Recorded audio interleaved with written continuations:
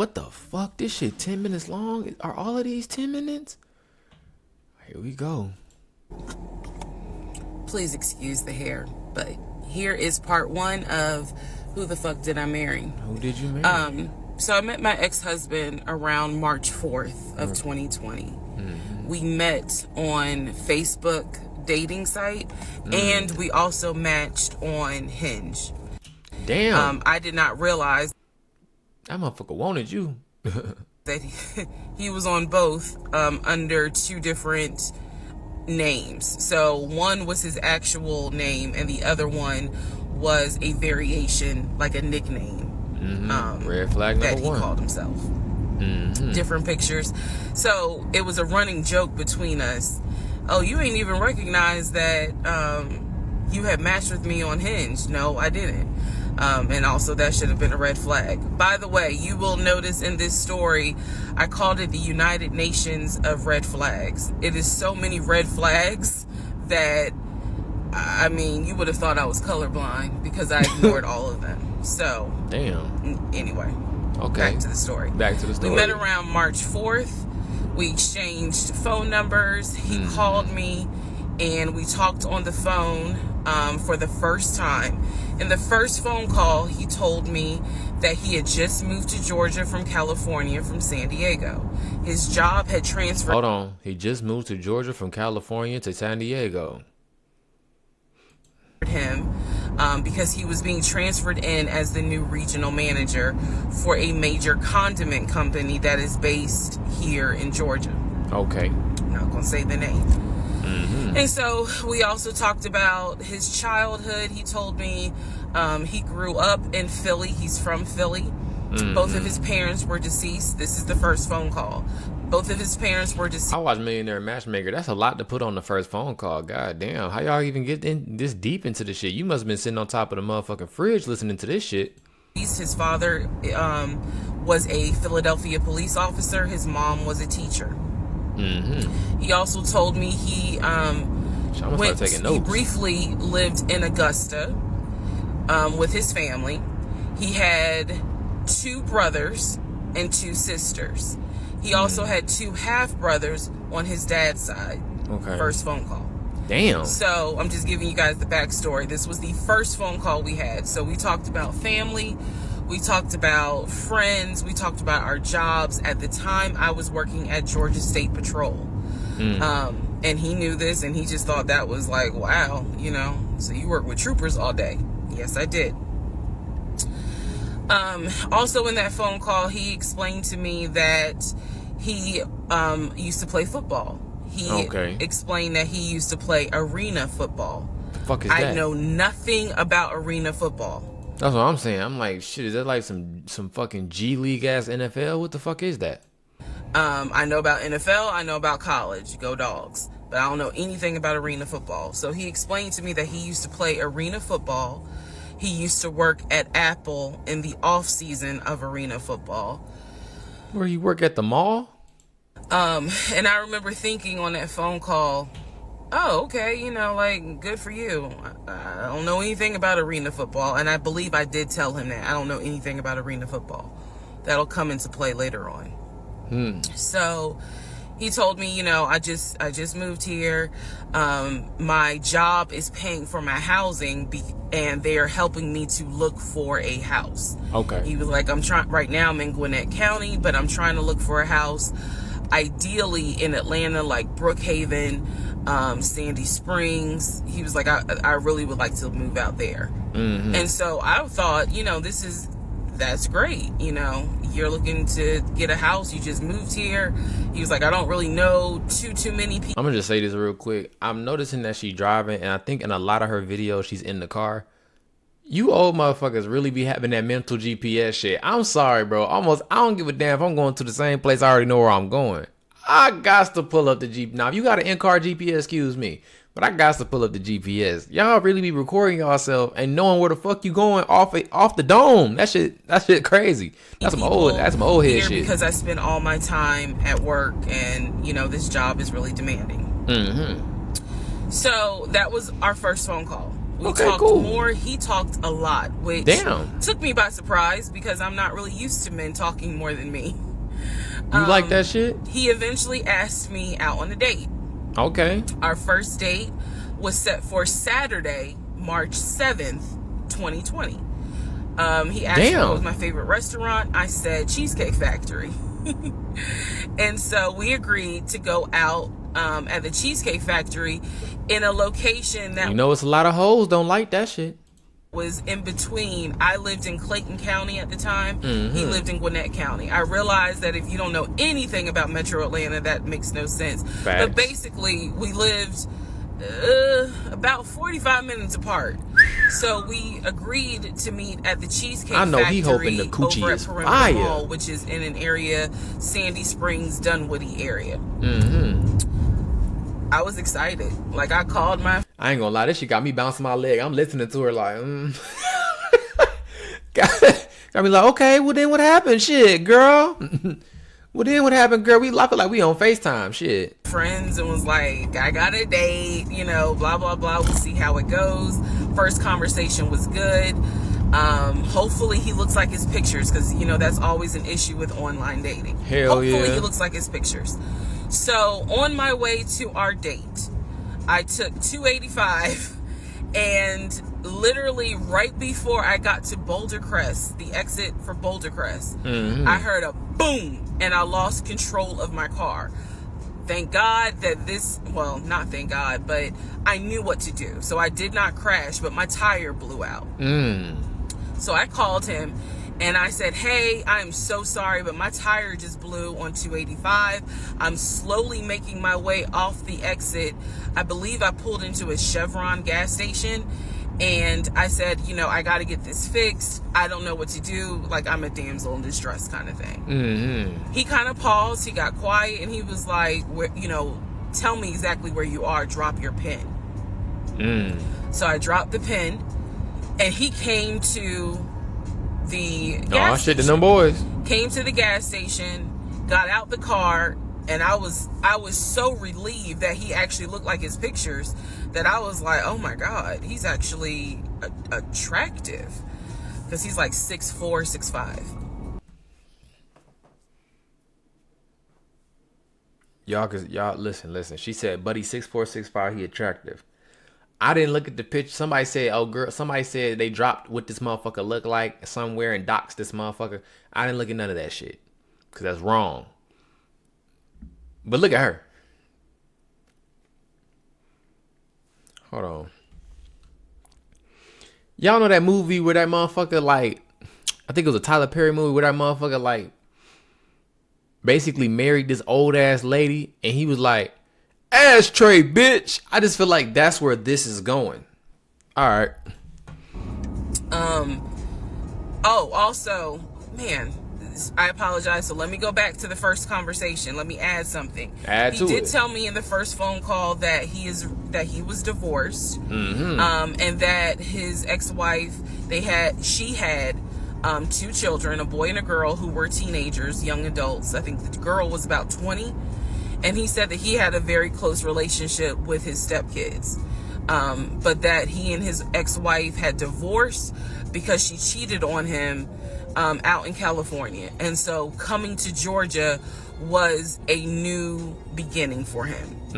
Or he was running from child support. She was still out in California. The kids were still out in California. I know that ain't so, his kid. He was like, I can't stand her, but I still want to be in the kids' lives. I have to put that in there because that will come back later. So this is just setting the stage. Again, that first conversation we talked about family, job, friends, how he ended up in Georgia, me being in Georgia, the things that, I would think people talk about in the first conversation. All right, now back to the tire blew out. So he shows up to the gas station. Get back to it. So what happened? He changes my tire. Okay. Which I just thought was the sexiest thing in the world. Oh, he did it by himself? And then he proceeds to say, hey, I found a tire place around the corner. You need to get another tire. Like, you can't drive on this donut. Facts. So he know his shit. He followed me to He followed me to the tire place, Mm-hmm. and then helped me get a tire, paid for it. So I was definitely like, wow. You said he getting the coochie, huh? you said the coochie is dripping. And so the vibe was good. Oh God! You open them pockets up, hell yeah. We follow each other to the Cheesecake Factory. Okay. Over in Perimeter. We hold hands walking into the Cheesecake Factory. So in my mind, I'm like, you just met this motherfucker? Oh my God, I had butterflies. Hell yeah. He know what he doing. Did Tyler Perry write this shit? Cause he know what the fuck he doing. Tyler Perry must have been watching every motherfucking. That's the look of a woman who had butterflies. Cause damn, first date he like holding your hand. That's tough. And cause that shit means something. You only hold your hand. You only hold the hand. You know what I'm saying? You fucking with you when you fucking with her. That's when you don't holding hands, man. Take a nigga 6 months to hold a hand. We go in. There's a long wait, and so we sit outside and we just talk. And the conversation's great. And this is where he tells me what it is he's looking for. He tells me, you know, I believe at the time he was 42. He was like, I want to get married and it be for real. He's like, my parents were married 40 plus years before my mom passed away. And I want that. I want marriage, family, a house. Like, that is what I want. He's like, I'm as a man, I'm ready to get married, but I want it to be for real, because the first time, you know, it really hurt me when she cheated on me. Damn. So he's telling me everything that I wanted to hear on the first date. And so he was like, what is it that you want? And I said pretty much the same thing. I was like, I'm ready to get married. Definitely want to have a family. Talk your shit. And I want to marry my best friend. Okay. So what's crazy about this is that if anybody got a young mom like you know what I'm saying, your mom probably 20 years or less apart from you, or 25 years or less apart from you, like she had you like early 20, late maybe even teenage, like your mom it probably, you know what I'm saying, it might be 40 dating. When you dating in your 40s, you get straight to the quick on that shit. What the fuck? Day one, this nigga said, this is my family, this is my job, that's my dog, I got a divorce, I got a whoop, I got a kid, I got a bop. I'm gonna change the tire, I'm about to hold your hand, we about to go up in this motherfucker. Oh, they waiting? Oh yeah, bet. I want to get married, I want the thing, I want for the year. Day one, we not playing no games. Yet, apparently, shit. We both put on the table that we wanted marriage. And this is the end of part one. Oh shit. Oh shit. She said we both put it on the table, nigga.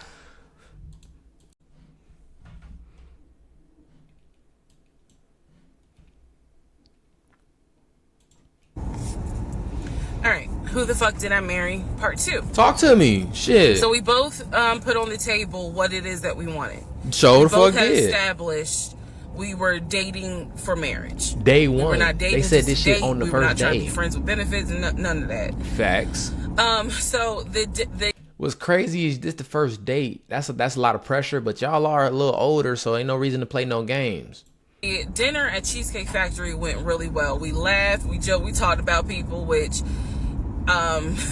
is kind of up my alley, my sense of humor.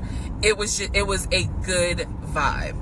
So at the end of the date, or excuse me, at the end of dinner, we sat in his car and he played this song for me by John Legend. I don't know the name of the song. By the time this video posts, I will put the name at the bottom. I can't remember the song. I just remember that John Legend was talking about, I think I met my wife tonight. And I thought it was a sign. So I was like, oh my God. So anyway. Man, he about to caress the panties right off of you. That shit crazy. We ended up sitting in the car talking just about life and experiences until about midnight. So during this conversation, he again is telling me how it was, horrible. You know, what it was like living in California, how he went out there, he went to San Diego State, he played football for San Diego State. He talked about how, you know, life, he loved it out there, so he stayed. That's when he joined the company. And then he explained that he also did arena football, but only did it for about 2 or 3 years. Hold on, bro. This is the second time she done brought this shit up. Hold on, man. Hey, Siri. Uh-huh. What is arena football? Arena football is a variation of American football that is played indoors on a smaller field than the traditional outdoor game. Hey, Siri. Uh-huh. On average, how much do arena football players make? The average starting salary for an arena football player is between $17,920 to $26,880. This motherfucker broke. All right, just had to establish that. He claims that while he was doing arena football, the team that he was on won a championship. But again, keep in mind, I don't know anything about arena football. So I was It's some broke ass shit, as we've just established. like, okay, I didn't know that they had championships. And he was like, he got a little offended, like, yeah, they got championships. And, he was on that team. So he talked to me about how he worked at Apple. He worked something in the IT area of Apple, but it within the store. I fucking knew it. That's why I like, broke motherfucker talking about because it didn't add up, bro. It didn't add up. How the fuck you playing football and then working at Apple part-time? You work in the store, dog. Stop playing with me. You work at the mall, dog. Part-time. Stop playing with me, dog. Come on. Again, it was one of those, it's like when I tell people Man, somebody earlier said I'm the nigga whisperer. Like, men be saying shit and women be like, huh? And I be like, this is what he mean. I'm the nigga whisperer. I know what the fuck he's saying. To work at Amazon. I really wasn't paying much attention to it. Why? So we talked about all that. We talked deeply into what happened with the ex-wife. It's because I asked. He was not volunteering all this information. So in other words, I get very uncomfortable when men start talking about their ex a lot. That's not what happened. I was asking questions because I was really trying to figure out, okay, are you ready for a relationship, or are you still missing her? Yeah, and you just the rebound. You the bounce back bitch. So we talked about that. We talked about my exes. That was a mistake I made because I talked about how I dated at one point in time somebody I worked with. That will come back later. And he seemed real cool about it. He was like, that was before me and blah, blah, blah. So the conversation was good. Midnight comes and I go home. Yes, I went home. We ended up talking. Mind you, our first date was March 7th. Mm-hmm. And within about 2.5 weeks, Brian Kemp, our governor, shut Georgia down. We were about to... Hold on, gang. I'm gonna need a fucking notepad. Keep up with this shit. Just wait one. Hold on. What the fuck? Hold on. Hold the fuck up. Hold up. All right, now hold on, bitch. You said your first date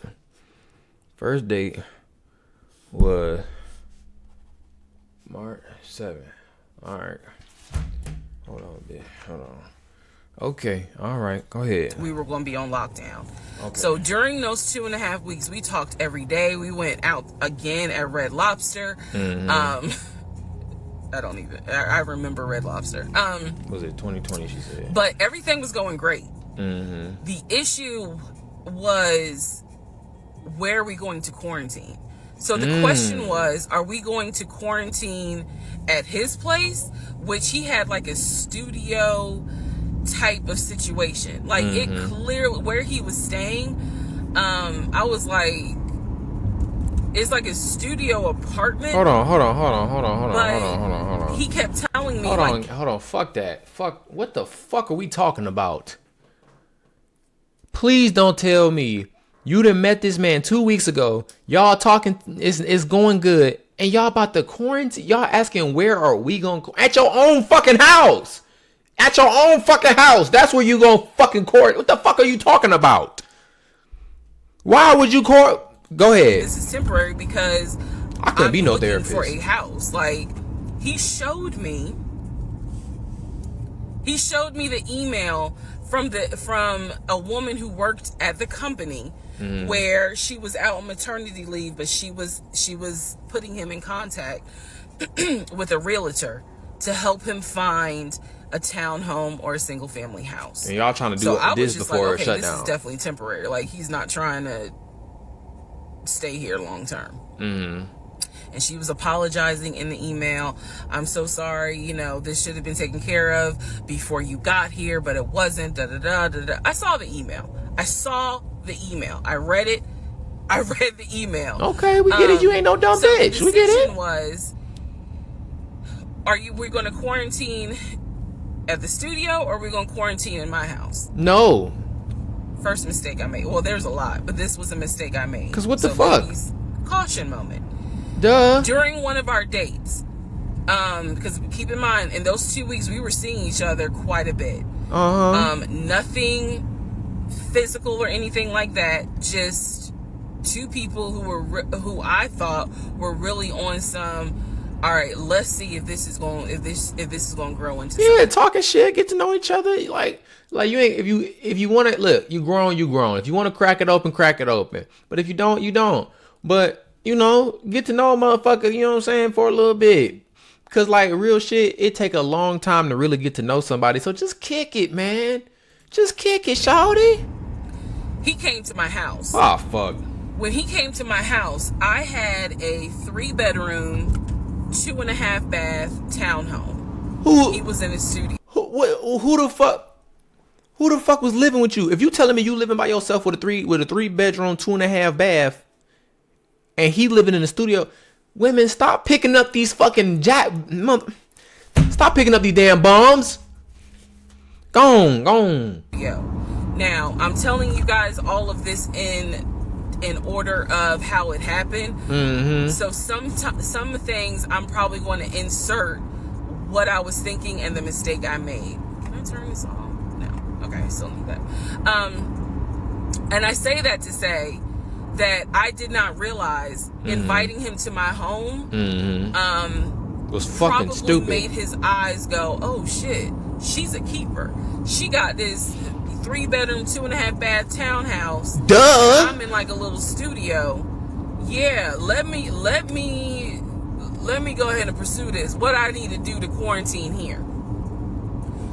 The decision was made, quarantine at my house. Oh my god. So the state went on lockdown. He came and stayed with me in my home, and for the most part, in the initial beginning, it was fine. It was fine. The reason why I hesitate is because I grew up in the church. So for me, it was really like an internal struggle of, bruh, you always said you would never live with a guy unless he was your husband.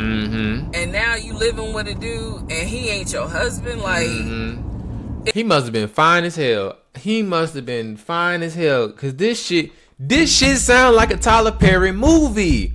It sound like when you go against your morals, your integrity, your fucking, you know what I'm saying, your disciplines, the shit that you said, you only do that for a motherfucker. Like, damn, that motherfucker must have been looking nice. She must have had Denzel Washington at her fucking house. It was a struggle for me because I knew better.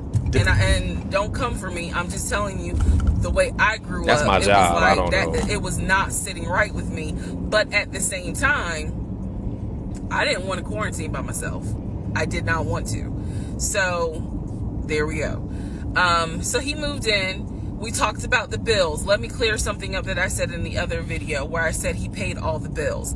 He paid all the household bills.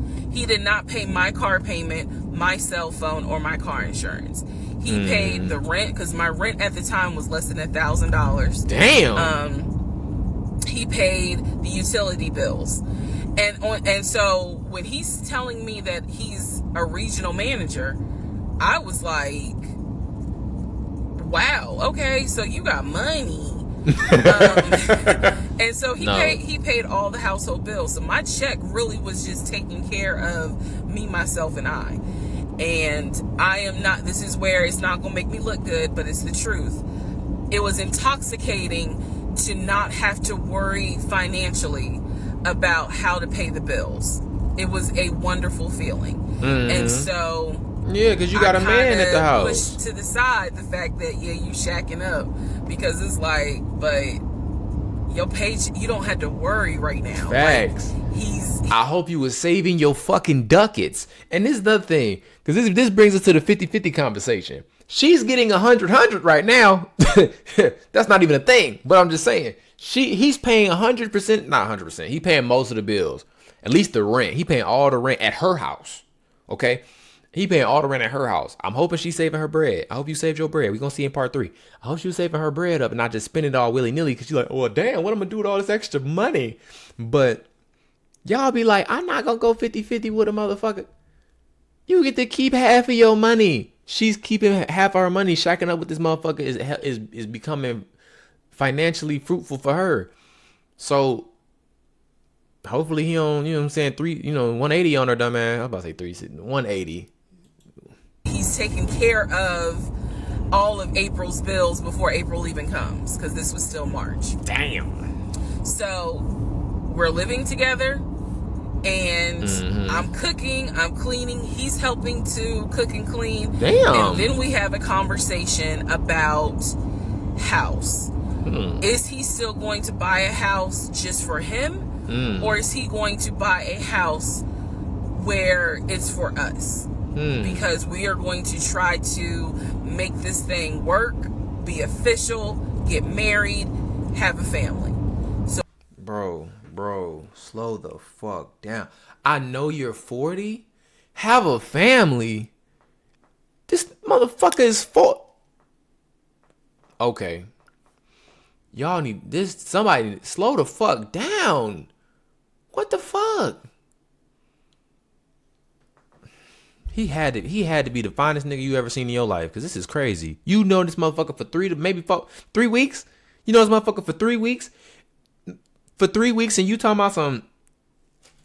So the question now on the table is, what are we going to do? Because I didn't want to stay in Riverdale, Georgia. I did not want to raise a family there. I refused to have a baby in Clayton County. So the decision was made. Let's start looking for a house for both of us. Remember, he was already looking for a house for him. But then he was like, you know what? We're together. I plan to marry you. Let's look. God damn. You ain't give up no cat. You ain't give up no cat. He talking like this. For a family home for the two of us. He was like, this is how much I was approved for. That's when he showed me the Chase paperwork. It was a letter stating that and it had the Chase emblem at the top. He showed me a letter stating that he was approved for 700 and what? Damn! Hold on now. He made. Hold on. 700 and what? Hold on. Don't do it, motherfucker. How much was it? She gonna leave out 700 and what? How much? What was the number?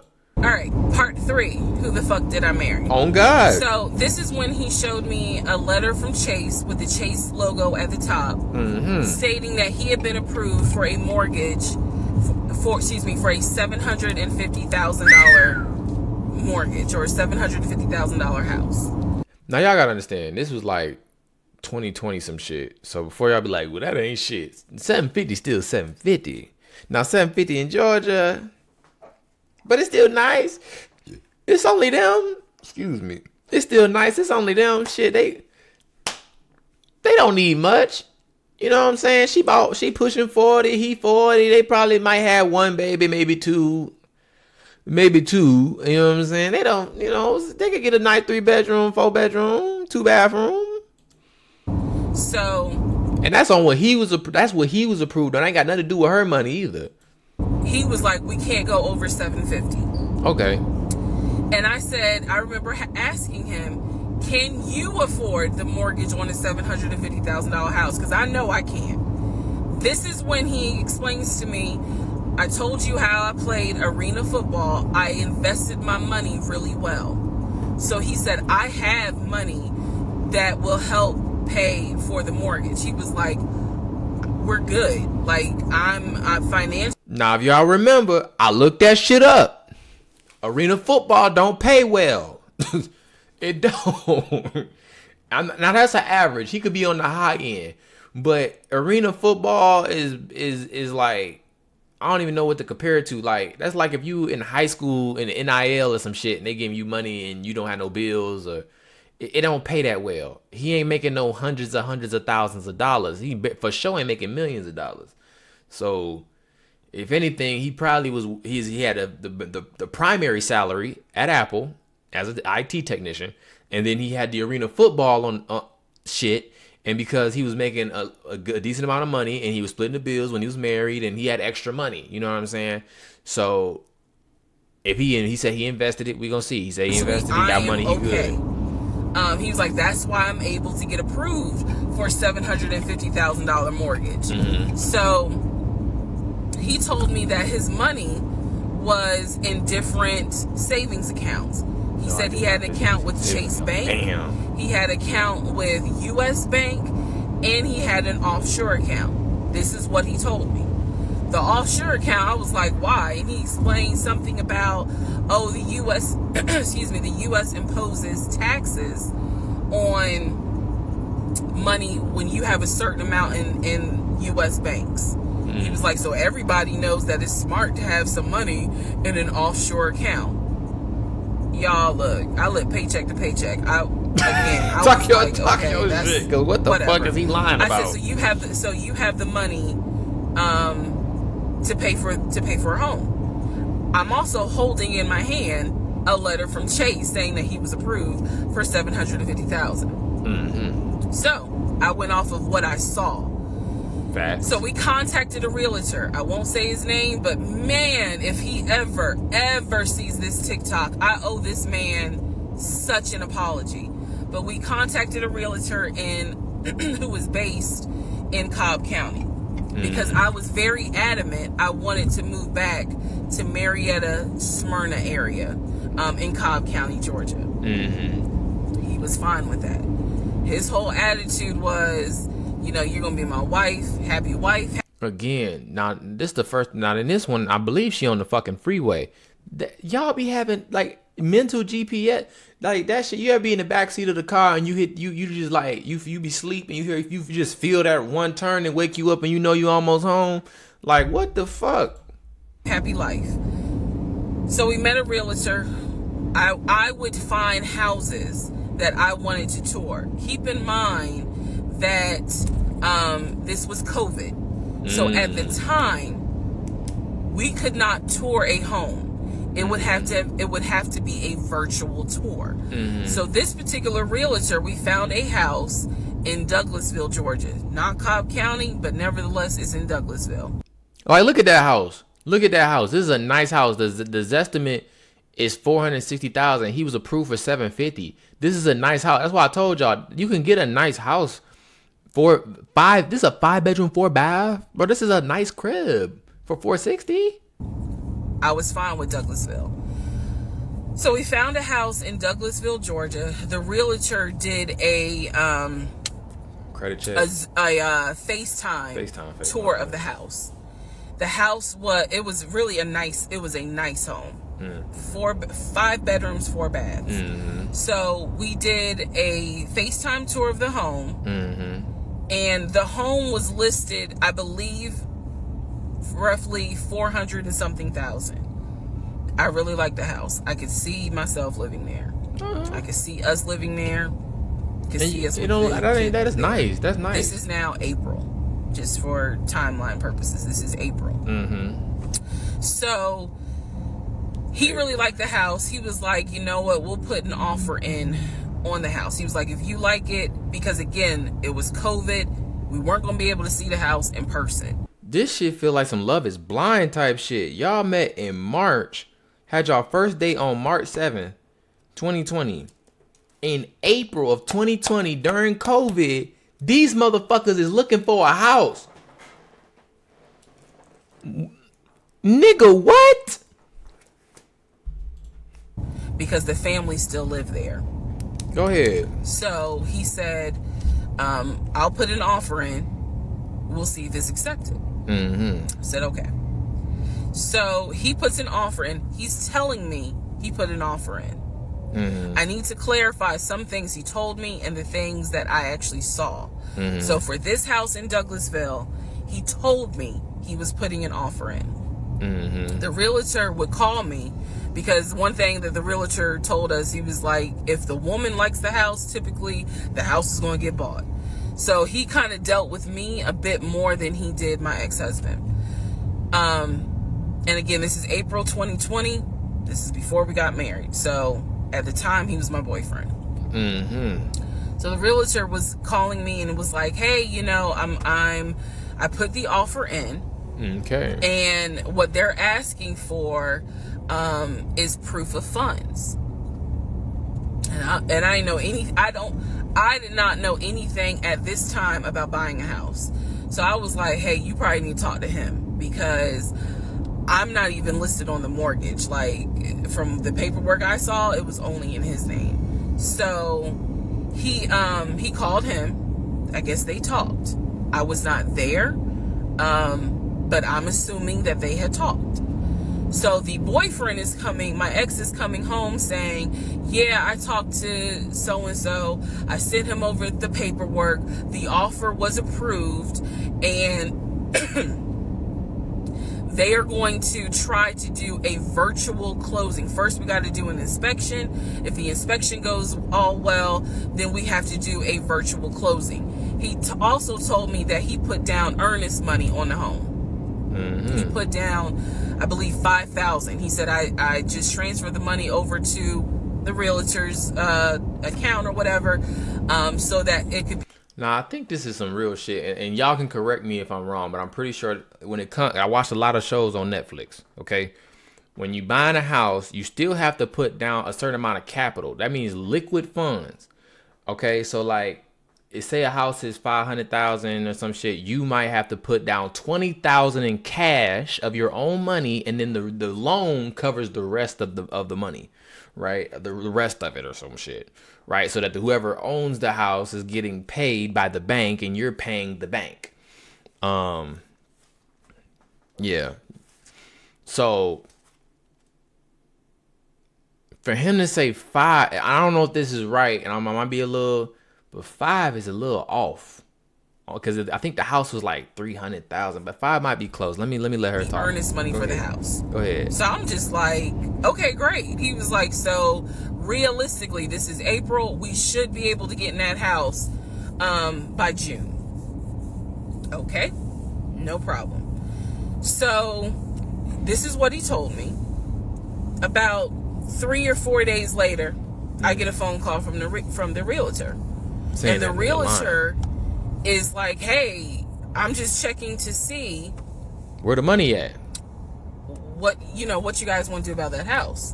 So I was confused. I'm at work, and I said, oh, I was told that he put an offer in.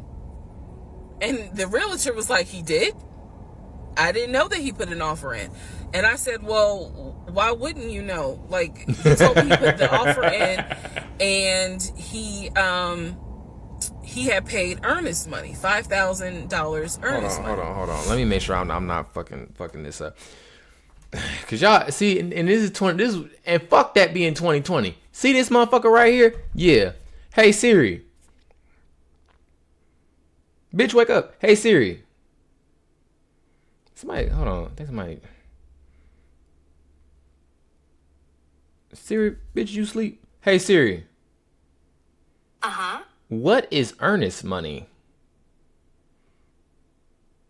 An earnest payment or earnest money is a specific form of security deposit made in some major transaction, such as a real estate dealing, or required by some official procurement process to demonstrate that the applicant is serious and willing to demonstrate an earnest of good faith about wanting to complete the I fucking knew it. That's what I said. See, I be watching that fucking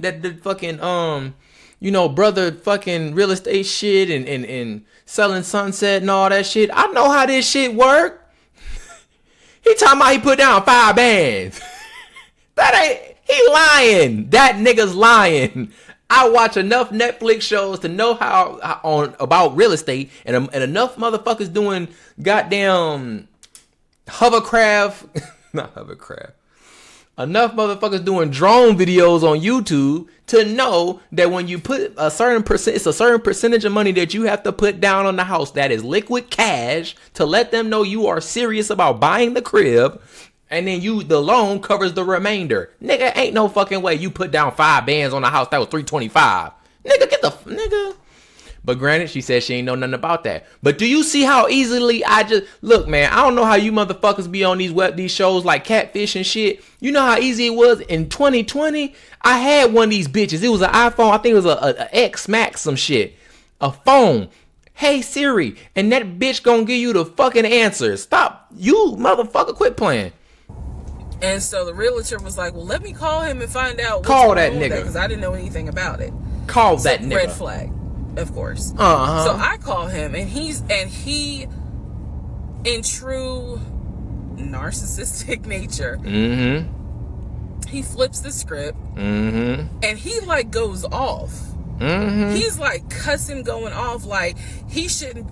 Excuse me, I have the hiccups. He shouldn't be calling you.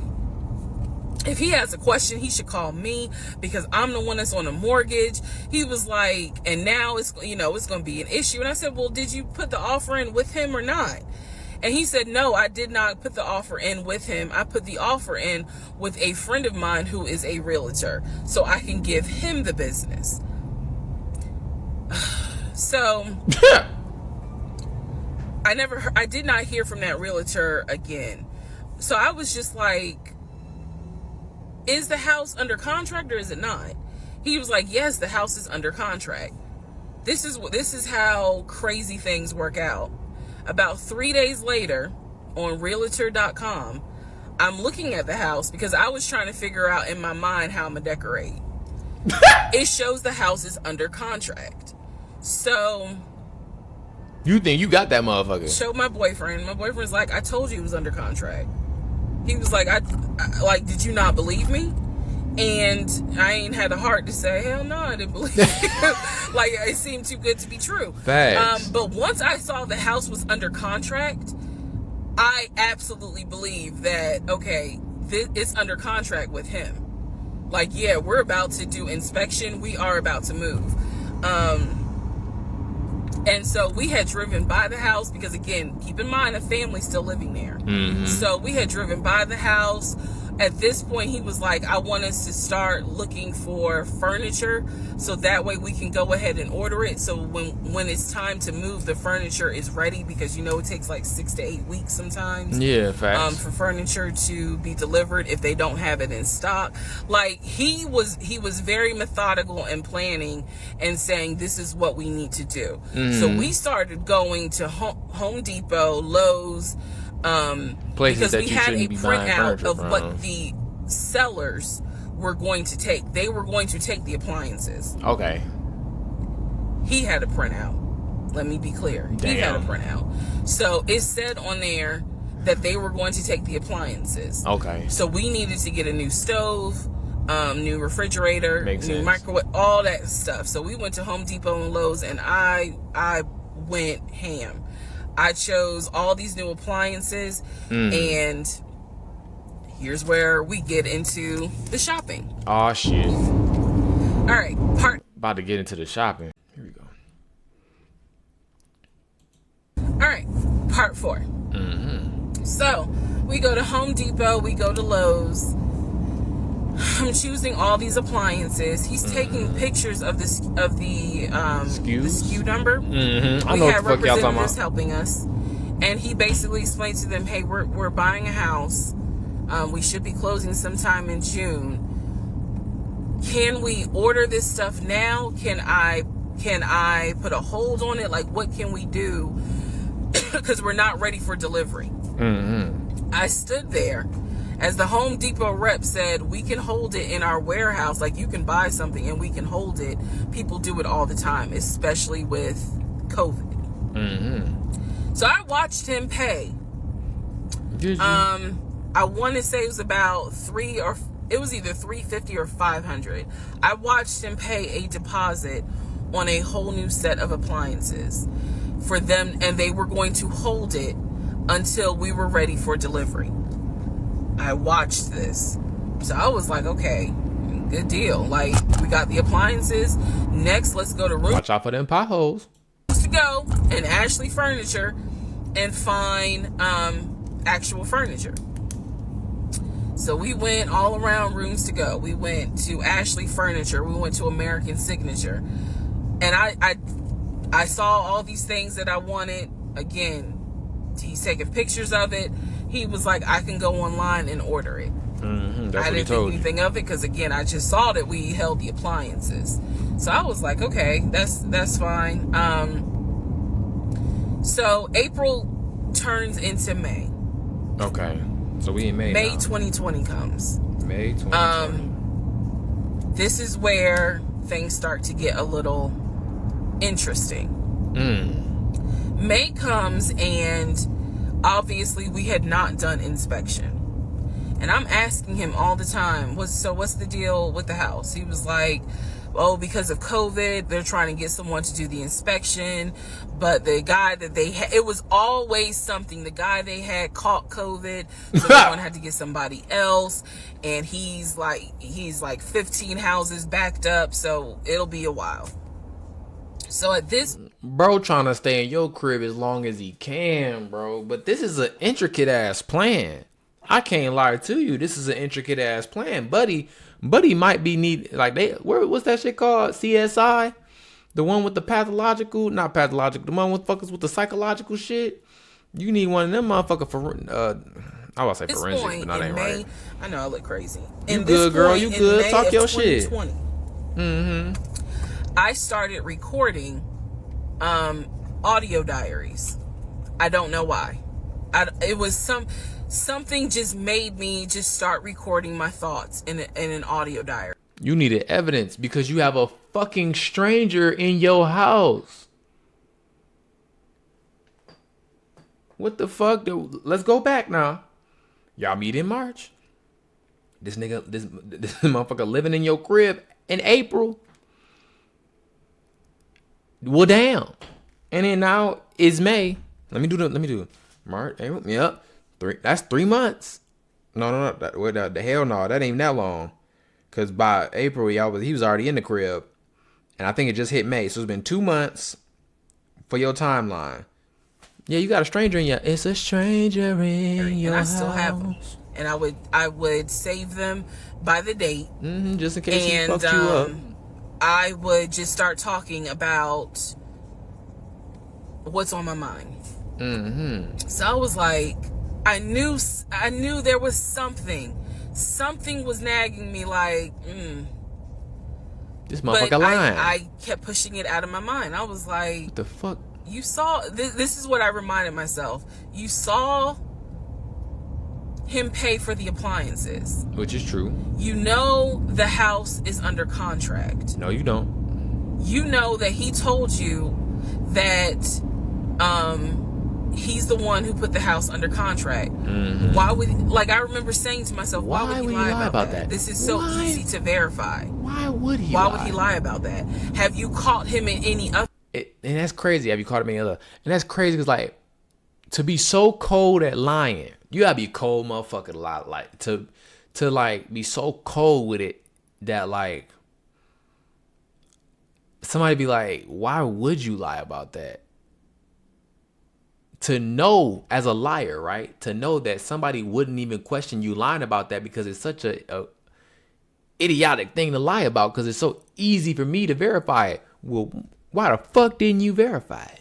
Other lie? And at the time, the answer was no.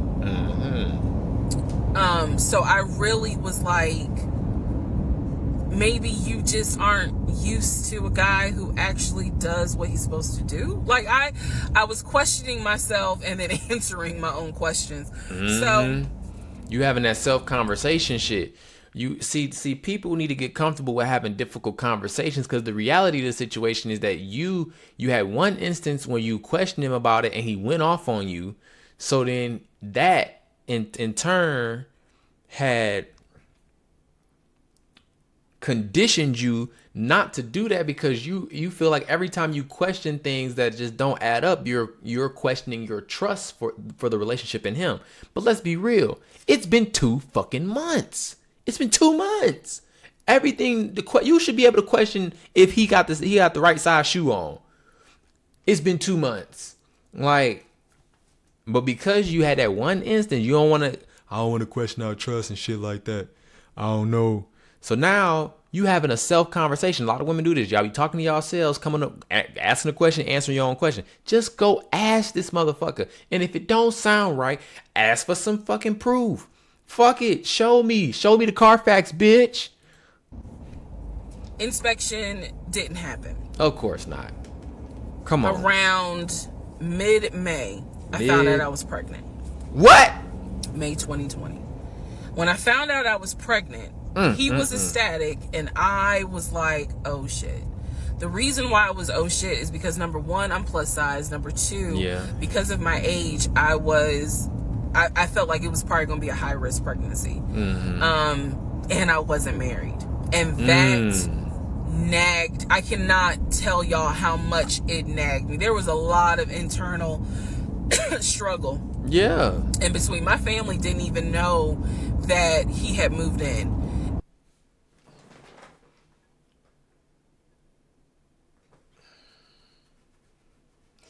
I'm scared of how much women can relate to this. What are y'all, what is it? What is it about love, man? At this point, I told them, that I was pregnant. Went to the doctor. Everything looked good. No, because wait a minute. Am I tripping? Or in the last video was it nighttime? Where are you going? What the fuck? But again, because it was COVID, he couldn't go in with me into the actual room. So, doing any sort of ultrasound, doing the blood test, because my HCG levels were really high. So the doctor was like, hey, it might be twins. We don't know yet. You're still kind of early, along. Oh, shit. They gave me a due date. The due date was January 26th of 2021. Oh, shit. So I know you was freaking the fuck out. Yeah. May, found out I was pregnant. And what's fucked up is that there are real life men that will bust. They will bust. There are men who will bust in you to secure a place to stay. There are plenty of men that, because once you got a baby, once you my baby mama, you forever my baby mama. Like, a lot of women don't understand that. A lot of women will have a baby with a motherfucker before they get married with a motherfucker and see marriage at, if it's really real, you would marry me. No, if it's really real, you shouldn't sleep with him. You know what I'm saying? With no protection. You shacked up with this man for 2 months and now you pregnant and you freaking the fuck out because everything in you knows that what you're doing is fucked up, bro. Pregnant. So there was now more of a push into getting married. We gotta get a house. We gotta get the fuck up out of here. Yeah. I'm not having a baby in Riverdale. Okay, nothing against Riverdale, but I ain't having a baby in Riverdale. So we need to find out what's going on with this house. And so he was on top of it. He had an answer for everything. He was like, I'm gonna call and find out what's going on, blah, blah, blah. He then magically told me about a week later, they're going to do inspection on the house, like in 2 days. So I was just like, okay, keep in mind, I'm taking his word for it. I'm taking his word for all this. So he's like, they're going to do an inspection. Once we get the inspection report back, then we will know what we are going to be responsible for. What are we getting ourselves into? Okay. So, get back on track now. I guess they did an inspection. He showed me an inspection report. Only thing that they said that the roof had just recently been replaced. Okay. Which I remember he was very happy about. And the issues that there were for the house were minor. It was not a bad, because we did have a discussion about it. He was like, it's nothing that we can't handle. Okay, you can get a little fix here, there. Then he said that we were set to close. The end of May. Let me write that down. Set to close. We were set to close the end of May. He told me it was going to be a virtual closing. Virtual closing. You're probably like, what the hell is a virtual closing? Because again, he's saying because of COVID, people are not closing in the office. They're doing a virtual closing where you would need to electronically sign the paperwork. This is what he's telling me. And so he was like, we're set to close like just before Memorial Day. Okay. And so for some reason, again, there's still that nagging part. For some reason, and whether it's a woman or a man, when you have that nag in you and you like, you got this inkling, bro, act on that shit. Act on that shit. I don't know who y'all believe in, what entity y'all follow, but something is trying to help you. Act on that shit, bro. I didn't start packing. Anyone that knows me will tell you I hate moving. I've done it enough in my life. I hate moving. But I did not start packing up that house at all. I was just like, this I'm shit's pregnant. bullshit. My body was changing so fast Hell yeah. that it was like I can barely keep my eyes open half the day. And so, no, I didn't start packing. And I remember I did record, again, I was recording audio diaries just about every day. When something didn't sit right, I would verbally record it in the audio diary because I was like, I don't know what it is, but there's something. Yeah. That was the theme of our relationship. I don't know what it is, but I know there's something. And so I remember talking to myself in my little prayer closet. Because that's where I would do my recordings. And I remember thinking, he probably at work. What if we don't get this house? Right? Like, what if we don't what if he's lying? But again, there goes that thought process of, why would he lie about this? Like, who makes up that they're buying a house when in fact they're not? A fucking bum. A fucking bum. And women that know. The ones who get it, and the ones who don't. A fucking bum. A motherfucker living with they sister's brother's mama.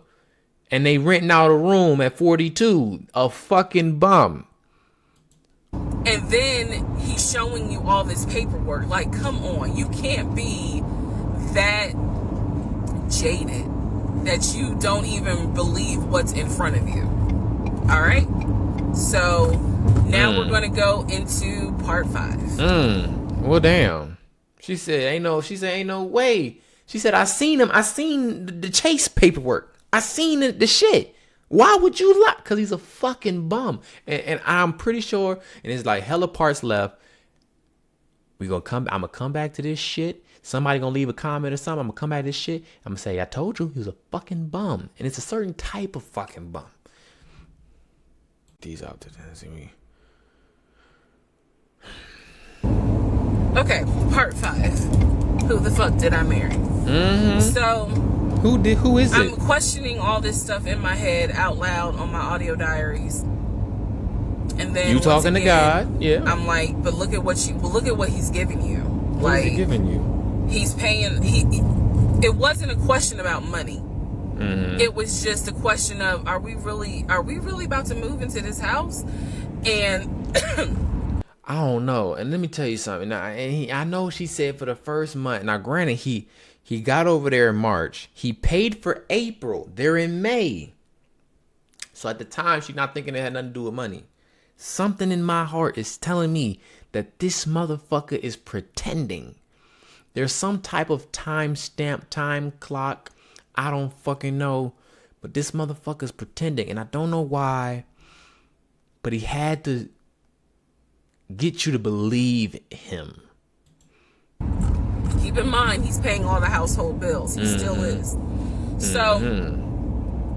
But shit, your rent only $1,000. We were supposed to close before Memorial Day. Okay. We didn't. There was an excuse. There was always an excuse with him. Always an excuse. Usually like that with bums. And I didn't know enough about the process to question stuff because I really wasn't involved the way I should have been. Yeah. And it was giving me a lot of anxiety. So I'm pregnant with a lot of anxiety. Yeah. But see, at the time, you also said before, in the first couple parts, you said that him taking a lot of the financial weight off of you was it was intoxicating. You know what I'm saying? You love that shit. You like not having to think about it. So then when you started worrying about it, and the motherfucker, you didn't have all the answers, it's just not, and this is for anybody, it's not enough for you to be like, I just didn't know. Not with a cell phone, not with the internet, not with all this shit, not when you can just go call somebody and ask. You could just ask, hey, do y'all have any record of this motherfucker right here signing anything with you saying in X, Y, and Z? And if I'm gonna be 100% honest with y'all, I was not expecting that I was probably going to have a healthy pregnancy because I was stressed. And what I was stressed about is I didn't know what was going on because I wasn't really involved the way that a normal relationship would be involved. Just being honest. So we did not close. We moved now into June. This is now going into June.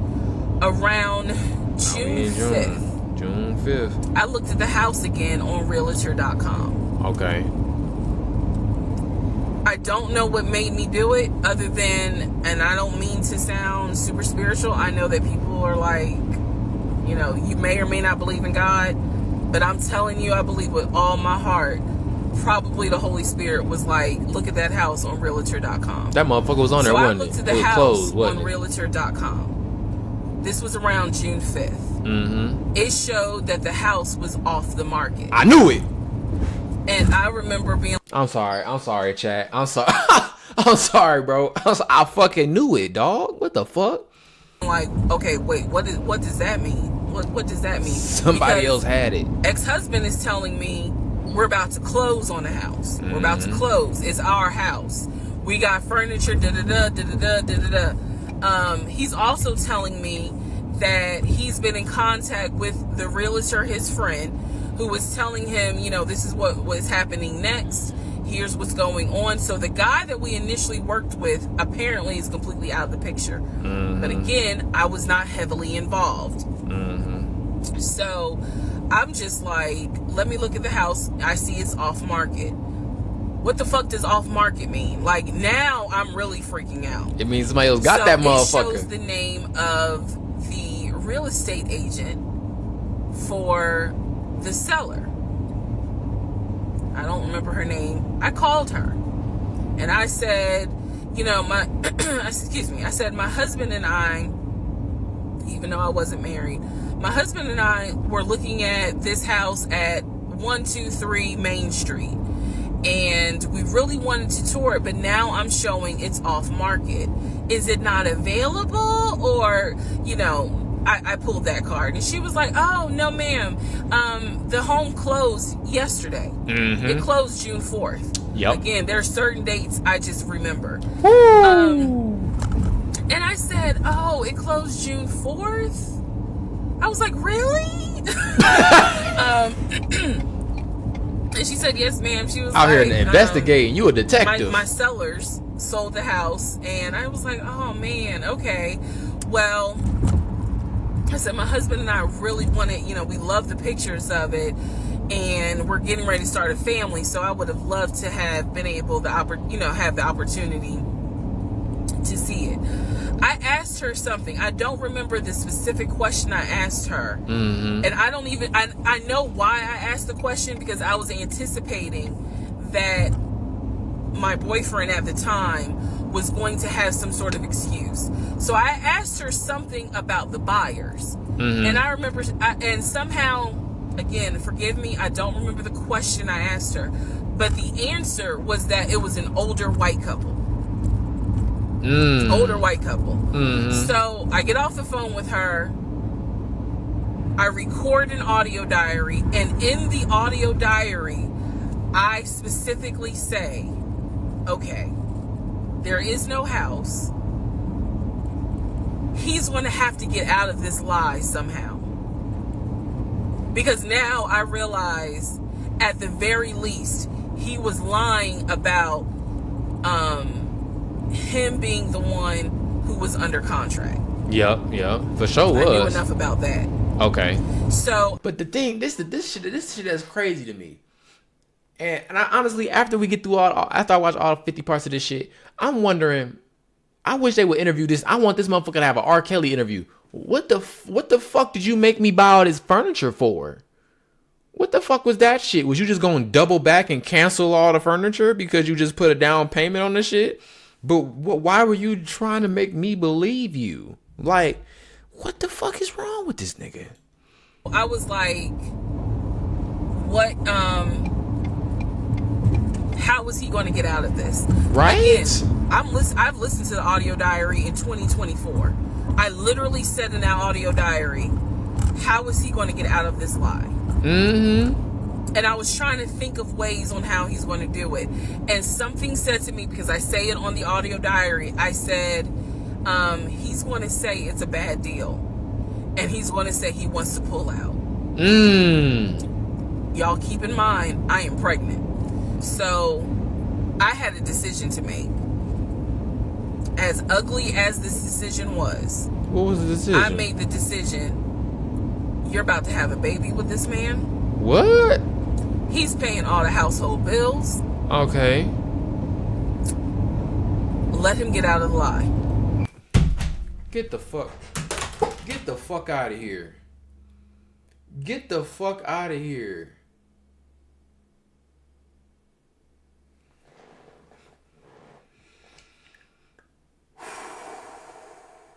What's interesting about this, if you are a man, because I see a lot of women in the comment section for this video when I watched it. If you are a man, pay attention to this shit. Because sometimes you think you got away with some shit. But you didn't get away with that shit. She let you get away with that shit. But I promise you on God, my brother, when she need that motherfucking ammunition, nigga, you gonna be in a 50-part goddamn TikTok video. And that's what I did. I purposely made the decision that I knew he was going to come back, and I knew he was going to give me some bullshit on why he couldn't buy the house, because he didn't know that I knew that house is already sold. The house is already sold. And this is the part where I said, I'm gonna be honest, even though it's gonna make me look bad, because most women in their right mind would have been like, I'm out. Fuck no. You too much credit, and y'all can say what y'all want to say. Fuck no. What? A lot of women would have made the same decision you made. The fuck? No. He paying all the bills. You pregnant than a motherfucker. You might have twins. And what you finna do? Leave this motherfucker and start anew by yourself? Because you don't want to have babies in whatever the fuck podunk ass city you in. So you not finna leave, bro. You're not finna leave, bro. And you're not even married to bro. And you just told your mama like 2 weeks ago about the nigga. Nah, bro. Nah. A lot of women would have did the same thing. They would have swallowed that pill. Yup, and been in this Tyler Perry movie that you in. And I didn't. So, sure enough, he came home. He didn't really say anything that day. The next day I asked him about the house. Man, that shit was fucked up. It was some bullshit. He said, my friend, the realtor, he was like, I'm talking to him because something's going on with the interest rate. And when he said that, I felt so much relief, because I knew that I had been prepared for, he's going to give you some bullshit. So when he said there's something with the interest rate, I said, you know what? This is literally what I said, y'all. If the interest rate isn't good, then we shouldn't move there. We should probably let this house go. We should cancel whatever furniture we ordered, or appliances, and let's just look for another house. No. I said I would like to be moved before the end of the year, I said, I really don't want to be 9 months pregnant moving into a house. I would like to be done with this before then. That's tough. And the way I said it was so calm. And he was like, okay. He was like, I'm going to call the realtor, and tell him I'm backing out of the house. And I'm going to see if I can get my earnest money back. And I remember looking at him. I was standing in the kitchen, and I cocked my head to the side. I'm doing the same shit. Oh shit, that's gotta be some nigga shit. That's gotta be some black. I don't know, bro. Excuse my French. I'm sorry if you not hip. But I'm sitting there looking like this. I'm doing this same. Me and her doing the same emote, nigga. We doing the same emote. I'm like, and she said I cocked my head to the side. I said, oh my god. Okay, get your earnest money back. Like, bro, are you fucking for real? And let's find another house. And so that's how that first house fell through. Damn. So. Oh my god. Fast forward. I keep looking at this to see how much time I have, because they only give you 10 minutes. Mm-hmm. So this is part 5. Part 6 is coming up. But subsequently, what ends up happening the next week, which is mid-June, I was at work. And I started cramping. Started bleeding. Oh no.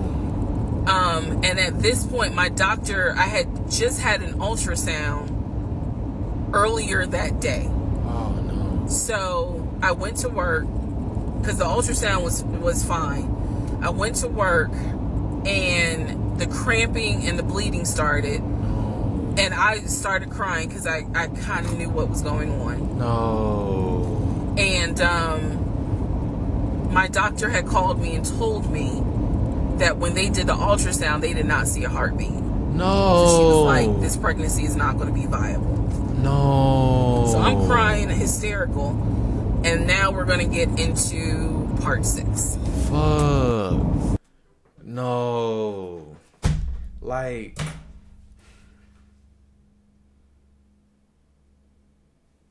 I knew what that was. I've everybody that know a female in their life, and it's so unfortunate that I feel like at least I think almost a lot of people know somebody that went through that, and it's not cool.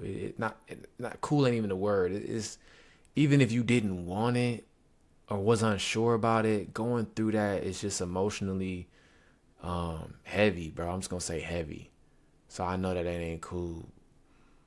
But in retrospect, it was probably a blessing that you didn't have to be stuck in that. I don't know. I hope y'all didn't try again. Shit. Hope you just took that as a sign, because sometimes that shit is, get out of there, man. Get out. You know what I'm saying? Get out of there, dog.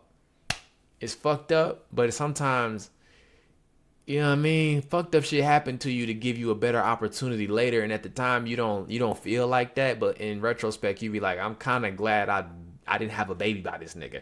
I don't know, y'all. You know what I mean? Like, at the moment it's like fuck, but in retrospect you like, I'm so glad I did not have a baby by that nigga. Here we go.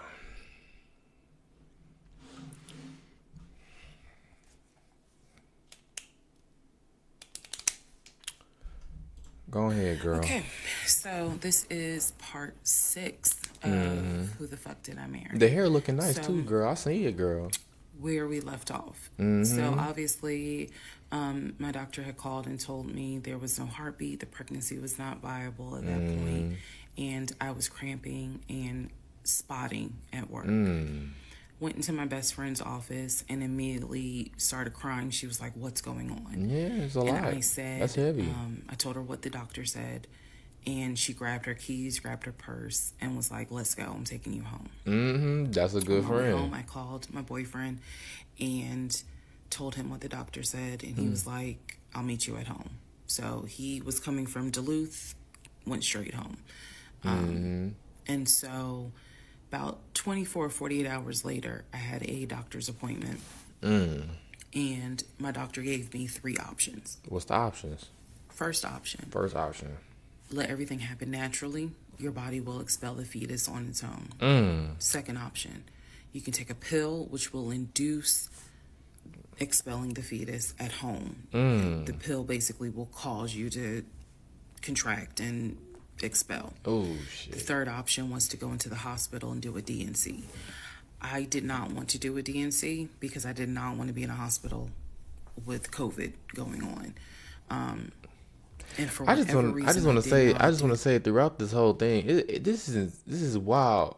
That like, and I appreciate this story because I just know some crazy ass shit. Y'all was doing some wild ass shit during COVID. Wow, that you telling me I can't go outside for 2 weeks? I'm about to get a nigga. Like, what the do fuck? the option of let it happen naturally. So I chose to do the pill. Okay, she chose the His pill. birthday was June 17th. My ex's birthday was June 17th. So the decision was made, we're going to celebrate his birthday that day, go out to eat. And then that night I would take the pill because we both were off from work the next 2 or 3 days. God damn, I think that's a little insensitive. What the fuck? Like, I don't think this is a good time to be celebrating no birthday, dog. I think you might have to take this birthday to the chin. What the fuck? What are we talking about? Yeah, we gonna go to Applebee's. You know what I'm saying? And after Applebee's and shit, we gonna go turn up at the Dave and Buster's. And then when we get to the crib, you go ahead and take that pill that's gonna dispel a fucking fetus. Like, what the fuck are we talking about? So went out to eat to try to celebrate as best we could, and then took the pill that night. What the fuck? That night was the most traumatic, excruciating pain. I bet it was, but I guess the Applebee's made it feel better. Any woman, if prayerfully you don't have to go through that. Hell no, you don't want to go But I through don't that. recommend taking that pill. If you don't have to, don't do it. Damn, I does stayed- not I spent the whole recommend. night in the bathroom, just crying in so much pain. I couldn't take. They gave me a narcotic. I couldn't take it because I found out I was allergic to it, so it was causing me to like projectile vomiting. It was a mess. So, God damn. and he was right there. You know, he was scared that he needed to take me to the ER. But in the I would've took morning, your ass. the pain kind of subsided. Okay. So about 72 hours later, I had another doctor's appointment where the purpose of this appointment was to do an ultrasound to see if everything had passed. Everything did not pass. Oh, so because of that, my doctor was like, we're going to have to do a DNC. Ain't that a bitch? My D- You to go through all that shit and still have to do the shit that you didn't want to do in the fucking beginning. That right there is a life lesson for most people. Do the uncomfortable shit, bro. Just do the uncomfortable shit. Trying to avoid the uncomfortable shit, it's inevitable. Like Thanos, I am inevitable. You still ended up doing this shit. So whenever they like, here's 3 options and this is the third option, like this probably the option you need, but it's uncomfortable. Just do that shit. Cause now look at you. You back in that motherfucker anyways. DNC was scheduled for the first week of July. My boyfriend, my ex, was going to take me. That was always the plan. 2 days before my procedure, he comes home and tells me that he is up for a promotion. He's up to be promoted to VP. Because of this, the president of the company, excuse me, is coming in. And it was going to be this huge business meeting he had to go to. The business meeting was scheduled for the day of my surgery. And so I'm throwing a fit. Yeah. Because I was like, you there's no way you can do that meeting. Like, I need you to take me to the hospital. And that's fucked up because I think he's still paying for everything, right? And all this other stuff. And so he offered to have his sister take me to the hospital.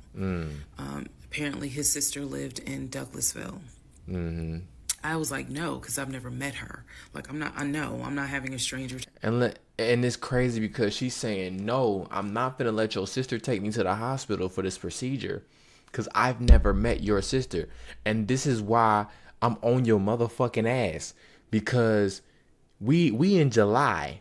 Y'all met in fucking March. You already pregnant by this nigga and you've never met his sister. You probably never met his mama. What the fuck? What the fuck are we doing? Taking to the hospital. No, this is a private situation. I don't want to do that, blah, blah, blah. So my aunt had offered to take me. And then my friend who took me home from work had offered to take me. Mm-hmm. So at that point, we get into an argument because he's like, my sister is, you about your family, so why can't she step in? And I was like, nah, because I don't know her. Period.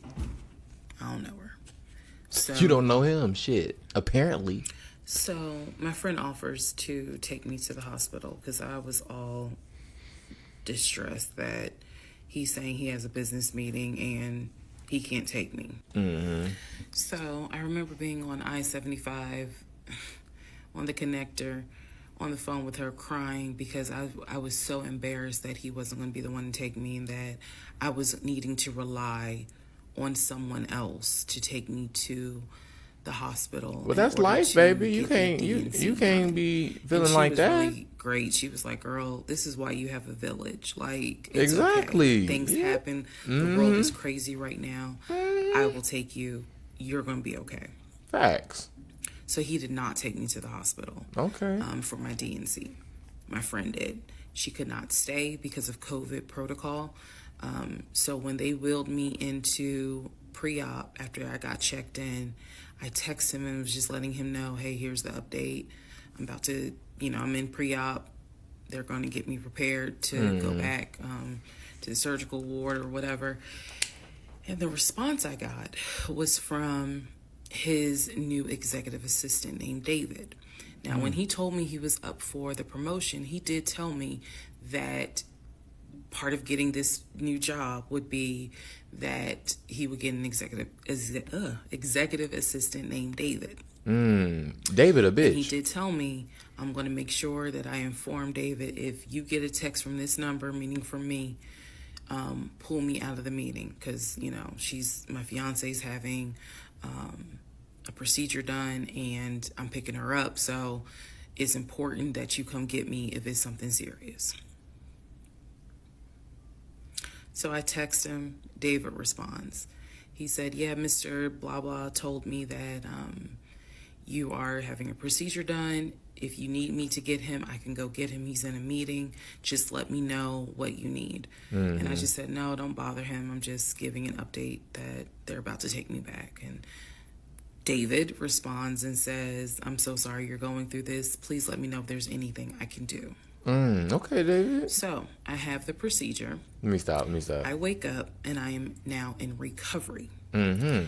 I should be in recovery 45 minutes up to an hour and a half. Okay. I wake up. First thing I ask, and I remember asking, is where is so-and-so? The nurse who was so sweet, she was like, everything went well. You're doing great. Mm-hmm. She said, we spoke to your fiance. He's on his way. Okay. So I said, okay, I kind of dozed back out, but I could still hear everything that was going on. I just could not keep my eyes open to save my life. Mm-hmm. So I hear her talk to the other nurse. Mm-hmm. And that's when she said, yeah, Dr. So-and-so called her fiance and his executive assistant picked up. And the executive assistant said that he was in a business meeting and that, you could relay to him what you need to say and he'll tell the fiance. Mm-hmm. And my doctor was like, hell no. HIPAA. Facts. I need to speak to him. Facts. You got a good doctor, because what the fuck? He said, hell no. HIPAA. HIPAA. So apparently my fiance called the doctor back about 30 minutes later. And the doctor informed him she'll be ready to be discharged in about an hour. You can make your way and come pick her up. He said he was on his way. He was on his way from Duluth to Atlanta, which is not a huge distance, but the time of day, one thing about Atlanta, there's always traffic. So I could tell by the videos. He should have been there within the hour. I should have only been in recovery an hour and a half. How long was you in that motherfucker? Let's go to the next part. Oh, shit.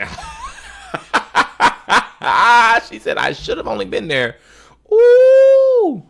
Ooh, baby. He had you waiting in that motherfucker like a kid with no daddy. God damn it. He had you on them steps, baby. He had you on them steps.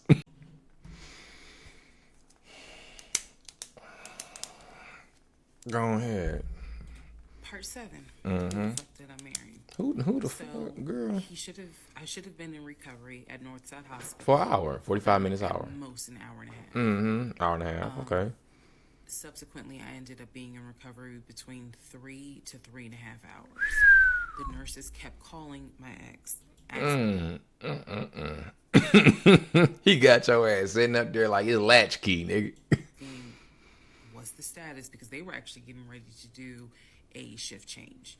So they kept calling, asking, what's the status? What's the status? Like, where are you? Oh, I want to say man. that they called a total of 3 times, and they spoke to him twice. So at this point, I knew that they were all like, where's her fiance? Like, what is going on? He said he was stuck in traffic, and so he was making his way there. He eventually did get to Northside Hospital, and they wheeled me down. As they should. Again, he couldn't come in just because of the protocols. So Yeah. when I got in the car, and I'm in pain, but yet drugged up, couldn't keep my eyes open, I was just out of it. But I remember him calling my aunt and my mother and letting them know, I picked her up, we're on the way home, let me get her settled, and then I'll give you guys an update. I remember that. Okay. What I did not know was that he had texted my aunt and my mom and asked them to not bother me for like a week. Like, just please don't reach out to her. Let her just rest. I am from New Jersey. I am from an African American family. Okay. You don't tell my black mama or my black aunt that, please don't bother her for a week.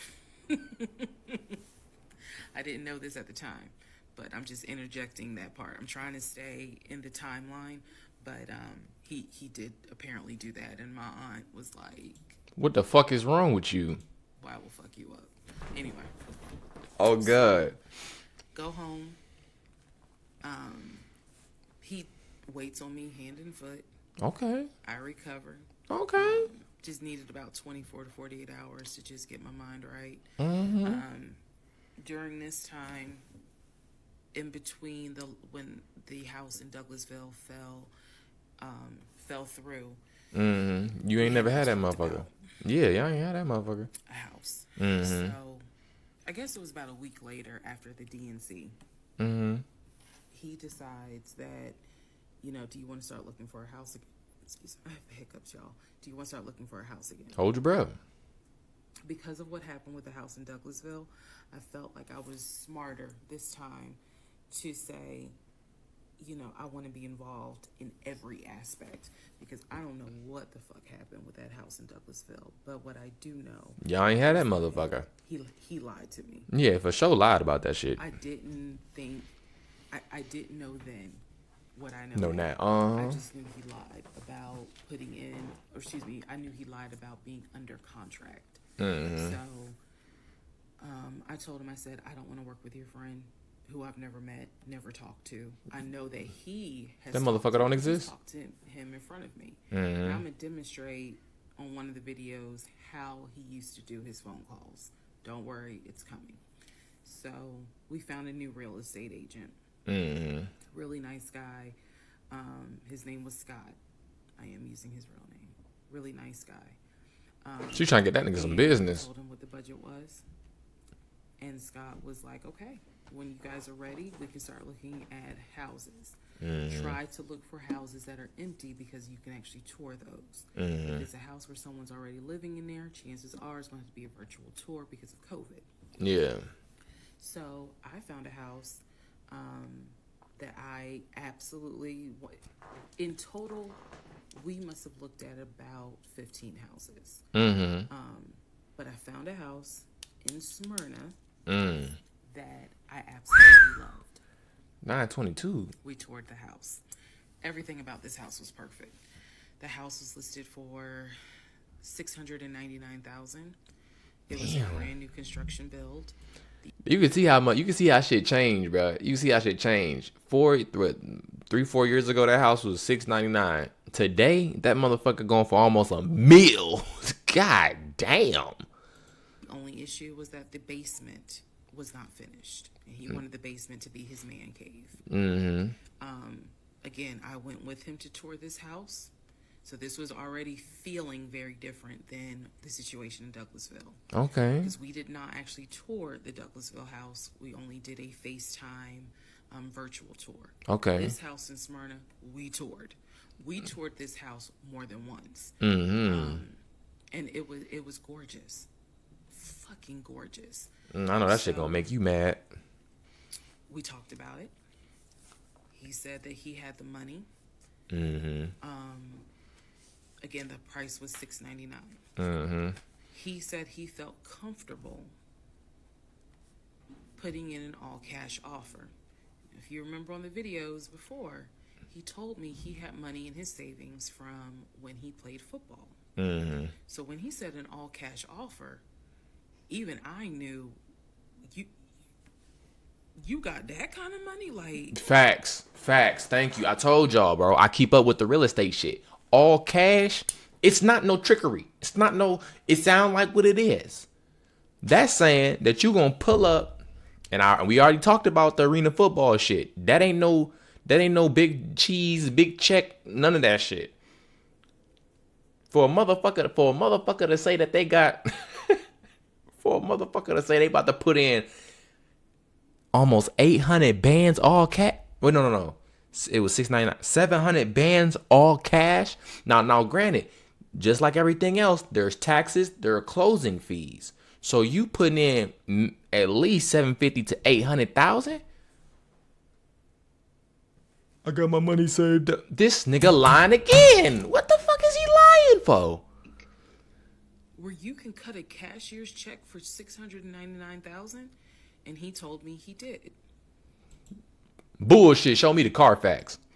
He had money in savings from when he played football, and he was very comfortable paying all cash for this home. So, the real estate agents. And let's just keep up with some shit. Y'all just looked at a home previously in fucking buttfuck, and he put down $5,000, which is a down, like, a earnest fee to tell him that he put down 5 bands for a house that was $400,000. Well, at the time it was $325, some shit like that. He put down $5,000. You get a house that's almost twice as much, and now you gotta, what the fuck? Do you think I'm stupid, nigga? Like, what the hell? I sent over the paperwork. The paperwork was sent in both of our names. It was sent to my email. That was another thing that I changed after Douglasville. Mm-hmm. Everything gets sent to me. Mm-hmm. And I will be sure that he signs it. So he sent it to me. As you should. Over the offer. I just also want to say that this is the other thing that's ignorant as fuck about this whole situation is that they're not married to this point. To this point, they're not married. I'm not saying they should have got married, but I don't know what's up with all these steps. These steps seem so out of fucking place. You shacking up with a motherfucker. Y'all looking for a house to live together, which is insane. He's trying to buy a house, putting a mortgage on. Y'all not even renting this motherfucker. You trying to put a mortgage on this motherfucker, and you don't have a ring. And then 2 weeks ago, before this point, nigga, you just had a miscarriage, nigga. What the fuck? Take you some time, nigga. We were going to put in an all cash, full price offer. Get the fuck out of here. A request to have the basement finished. Also, we were requesting for the seller to give us an answer within 24 hours. Mm-hmm. We were requesting a quick closing These are just some of the things I remember. I remember 24 hours, like I didn't want to. How the fuck you gonna get a quick close? How you gonna ask for some shit and then ask for a quick close? A lot of the time when you ask for a quick close, you're taking that motherfucker as it is. On. You don't. That's like they supposed to do inspections and shit like that. Quick close. You skip all the inspections and shit. You basically forego all the shit you're supposed to do and say, hey, I just want this motherfucker. Think about it. 24 hours. Let us know if you're accepting the offer or not. And then also a quick closing because it was a new construction, so we didn't have to wait for the current tenant to move out. To do that. Yeah, facts. So I watched in our bedroom as he pulled it up because it was a electronic document. He signed his name to the offer for $699,000 cash. He requested again the seller let us know in 24 hours if they were accepting the offer. Okay. So we submitted the offer at around 6 p.m. We were requesting that by 6 p.m. the next day, they let us know if the offer was accepted or not. I watched him sign the offer. This is insane. I sent the offer back to Scott from my email. All parties had signed. Scott texted us and said, I got it. I'm submitting it. I will let you know what they say. Okay, shit. Let's go into part 7. Ah, fuck. Girl, you know how to count. What the fuck? All right, part 8 of Who the Fuck Did I Marry? So we submitted an offer on the house in Smyrna. I sent it over to Scott, our realtor, and next day comes, Scott asked if we could I just wonder how the fuck this shit gonna fall out. Come take on. a phone call. So he calls us and tells us that the offer was not accepted What the and fuck? the builder did not do a counter offer. We don't exactly know why. We don't exactly know why he didn't accept it, but the bottom line is that we figured out later on that he didn't want to finish the basement. Duh. So the offer was not accepted. The house fell through. I was okay with that because, again, I knew he had put in an offer. You seen it? So we this continued time. looking at other houses. Okay. We found another house in Smyrna that he really liked. I thought that it was way too big for just the two of us. And so the price of this home was much higher than the $750,000 that God. Chase had approved for the mortgage. So you gonna have to get on this motherfucker. What he explained to me was that he was willing to do the $750,000 mortgage, and he was also willing to put a significant amount of the money in savings on the house, which meant that he was now comfortable going from $750,000 up to about $900,000. Bro, get the fuck out of here. So he a millionaire. You found you a millionaire. Shit. He must be making big money at this motherfucking corporation he work at. Shit, could you imagine motherfucker going from part-time Apple worker / arena fucking football to millionaire? He said he about to be a VP. Shit, he must be making big guap in that motherfucker. Again, his whole explanation was, I have the money where I can put down a substantial down payment, bring down the price of the home, and then basically mortgage the rest of it. Yeah. So that was now the plan. So he about to I put was down not comfortable with a 200-300 home racks. over $900,000. Cause who the fuck's gonna pay for that shit? Keep in mind, I saw the Chase paperwork, so I was like, I just feel more comfortable sticking at the $750,000 mark. That's what you were approved for. Let's go with that. By this point, this is now fall of 2020. Damn. We have been talking about marriage. I had my ring. Okay. He had made VP at the company. Okay. And again, he was calling me every day from work. I need to kind of explain how the company was ran, because when you think VP, you would think he would be in an office. It was a condiment company, so they actually were producing the condiments, and I'm not saying the name of the company on purpose, but they were producing the condiments in this particular plant location. So a lot of times, he would simply tell me that he walked the floor, checking in with his subordinates, basically. Yeah. Now, how did he go to work? For the most part, at this point, he left before I woke up. However, pretty much he wore dress pants, kind of like a dark navy blue cargo pant. And Motherfuckers wearing Dickies. he had a polo shirt with the company logo on it. Okay, so shit, he got something. What I saw a lot of times is that he would not wear the polo shirt to work. He would wear like a company t-shirt. He would wear rubber sole shoes and the navy blue cargo pants. I didn't think it was a uniform, but it reminded me of what someone would wear when I worked at Amazon, if you're going to be doing manual labor. Yeah. So what the fuck is he talking about? Now, granted, he might be getting down there and getting dirty with the team. You know what I'm saying? You know what I'm saying? Plenty of management and get down and dirty with the team. So they ain't trying to, you know what I'm saying? But to say you a VP, come on, gang.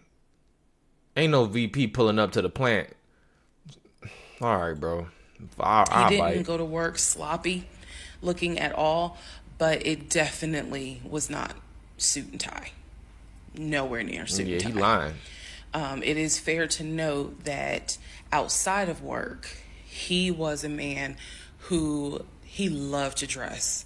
He loved to wear the latest Jordans. He loved to collect watches. He collected a lot of Invicta watches. But the motherfucker ain't got a bust down Rolly Avalanche. You know what I'm saying? He talk about I'll put a motherfucking milli on a motherfucking. Don't get me wrong.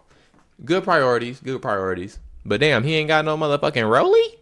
He loved to collect hats. He wore hats, baseball caps everywhere because he didn't like the shape of his head. This sound like a nigga. Let me stop. So, in terms of how he dressed casually, the man, he could dress. In terms of how he dressed for work, yeah, he didn't dress like a VP. But his excuse was, I'm constantly walking the production floor, and I can't be in a suit and tie walking the production floor where they're creating the condiments that we're selling. Makes sense. So, by this point, again, this is fall. We're still looking at houses.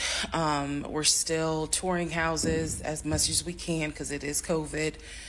We had found another house that we really liked and a house that I really, truly wanted to put an offer in on.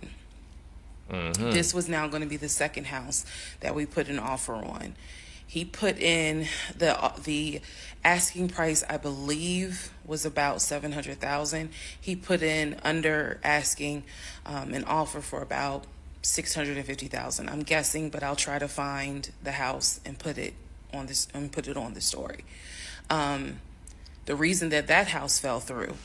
God damn. We found out that the home was sitting on a septic tank. Makes sense. We found out that the septic tank had an issue, and it would have taken about $15,000 to $20,000 to fix the septic tank. Makes sense. The sellers were not willing to fix the septic tank. Of course not. Personally, I ain't really care for the house that much. I'm the one who was like, I don't really want it. So even though we put an offer in, we had 24 hours where we could pull our offer back. Yeah. And so we did. Once we found out, I believe it was in the disclosure. And if you're a realtor, please feel free to tell me if I'm using the wrong terminology. But I believe it was in the disclosure that they told us the septic tank needs to be replaced. That's when I was like, nah, I don't want that house. Makes sense. So we pulled out. The house fell through. God damn. I was fine with it because house hunting not easy though. House hunting ain't easy. And it's fucking crazy to be house hunting with a motherfucker you met 6 months ago. That's insane. But house hunting ain't easy. That's some shit you gotta plan over time. And this feels rushed for some reason, this house hunting shit. I think it's because he was in a fucking Was he in a studio apartment? So he got to make it seem like, yeah, I'm really trying to get a house for real. Like, bro, it's okay if you're not trying to get a house, bro. Just be real, bro. Be 100, bro. Again, I was heavily involved. I saw him sign the offer. I knew every step of what was going on. Makes sense. Our real estate agent, Scott, was amazing, but you will see when I get to it where he made a mistake as a real estate agent. Damn. So, house number 2 fell through. Yeah. House number 3 fell through. We then moved on, saw a few more houses, and then we get to house number 3. Okay. I'm going to pause talking about the houses because now I need to introduce what happened with the cars. Ah, shit. God damn. There's a stranger in my house. Like, bro, god damn. Like, I thought you was trying to get Scott some business. You was just like, oh yeah, I'm using Brody's name and shit. Hey, go fuck with my, and he was doing good till he wasn't. Like, damn, man, what the fuck? I know Scott catching strays like a motherfucker. He like, what the fuck did I do?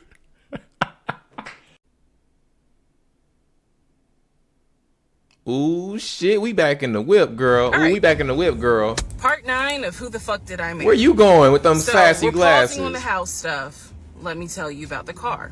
Talk so to me when I about met the my car, ex-husband, I was driving a 2012 Nissan Rogue, fully loaded. It had quite a few miles on it, but it got me from A to B. It was in good condition, but I was upside down in the car. Mm-hmm. He was driving a 2018 Ford Taurus, sport mode. I know he had a sport mode on the car, and I love driving that car.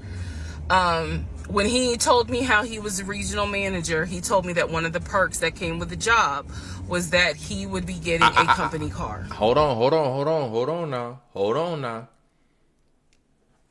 He told you he was a what? Because you said, hold on. You just said regional manager.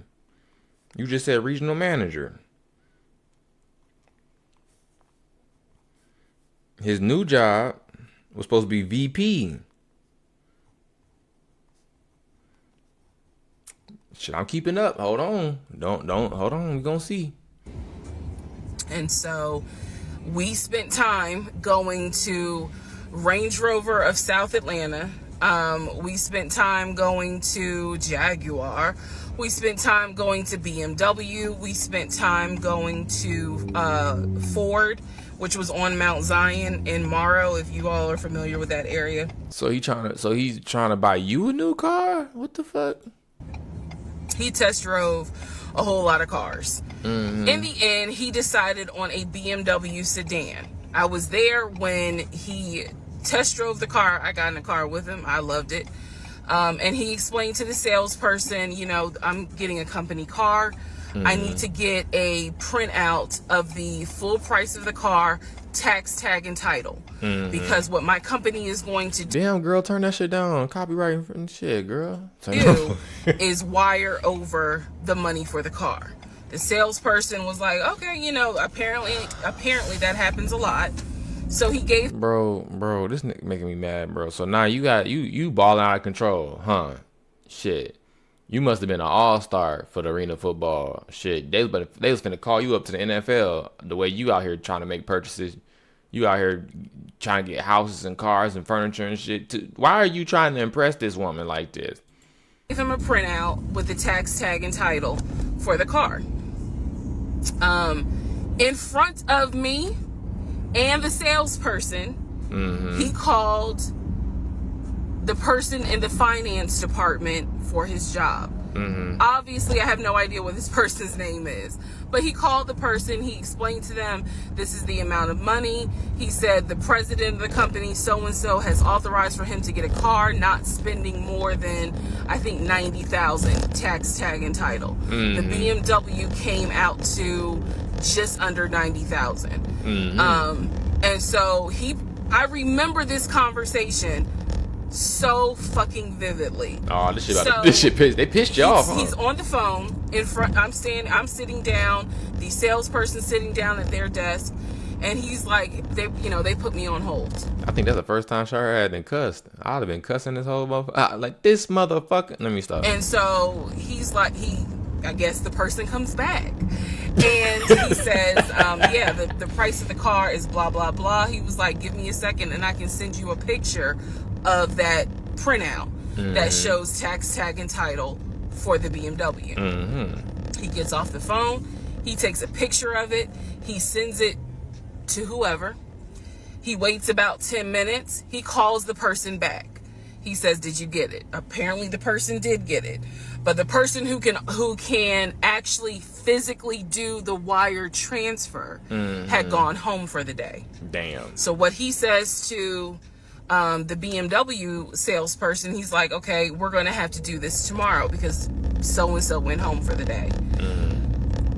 I don't know who the salesperson is. I can only tell you from my viewpoint what I thought. I had no reason to think this was a lie. I really didn't. Because again, you got to please keep in mind the circumstances that all of this is happening. We're inside the dealership. We're sitting at the desk of this person. He gave us the printout. He's on the phone, doing business, basically saying, look, this is how much money the car is going to cost. He's taking a picture of it. He seemingly is texting someone saying, this is how much, this is proof of how much it is. I've never seen a motherfucker like pathologically like window shop, nigga. Like, what the fuck? Like, why are we here, dog? Like, then he asked the BMW salesperson, I need your wire transfer information. The guy got up, rushed over to, I guess, their finance area to get the bank wire information, because obviously you have to wire it a certain kind of way. Rushes back over, gives it to my ex-husband. My ex-husband's like, okay, first thing in the morning, we will get this wired over, and then, I'll come and pick up the car. My fiance, me, will drive me up here to pick up the car. So we leave.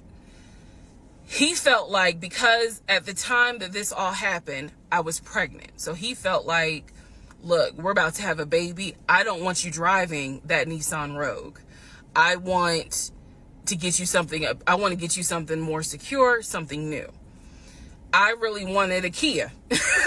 Really wanted a Kia Telluride. And he was like, well, let's look at the warranty. This man knew a lot about cars. He knew a lot about the warranty. He knew a lot about the depreciation value. And so he did. Because see, the thing, this is something people don't understand. I'm going to just put this in here for people that when you're dealing with somebody who is lying versus a person who is omitting information, those are two different things. Right. And when I say that, are some people who are ignorant of the information. So there's lying, then there's omitting information, then there's ignorance of information. So the idea of a lie, the definition of a lie, is that you yourself know the truth. Now, the truth and the facts are two different things as well. Now you're like, damn, this shit getting crazy, but it's real. There's some real shit. The truth and the facts are two different things. What you know as truth is what you believe, right? So in order to lie, you have to basically communicate against what you know as the truth. That may not be fact. So a person who is lying a lot of the time knows the facts or what they know as the truth, right? So if y'all look at some previous presidents and stuff like that, they be like, this motherfucker told XYZ amount of lies. No, he was ignorant of the actual facts. He told fallacies. He told false statements. He didn't know that, but most liars, especially pathological ones, they have some idea of what the facts are. You have to, because then in order for you to lie, you have to know if another motherfucker know what you know. Usually that. Yeah, come on now, y'all. If you follow me, you follow me. You know what I'm saying? It talked to me a lot about what will we get the most for our money.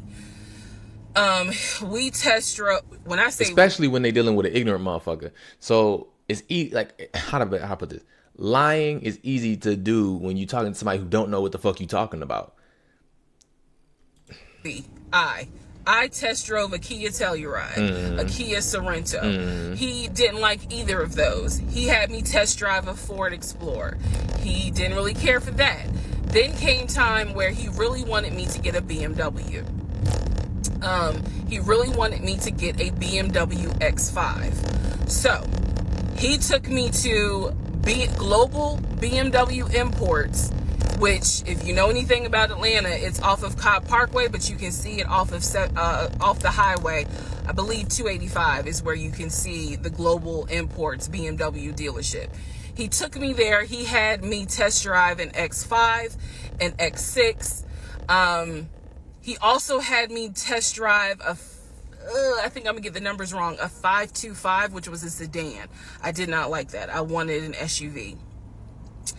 I loved driving the BMW. He also had me drive an M Series, test drive an M Series. So he was very adamant that I should get a BMW. The reason being is because, according to him, he had a BMW in California when he lived in San Diego. He had a BMW that he loved. It was a white BMW. Where that motherfucker at? Hey, women, I swear to God, I feel like every woman in their life has ran into a motherfucker that said that they had a motherfucking Hellcat or a Firebird and that bitch was in the goddamn garage. Cause that's what the fuck this shit sound like. I had a BMW back when I was in California, but you pulled up on me in a motherfucking, what the fuck? You pulled up on me. You had a BMW back then, but you gonna pull up on me. Hold on. In a motherfucking 2018 Ford Taurus. Nigga, please. I love that motherfucking back in 08. Shut the fuck up. He showed me pictures of the BMW. So shit, I didn't take a picture next to a 300 BMW that he had, and I knew it was the white one. Unfortunately, the car got totaled. About 2 months. Nigga. I'm the nigga whisperer. Bro, I said that shit the same time you said that shit. I knew exactly what he was finna say. Back in 08, I had that motherfucking nice bitch on me, man. I was whipping that hoe. And then it got fucked up. Of course it did. Because everybody knows a nigga with a Firebird in the garage. It's at the mechanic. It's getting worked on. Before he moved to Georgia. Of course. So he had received money, not a lot, but some money to get another car, and he used it to get the Ford Taurus because he was like, I just need a car that's going to get me from A to B until I get into a house and I'm much more settled. For him, he was like, I'm really giving myself 60 days to get settled here in Georgia after moving from California. But then he met me. Ain't no he met you. He fucking found you. Like, I feel like he fucking found you, man. You a lick, nigga. Again, that's the story. So he had me test drive the BMW. So much so, I loved the BMW. Loved it. Oh my goodness. I wanted a dark blue BMW with cognac interior. Ooh. I wanted an X5. Ooh. And I wanted an M Series. So I can clearly tell y'all that's exactly the car I wanted. We were online looking for that particular car because not every dealership had it. I was okay with a black BMW if needed. But I really wanted dark blue, and I really wanted that cognac colored interior.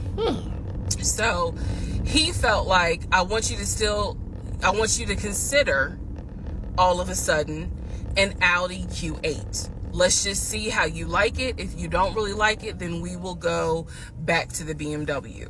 I cannot tell you why he switched up. I can't.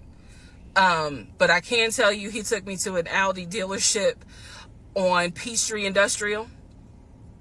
He test drove an Audi and I test drove an Audi Q8.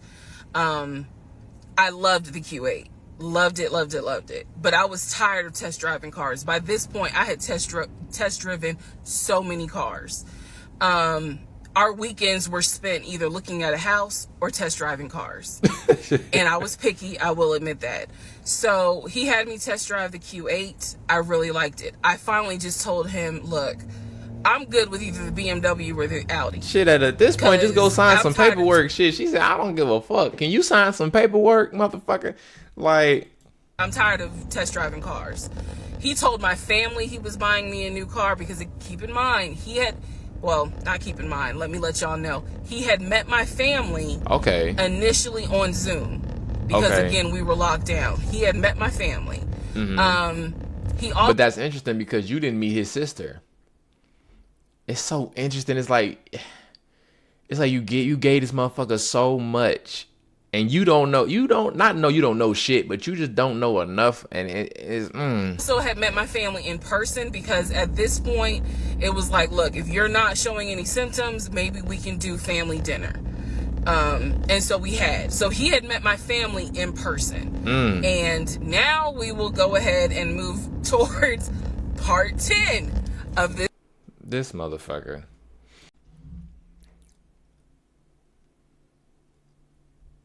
Part 10. Who the fuck did I marry? I'm still listening, girl. Go ahead. Okay, had to sneeze. All right, so at this point, I had test driven all these cars. Kias, hell, he even had me test drive a Nissan Murano, but the main two were BMW and an Audi. He had told my grandfather he was getting me a car. He had told my aunt he was getting me a car.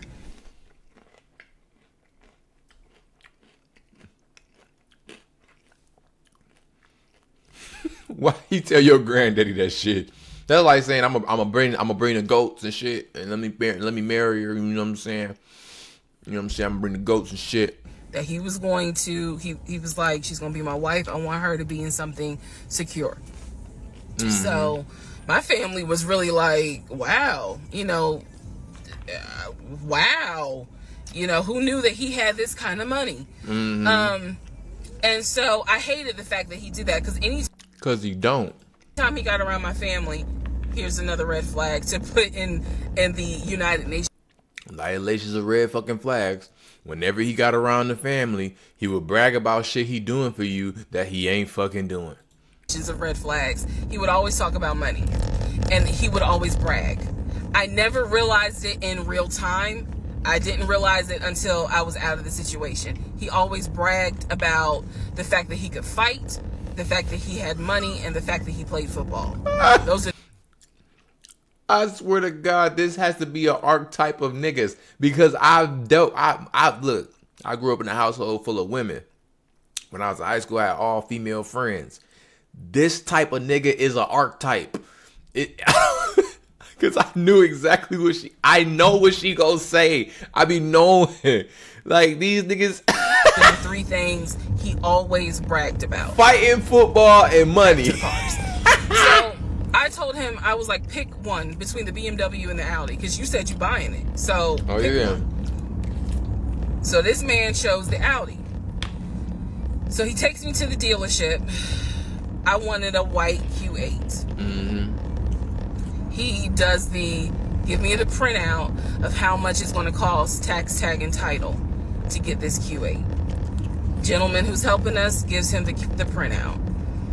He's saying he's going to pay this money for the car out of the savings account that's offshore. That's the story. That's what he's saying. So he apparently is asking the guy, is there a holding fee? Can I pay a holding fee to secure this car while I'm working to get the money transferred? Because obviously with COVID, it's going to take long for the banks to transfer the money. Side note, I need everyone to understand, one of the reasons why he was able to get away with the stuff he got away with is because we were on lockdown. It's crazy because it's now 2024. Yeah. But I don't know, do we all remember how it seemed like a lot of stuff stopped in 2020? That's now, real shit. Keep in mind, that's not an excuse I'm making, because shit still got done. But in terms of business as usual, business as usual just was not happening. In that's 2020 real. At this time. No, that's real. It was a great time for him to get on your ass. I can't lie, because a lot of people's excuses for shit was just COVID. It was just, COVID really fucked shit up, man. Like, a lot of people's excuses for not being shit to this day is COVID. Time.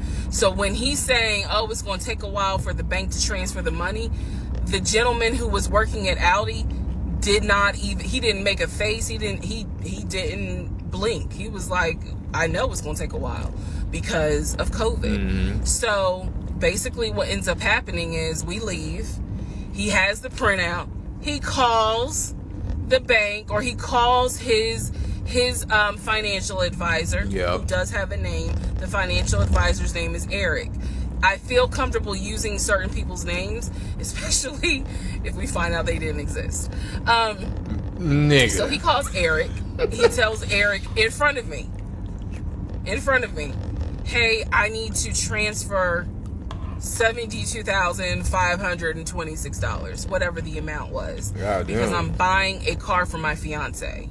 This is the bank account information. Do you need me to give it to you over the phone, or do you need me to email it to you? Pause. I can't hear what the person's saying, but that's what he would do. Do you need me to give it to you over the phone, or can I email it to you? Okay. All right, give me a few minutes and I'll go ahead and email it to you.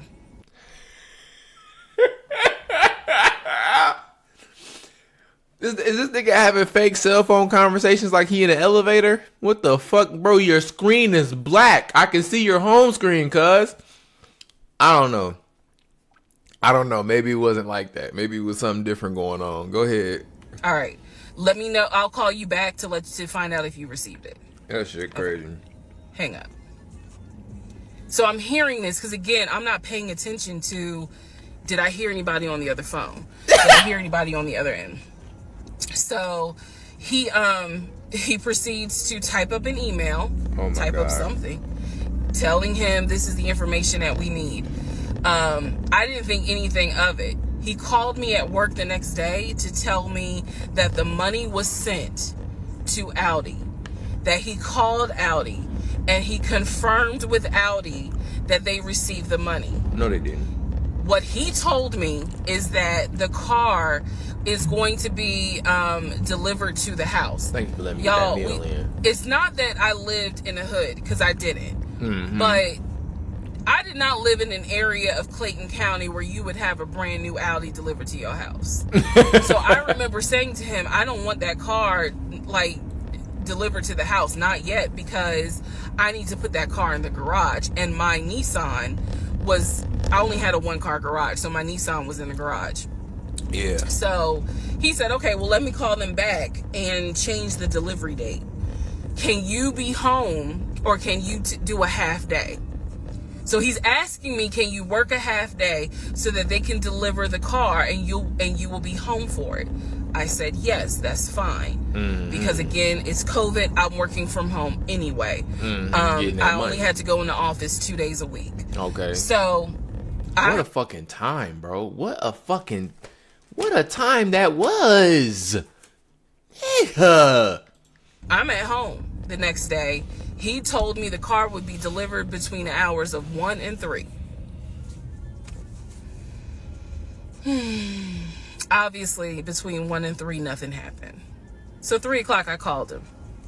He's at work. He sends me the voicemail. Mm-hmm. He calls me back. I said, it's 3 o'clock. What a fucking car. No one ever came with the car. What's going on?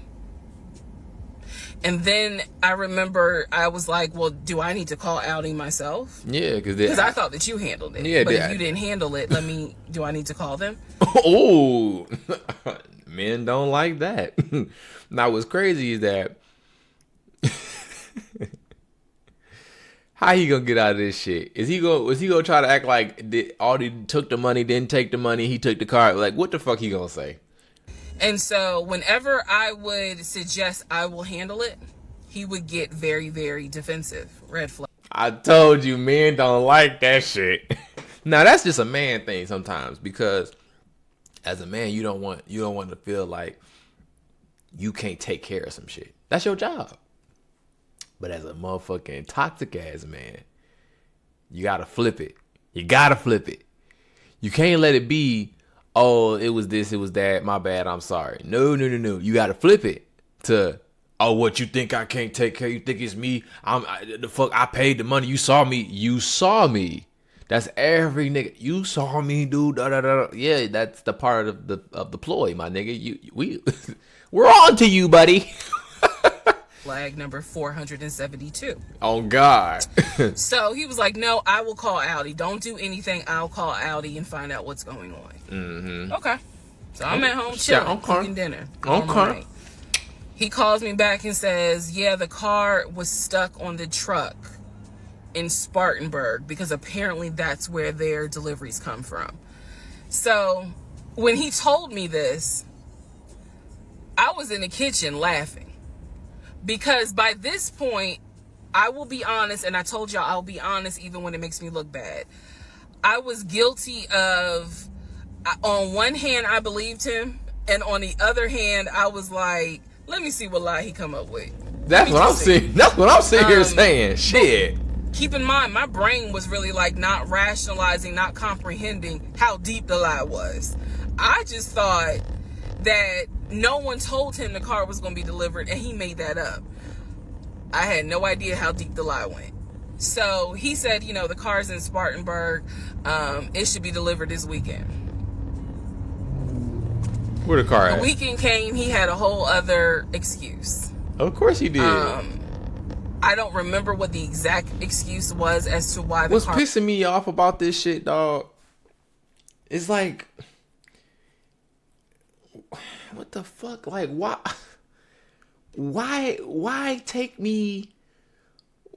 Why? Like, what's wrong with this nigga? Like, why take me over here and tell my granddaddy you gonna get a car and all this other shit just to lie about it later, and you never get the car, or maybe you do get a car, but it's like maybe X amount less than the original shit, and oh my god, car was never delivered. I do remember we got into an argument, and I was like, don't even worry about it. I'm gonna get a new car my damn self. I don't even need your help. Which is probably one of the worst things you can tell a narcissist, because they love to be the hero, you know. It's all about them. Mm-hmm. But I was like, don't even worry about it. I'll get when I have the money to get a car myself, I'll do it. I don't want to hear anything else about a new car. I don't want to hear shit else about a car. That's the second time she's cursed. I swear to God, she really be like poised in this like reflection of what happened, because she don't really curse too much. She communicates what happens, but you could tell when certain shit was like, what the fuck? Like, she cursed a little bit, and that's the second time she done cursed.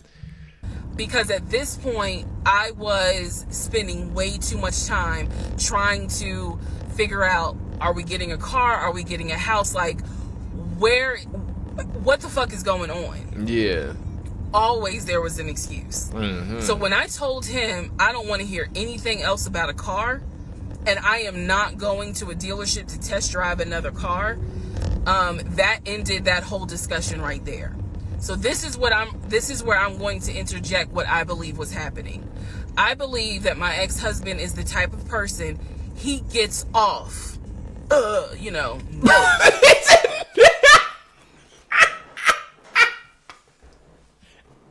She said nut.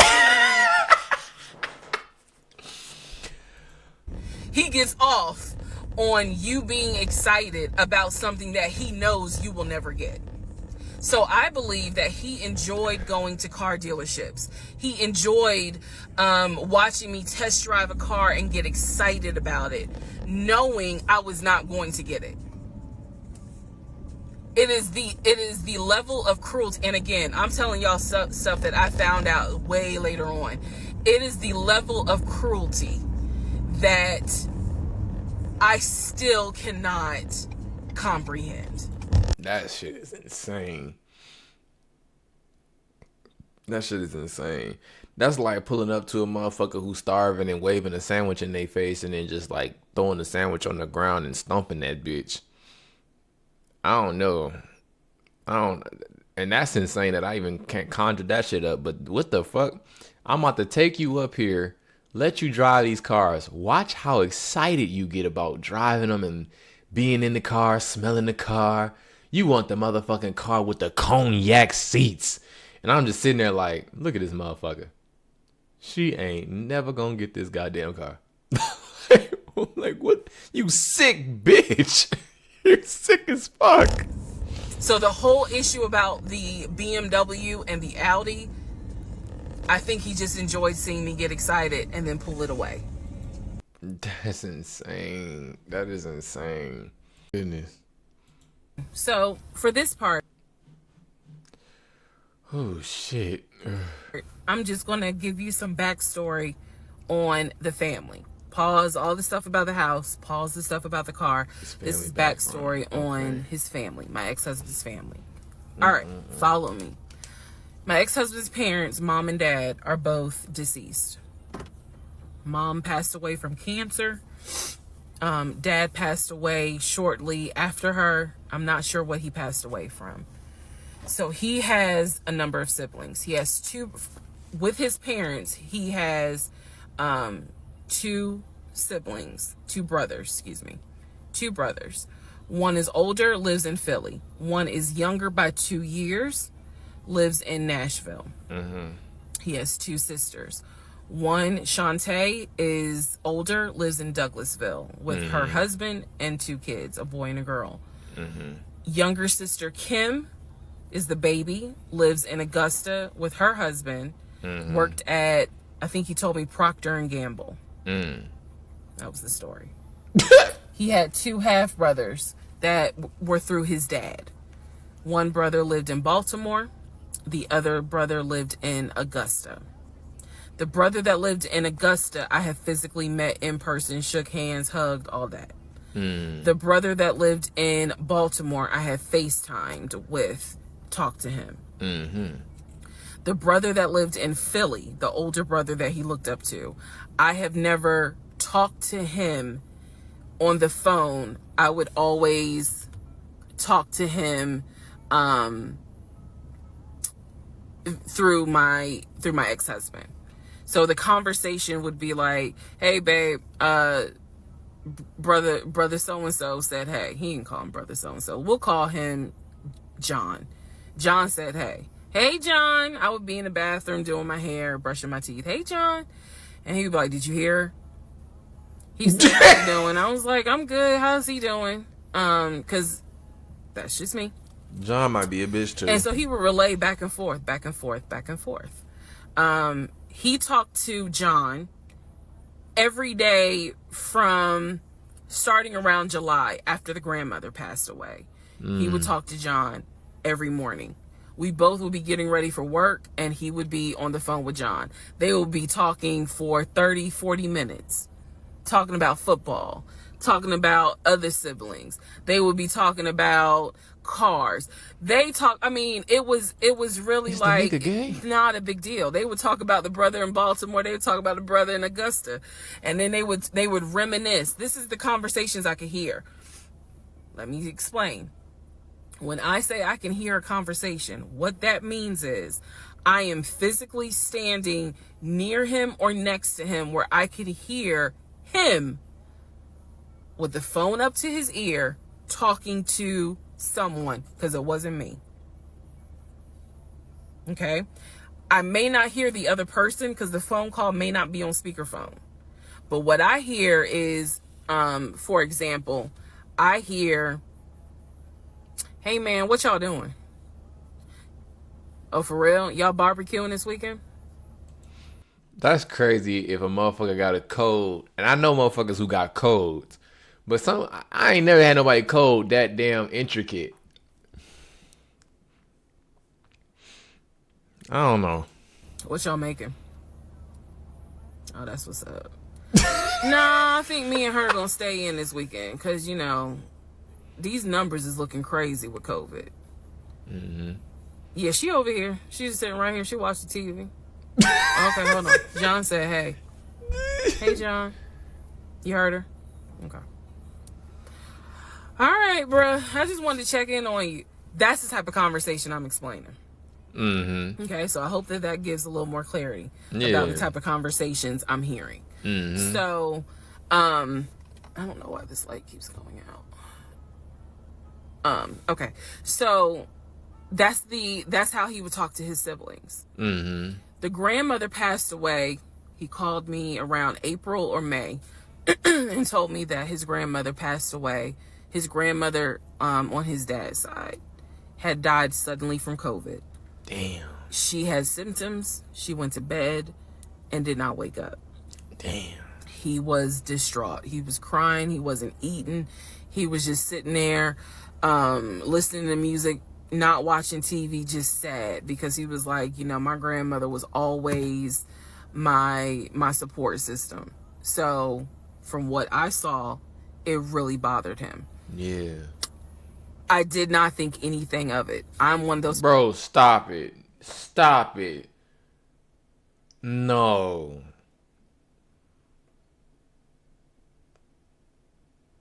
No. The grandmama ain't dead? If you tell me somebody in your family passed away, I'm gonna believe you, because I don't play about death.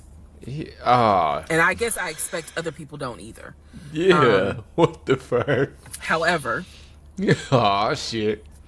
However, that is not the same for everyone else. But Oh my we'll God. get there. So, family. He had his sister, Shantae, who lived in Douglasville. Like I said, she was married with 2 kids. Apparently, she was a nurse. So when I had my miscarriage, that was a sister that he was like, my sister will take you to the hospital. Like, that's what family does. Okay? I had never met Shantae.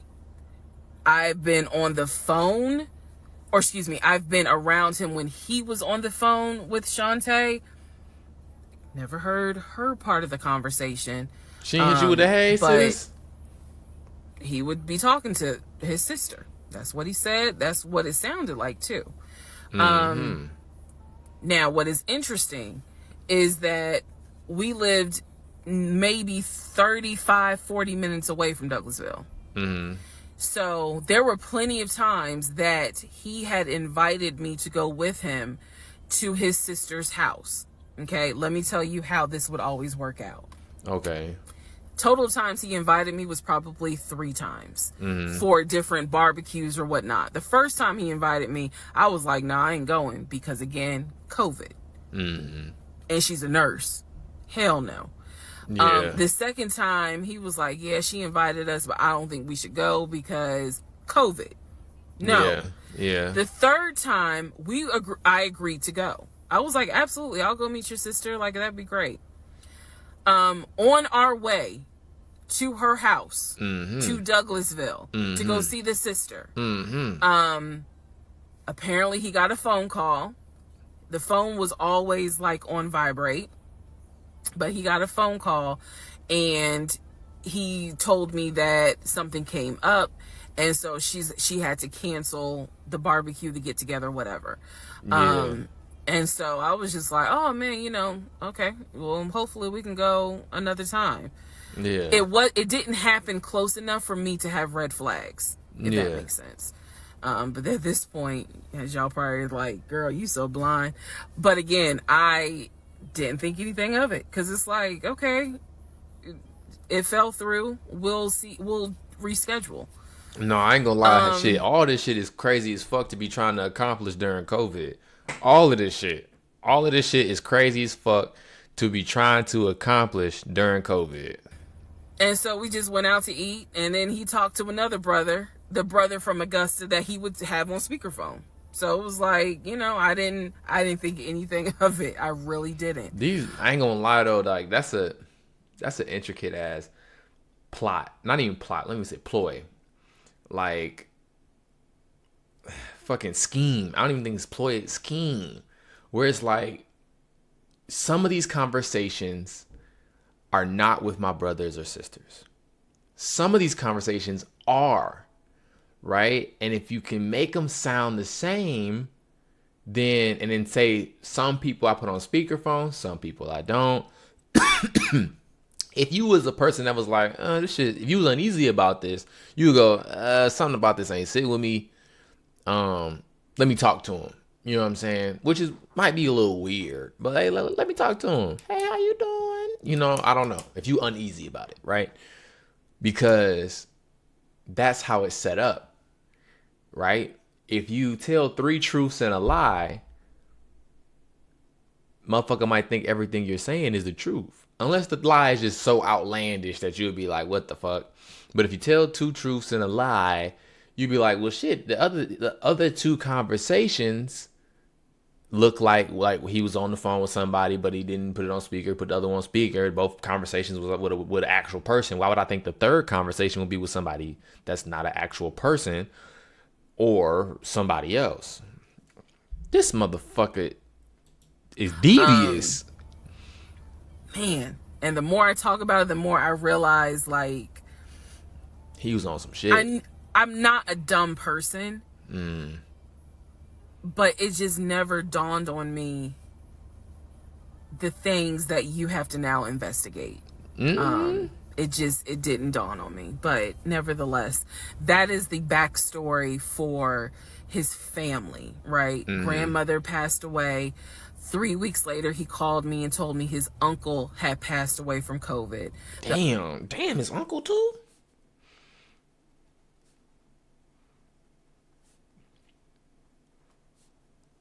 So he got fake ass siblings, fake ass dead people. The uncle had tested positive, had to go into the hospital, and he died. Damn. I wonder, did he go pick any of them motherfuckers up or go see them or something? Was a bit of a red flag. It was a bit of a red flag, but like I said, I don't play about death. So I was just like, wow.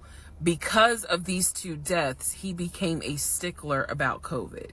And when I mean a stickler, wear your mask, wear gloves, hand sanitize, wash your hands. Like, he was annoying about making sure neither one of us caught COVID. Makes sense. So now I'm going to give you the backstory in regards to what I was told with the ex-wife. Oh, fuck.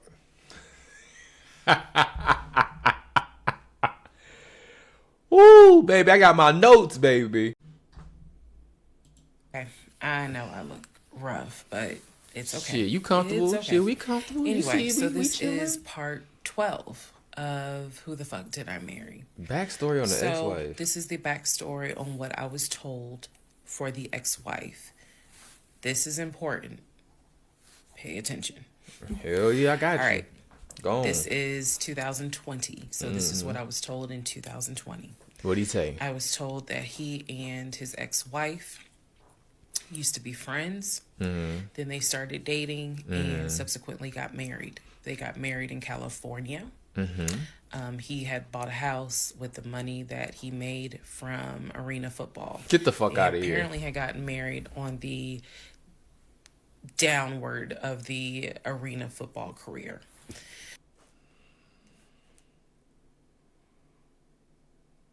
Ain't no fucking way, bro, is out here buying houses and shit off of flag football, bro. Like, motherfuckers in the G League ain't buying no houses. I mean, they might have a house or two. I'm bullshitting, but they ain't making no WNBA money. They damn sure ain't making, like. A nice house. He showed me a picture of the house. Showed me pictures inside the house. Remember that? Showed me pictures inside the house. It was a really nice home in San Diego. And basically what happened was that he came home from work early one day and I have the hiccups, sorry. Came home early from work one day and his wife was sleeping with another man. The man was in the house. He and the man get into it. Her son, who is about 17 years old in 2020, she had 2 kids, a daughter and a son. The son apparently was on his way home from school when my ex-husband found his previous wife in bed with another man. Damn, she doing this shit on school day? The story goes that he and the guy fought. Hold on, bro. He caught the bitch cheating.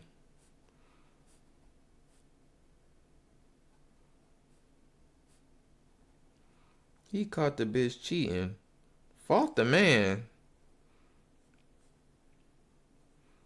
And the son on the way home.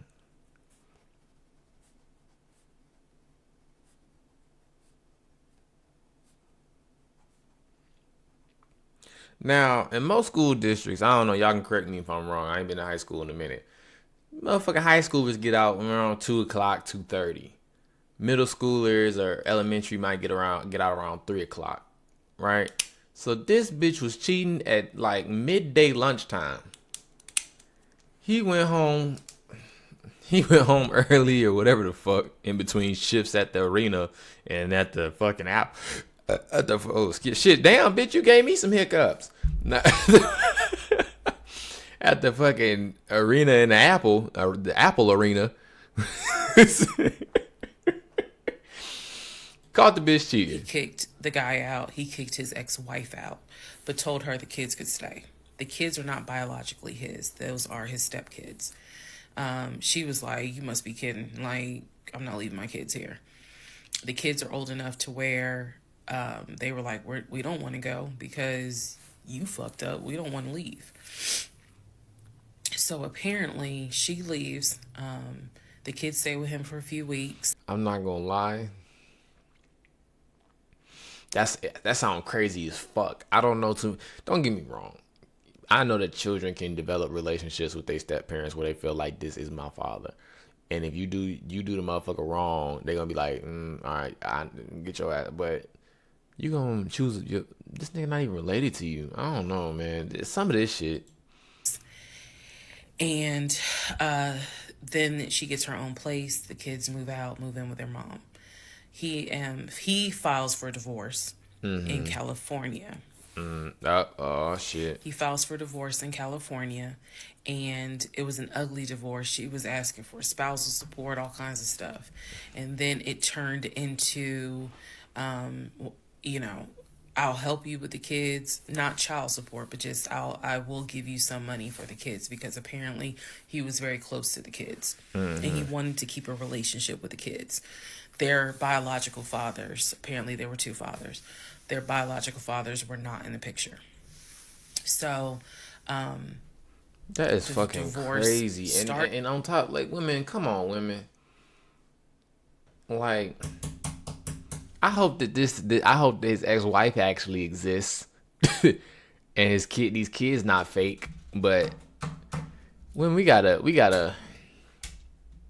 do better. We got, y'all, like, as a community, y'all gotta, come on now, we gotta do better, y'all. Cause as a man, you gonna pick up a woman who got 2 baby daddies, and then this woman cheats on you. I'm not saying that, you should expect a woman with 2 baby daddies to cheat on you. I'm not saying that at all, but it's just like, as a woman with 2 baby daddies, and there's a man who's willing to take care of your children. Why are you I hope this shit real, cause that's fucked up. If she looking at him like he's some chump. Starts out contested and ugly, eventually becomes amicable. Eventually they become cordial with each other. Okay. So my ex-husband moved. This is all before he ever met me. So I'm telling you the story of what I was told in 2020. So eventually, about 2 years later, is when his job approached him about an opportunity to transfer to Georgia. And so he took it. New beginning, fresh start. He has family in Georgia. He took it. He told me this story pretty much the second or third conversation we had. So it was always from the beginning that she had cheated. He caught her, and he had filed for divorce. Yeah, he said this shit on like the second date. They still had a great relationship. I've heard him on the phone with the kids, just encouraging them, helping the 17-year-old like with homework. The kids really apparently wanted to meet me, and I was fine with that. He would send them money, if they needed something, because he loved the kids as if they were his own. I'm telling you the story as I was told it in 2020. So, let's see, around April or May of 2020, he informs me that his ex-wife has moved to Georgia. Apparently, she's staying with her sister in Gwinnett County. What the fuck? So she has moved to Georgia. The 2 kids are now in Georgia. And so when he tells me all this, I'm like, so what's that supposed to mean? Man. Now, I will say this. He never made it seem as if she wants him back. He never presented that. It was always, we're cool for the kids. We're cool for the kids. But he's never presented that she was trying to get him back. I feel like it's fair to her for me to say that. And again, Stay with me. It all comes out. But Damn. that was the backstory in regards to the ex-wife. That they got married in California, they divorced in California, and then she eventually moved to Georgia, to Gwinnett County, after he had transferred to Georgia for his job. That seemed too coincidental for me. That seemed too damn coincidental.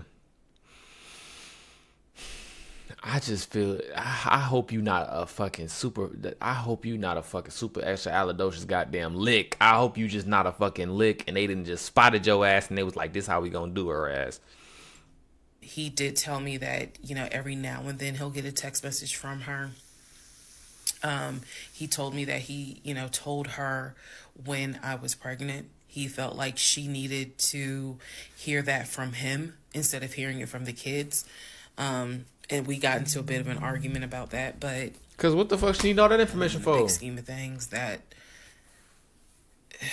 anyway. That's like telling your side bitch like, "Hey man, stop coming by the house, man. I got a wife."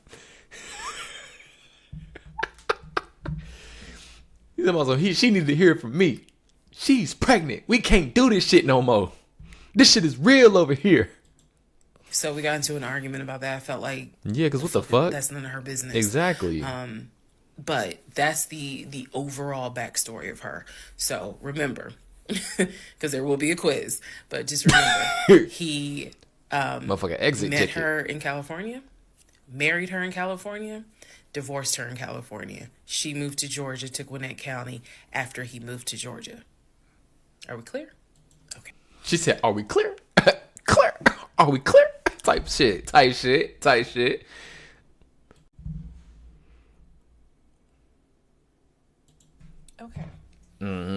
Part 13.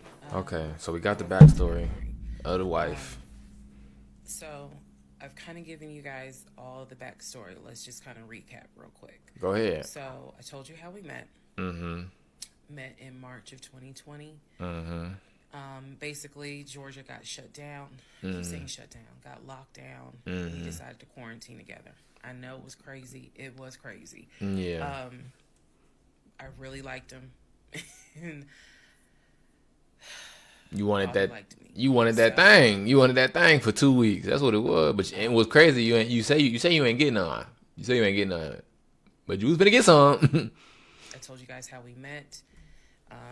Things moved at a rapid pace. But he was lying, so shit ain't really happened at all. Moved in together pretty much end of March, beginning of April. He got himself somewhere to Found out I was sleep. pregnant in May. Lost the baby in June. Had to have surgery in July. Started looking for houses. Started looking at cars. All this stuff happened In the summer. literally between March and the end of, in August is when I got my car. So, got a car in August. He paid the down payment for that car. Which I was shocked by. And no, it was not a BMW. Hell no, it wasn't. It was a Nissan Altima. I fucking knew it. I said that shit nigga. I said that shit 2 episodes ago. I fucking knew it. Motherfucker, I know niggas if I know him. This motherfucker gonna make it seem like, yo, I'm about to do that. Now he was gonna get you a car, but he had to make it seem like, so he could brag. I'm about to get you this BMW, and then all these little things were falling through, and then COVID is just such a convenient excuse about a lot of this shit. But I knew eventually you'd end up with some regular ass shit. Something that I'm about to put, let me get that 80,000, 90,000. I know that y'all eventually gonna get a house too. And I promise you that fucking house not gonna be no motherfucking 800, 700, 900. Nigga talking about he gonna get you a 900 something $1,000 house, and he got all this money from arena football, and he gonna put the 750 motherfucking Chase motherfucking loan on the bit. Cut it the fuck out. Y'all finna get a motherfucking 250 house, maybe 300 house. He only gonna have half. He gonna ask you to put some on it too, because the money ain't wiring, transferring, and shit like that. And if we gonna close on the house, we gonna have to do it quick. So let me get some bread off of you. I'm already hip, bro. And he probably got a car payment on this motherfucker. I bet you he ain't buy that bitch in cash. That car at the time. So he paid the down payment for that car. Told me he would help me with the car payment.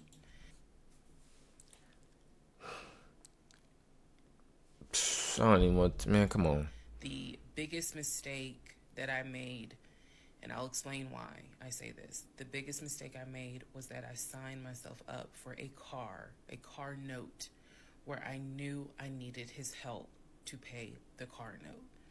I knew better. My mom has always taught me, do not ever put yourself in a position where you are financially dependent on a man. And all of that went out the window.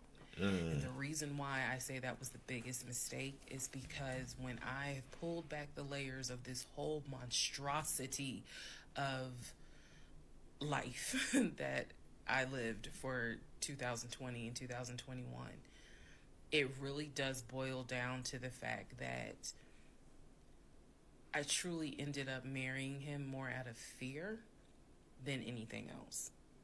And I'll expound upon that later. But I got the car in August, and by this point I was exhausted of looking at cars. I was mad that I didn't get a BMW X5 dark blue with cognac interior. Damn! And I was tired of looking at houses, getting my hopes up, looking at a house and picturing myself in the master bedroom, the kitchen, the island, all that stuff. I'm a visual person, and I was tired of getting my hopes up. So now we're going to segue into fall, going into the holidays. Damn. Here's what happened. I know this shit sad as fuck. Your eyes tearing up. In October, come on, we looked at another house. Oh, fuck. This house was in Marietta. Absolutely gorgeous. It was gorgeous. I want to say that the house was about $700,000. I really liked the house. I could see myself living there. I could see myself cooking there. This shit fucked and up. So subsequently, my ex-husband put in an all-cash offer on that house. I watched him put an all-cash offer in on the house. Our real estate agent, Scott, called us about 24 hours later, and he said, the sellers love your offer. The offer was an all-cash, full asking price offer. $700,000. Let that sink in for a moment. He said the sellers love the offer. They are asking that you show proof of funds. Every fucking time. Oh my God. Found a house, put in $700K all cash. I could tell by the economic status of the city that you fucking live in that this motherfucker do not have $700,000 in cash. He don't. You know how I know he don't? Because if he was really big baller Waller, I can tell you, some people like, well, he might have his priorities in check and he might want to get the house and not to get a new car. And motherfucker got you yourself. He got you yourself a Nissan Altima and said it would help you pay for the car note. Motherfucker, if you was really moving like that and you got all these offshore accounts, why the fuck am I paying a car note? Girl, pay attention.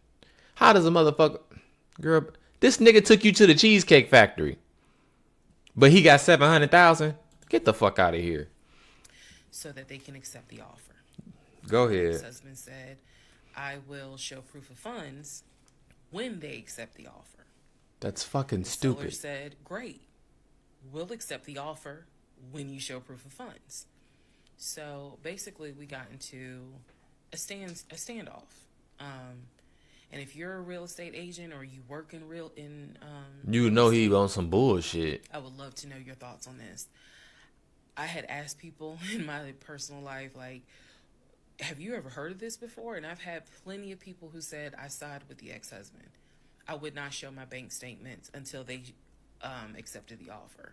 And then I had other people who were like, I wouldn't accept an all-cash offer unless I verified that the person can pay. Yeah. So I'm just curious. Because okay, let me tell y'all something. I watch enough Netflix motherfucking real estate shows to tell you that if motherfuckers say they got an all cash offer, yes, they need to show proof of funds because, and this is why, if they accept the offer, they have to pull it off the market for a while, pull it off the market, saying that somebody has an offer in for it, right? And then this could cost money to whoever the real estate people who are selling the house, blah blah blah.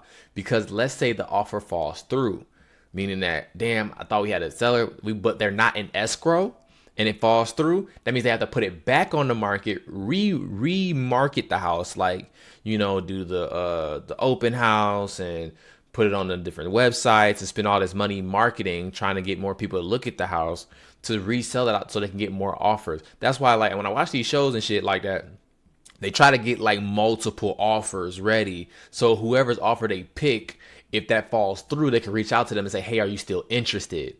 You know what I'm saying? Because it costs money to sell house. It costs money to sell these motherfucking houses, and whoever's owning the house is sitting on taxes and all type of other shit, trying to sell the house. Nobody's in the motherfucking house or whatever, and they're not making no money on it, so they're losing money holding this bitch. So it costs money to sell a house, bro. So if I say, oh, if you tell me, yeah, I got this and this, and I take it, I'm like, okay, cool, and I'm waiting on you to do X, Y, and Z. It's costing me money. Then if it fall through, now I gotta go sell this to another motherfucker, and they may not be interested no more. You don't, man. He bullshit. He playing with people money and shit. They time and shit. He playing games. Our real estate agent called us and was like, guys, the sellers are giving you 2 days to show proof of funds. Mm-hmm. I had the letter that he showed me from Chase. I sent that to Scott, but that was for a mortgage. Exactly. The offer was for all cash. Exactly. So he needed to show proof of funds that he had the cash to pay $700,000. Exactly. What the fuck he didn't did? show it. He refused to budge on showing them proof of funds until they accepted the offer because he was afraid that they were going to create a bidding war. So what ended up happening was Scott called us and said, I apologize because I didn't do my due diligence as a realtor. He said, before I ever started showing you guys a house, I should have collected your pre-approval letter and proof of funds. He said, so at this point, my broker has informed me that I cannot show you guys another house until you show at least us, meaning the real estate firm, Mm-hmm. until you show us proof of funds. Makes sense. And so, because you didn't already attempted 2 cash offers and you weren't able to show proof of funds, and that makes sense. The brokerage is like, look, at least let us know that you have the money so that we can vouch for you with the information that you gave us that you have the money when we put the offer in. That makes fucking sense, bro. Y'all act like I don't be watching Selling Sunset and shit, nigga. I know how this shit work. I'm just like, well, I'm telling my ex-husband, just show them the fucking proof of funds. Like, what's the problem? So he didn't want to tell us. He didn't want to show the brokerage either. There's a lot of, I find that this is really unprofessional because it's not our fault that you didn't do your job correctly. Then he flipped it again. Uncomfortable because I'm like, he flipped it again. Instead of taking ownership and responsibility and go, you know what, bro, or being just like communicating the truth or whatever, or just saying, I don't feel comfortable with you having XYZ information. He flipped it. You ain't doing your job. Why I gotta do this, and this? Because you ain't doing your job. Well, I'm trying to fucking consolidate this shit now and try to make this shit right, man. Just work with me, nigga. I don't understand why you don't show them proof of funds when you clearly just signed a document stating that you're putting an offer in at full asking price. This was the same thing that the realtor was saying. He was like, but you just signed an offer. So what's the problem? Mm-hmm. Like, you want them to accept the offer and then you'll show everyone the proof of funds? And my ex-husband, without missing a beat, said yes. So Scott did his best to work with the seller and say, look, accept the offer. He'll open the books. He'll show you the proof of funds. The sellers were like, no, that's not. And it wasn't so much the sellers, it was the seller's agent. Mm-hmm. Big respect to the seller's agent. But the seller's agent was like, no, that's not how we're doing business. He needs to show those proof of funds before I advise my clients to accept his offer. Facts. If he's not willing to do it, we'll go on to the next offer. Because they did have another offer on the table. For it was less than asking price, but they were willing to accept that offer over the all cash offer because those people had basically shown proof. Duh. And that's what the fuck I'm telling y'all. That's why you get multiple fucking offers. It costs money to sell these bitches. You think I'm finna pull this bitch off the market and play motherfucking peekaboo with your fucking bank account, nigga? Nigga, show me the money, nigga. Get the fuck out my face. What the fuck are we talking about? I'm not finna... Look, let me see the funds. No money. No money on your card. What is you talking about, bro? So, subsequently, the house fell through. Of course it fucking did. Deadline, they went with the other offer. Also, at this point, our real estate agent, Scott, and I do not blame him for this. He's like, I don't want to work with y'all no more. Cut all ties. Yeah. He don't want to work with you no more. What he, I believe, felt like was, I don't know what's going on, but something's going on. And this is not how I do business. So...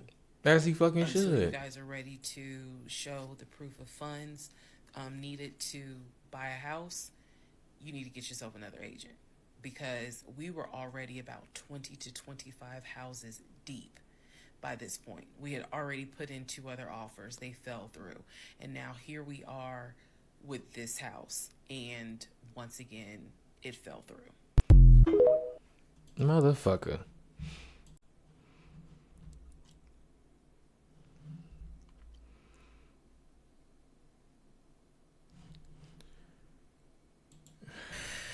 Okay, so good through. news and bad news. Number one, this is part 14 of Who the Fuck Did I Marry?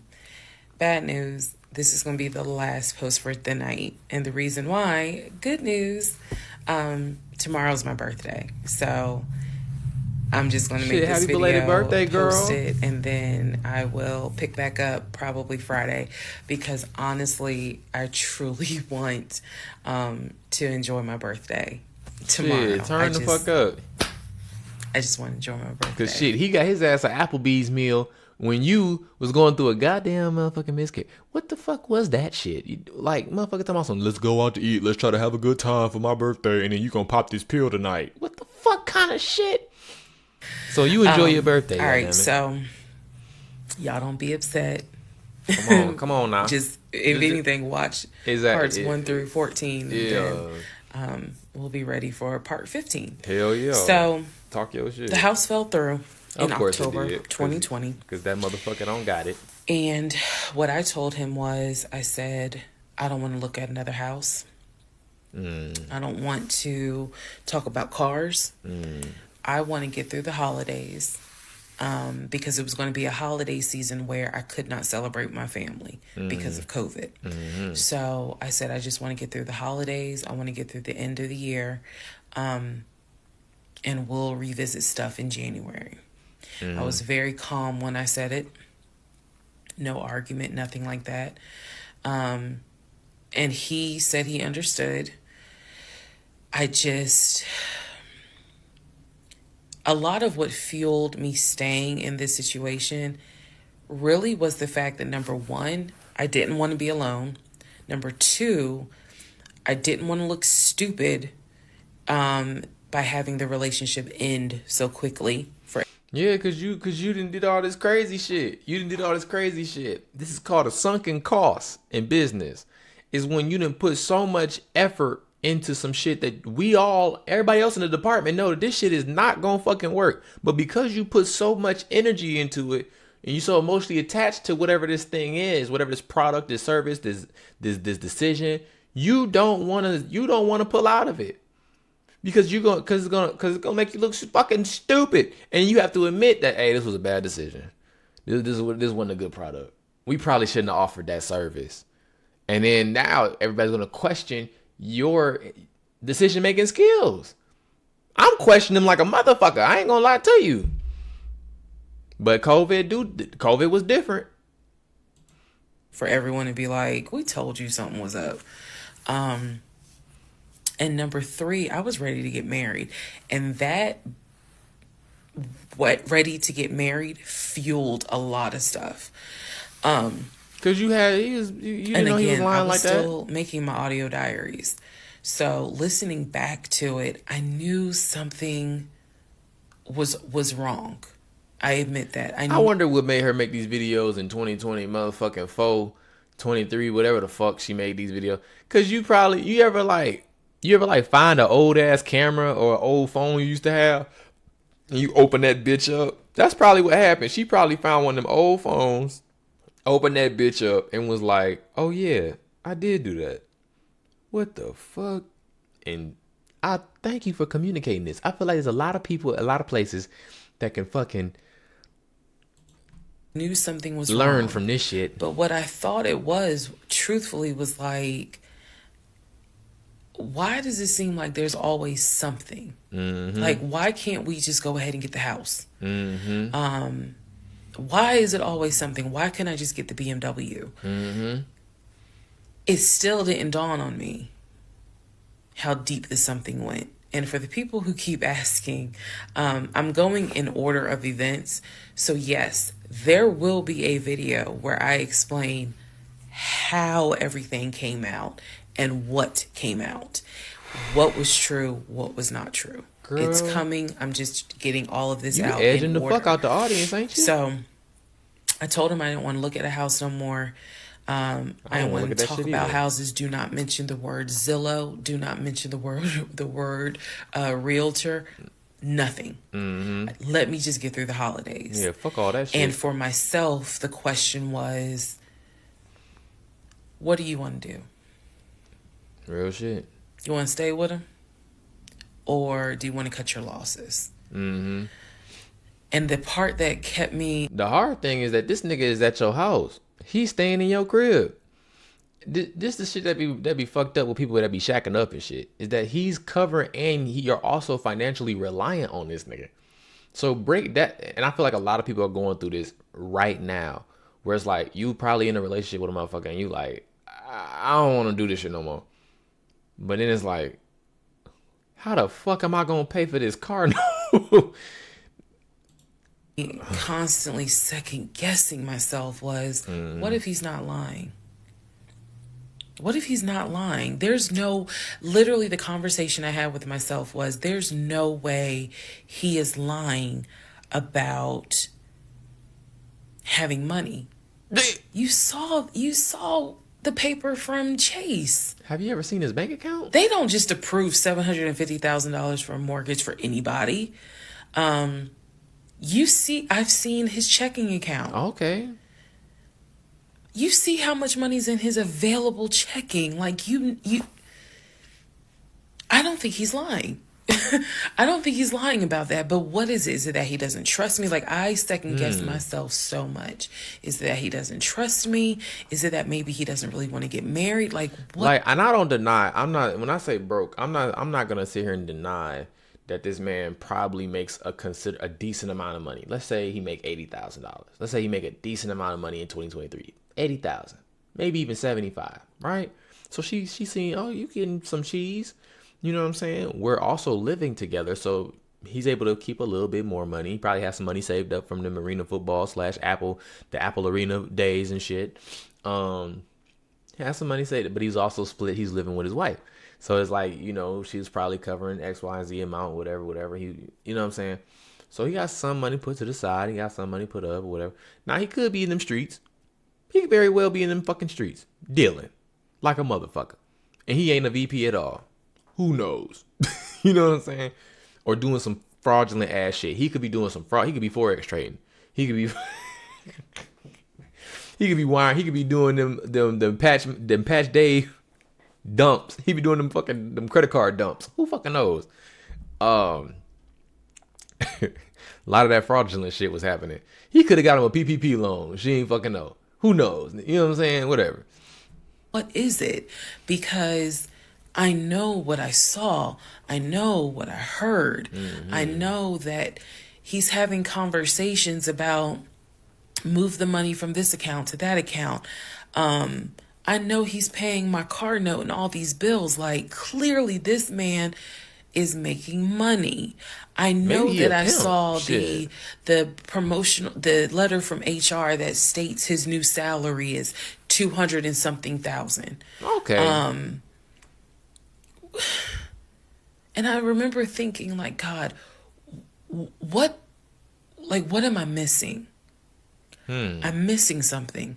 But what is it? Because I know what I've seen. I know what I have touched. I have physically touched these papers. Like, I know how to read. So what is it that I am missing? He's close to his family. He talks to them all the time. You know, he's just a regular guy that just likes to watch NFL football. He leaves me alone when I want to watch Georgia football. You know, he's paying the bills, groceries. I haven't had to worry financially since I've met him. And as a woman who had lived on her own, paying her own bills, my God, that is the most intoxicating feeling when you meet a guy who just takes your stress and your worry away financially. But the downside is he took away the stress and the worry financially away and instead brought a mental fuck job I've never in my life had experienced. And I could not put my finger on it. I couldn't really talk to anybody about it because I'm a big believer in what happens at home stays at home. So I didn't talk to my girlfriends about It's fucked up because I understand that ideology, like what happens in this house stays in this house type shit. But I don't know. I feel like people got to talk to somebody. Like, and you don't have to necessarily say like, because a lot of times you question the messenger, right? If you want to have you can't talk. You don't want to ask for relationship advice from a motherfucker who's been divorced or remarried 3-4 times. You're like, are you really the person to talk about relationship advice? But you may need to just ask the questions because somebody may have been through what you're going through, and then it may not be what it is, but at least you can start to get a idea of if you are on the right track. Because having these conversations with yourself, which a lot of, women be doing, they be having a lot of these conversations with themselves type shit. And you never really get the answer. And if you ask him, all he gonna do is flip it. All he gonna do, you don't trust me. Oh, you don't think, you know what I'm saying? You don't think I can handle this, and this. You saw my checking account. You saw the chase. You saw this. What, you think I don't got it? Like, I don't fucking know, dude. For all we know, you could be selling body parts on the black market, nigga. I don't know what you're doing. about it. I didn't talk to my family about it. But I just remember being like, what am I missing? What is it? What am I missing? Shit. So we did not talk about houses. We did not look at cars. We didn't do any of that for November, December. And he came to me like around Thanksgiving, and what I thought was a very open, loving conversation. And in that conversation, he was like, okay, I know I have fucked up. I know that things are not feeling too strong right now. He was like, I want us to get married. I want a home. I will show you whatever you need to see to put you at ease. This feel He like was very this feel like you playing Yu-Gi-Oh! And motherfucker just pulled a reverse or like a trap card. Bro just dropped the spell card on this motherfucker and like, aha, I knew you was going. like contrite. He was very just like, what do I need to do to put your mind at ease so that you know I'm in this and that I want this and that I love you and I want you to be my wife. So I was like, show me your accounts. Good fucking hit. He showed me his checking. He showed me one of his savings. He showed me a Chase savings. What about that offshore motherfucker? He did not show me the offshore. Of course fucking not. That shit don't exist. And he did not show me the U.S. bank. So he showed me those two accounts, checking and Savings. Chase savings. So I knew that there was money. What I saw in those accounts, there was money. It wasn't I told 700,000. him, I was like, if we're going to buy a house, I want it to be through the mortgage on Chase. I don't want to deal with this proof of funds shit no more. I said, I do not want to look at another house until the beginning of the new year. He said, okay. That is when we then had a conversation. So I guess I lied, because we are going to have a part 15 or 16 tonight. But that is when we then had the discussion about marriage. And that is where religion came into play. He want you to eat them bean pies, don't he? Yeah, I'll give y'all the other part tonight. Stand by. He want you to get them.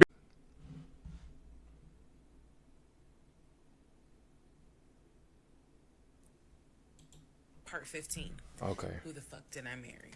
So in December of 2020, around beginning of December, we had a conversation, kind of a come to Jesus heart-to-heart conversation. That's what's up. And both of us had grown up in the church, and the fact that we were not married but living together, the fact that almost had a baby together, bothered both of us. Both of our families, my family and his family, Whoever the fuck were that very is. adamant. Like, okay, y'all either need to get married or y'all need to separate. Yeah. And so I'm walking around with a ring on, which I'll post a picture of the ring because, God, there's so much to unpack. But anyway, walking around with the ring. And That bitch was moissanite. He said to me, whatever I need to do my part to make this work, I'm willing to do. At the same time, it wasn't that I did not trust him as much as it was I felt like I wasn't trusting myself. Because, again, like I said in the previous video, I know what I saw. I know what I've read. I know what I've heard. But fuck, something was not sitting right with me. And every time I would question it in my head, the other side of me was like, okay, you know he ain't lying about the money because you saw it. So you know he ain't lying. Girl, are you that... Like, I remember saying to myself, are you that jaded that you don't even know what it's like to have a decent man? Yes, I really had the audacity to have that thought. So we agreed at the beginning of December, like, we wanted to be together. I believe I loved him. Do you? I believed he loved me. Okay. So the decision was made that we were going to get married. It's still COVID, so we had to follow certain protocol. Yeah. So we filed our marriage license in Fayette County, Georgia, because you could not get an appointment in Clayton County to save your life. Makes so we sense. filed the marriage license in Fayette County. On our marriage license, it asked the number of previous marriages. He said 1, I had 0. It asked for our social security numbers. He put his social security number down. I put my social security number down. Okay. I mentally wrote down his social security number. And I did a background check. Girl! I see? See? That's what I'm talking about. I know you know something. You know something, goddammit. Find out who this motherfucker really is. I did a background check after I had filed a marriage license. Yes. Yeah. But hey, you didn't have the information. You sometimes you gotta play the long game. You didn't have that.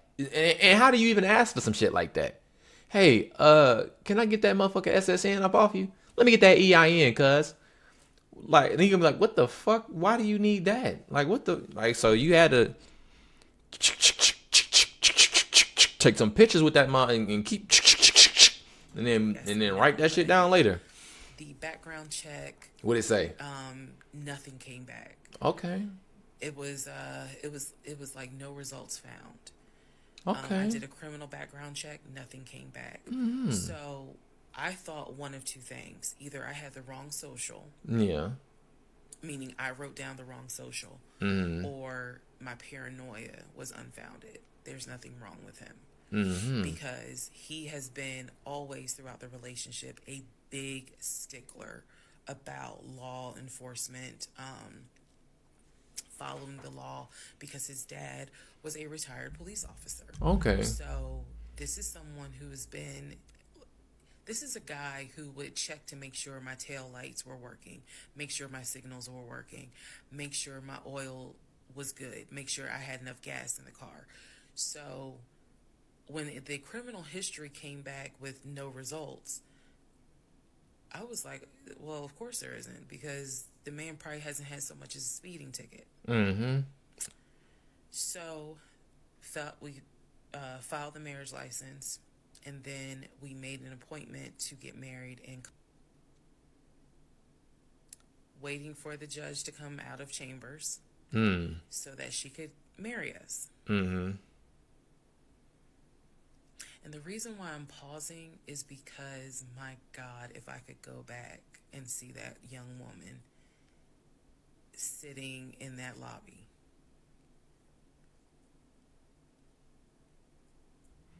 Wow. I know we can't go back in time. But damn, if I could go back in time, I would. And me. Oh, you do. I thought I had a freak in that motherfucking lobby. You talking about you? Immediately, I didn't tell anyone I was getting married because I was afraid that we had tried before in September and something came up. So Oh I my didn't want to tell God. anyone. I didn't want to get anyone's hopes up. I didn't want to get my hopes up. I know that's bad, but again, said I would be honest even if it's ugly. I told my mom, my family that we got married, told my friends. They could not believe it. Like my mother was relieved, but she had no idea about what was going on. My aunt was more like, really? You married him? My friend, the one who took me to the hospital for the miscarriage, was like, I wish you would have told me, like, you deserve to have people there, take pictures and celebrate and all this other stuff. But you just didn't want to get your hopes up. And she was like, she's the type of friend, if you like it, I love it. You rock with him, I rock with him. The moment you don't, fuck I don't him. either. So she was supportive. My other girlfriends were happy for me. They just hated that It happened the way way. during COVID. Yeah, it happened the way it happened. Because they were like, we would have loved to have, thrown you a bridal shower. It's your first wedding, your first bachelorette marriage. party and all of You that. old It just sucks motherfucker. that you Yeah. couldn't experience that. So we got married on a Tuesday. On the way home, stopped and got some wings. Went home, and I had to get ready to go to work the next day.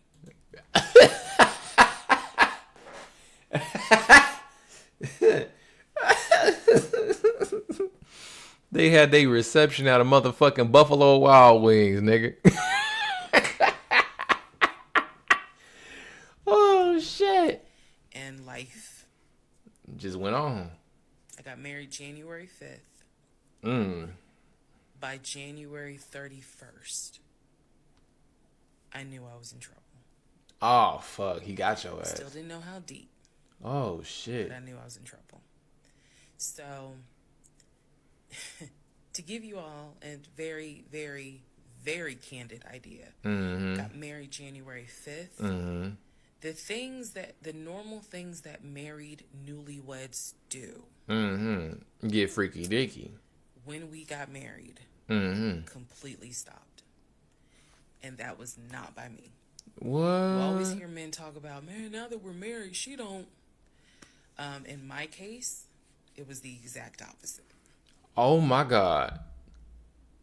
It was the exact opposite. So, Dog. What the fuck? I told y'all hella parts ago. What's that movie? When he was like, ashtray, bitch. Man, y'all better. Tyler Perry gonna have a fucking field day with this shit. Oh my God. He gonna have a fucking field day with this shit. Cause boy, he was taking her out on dates. He was whining and dining her. He was treating her good.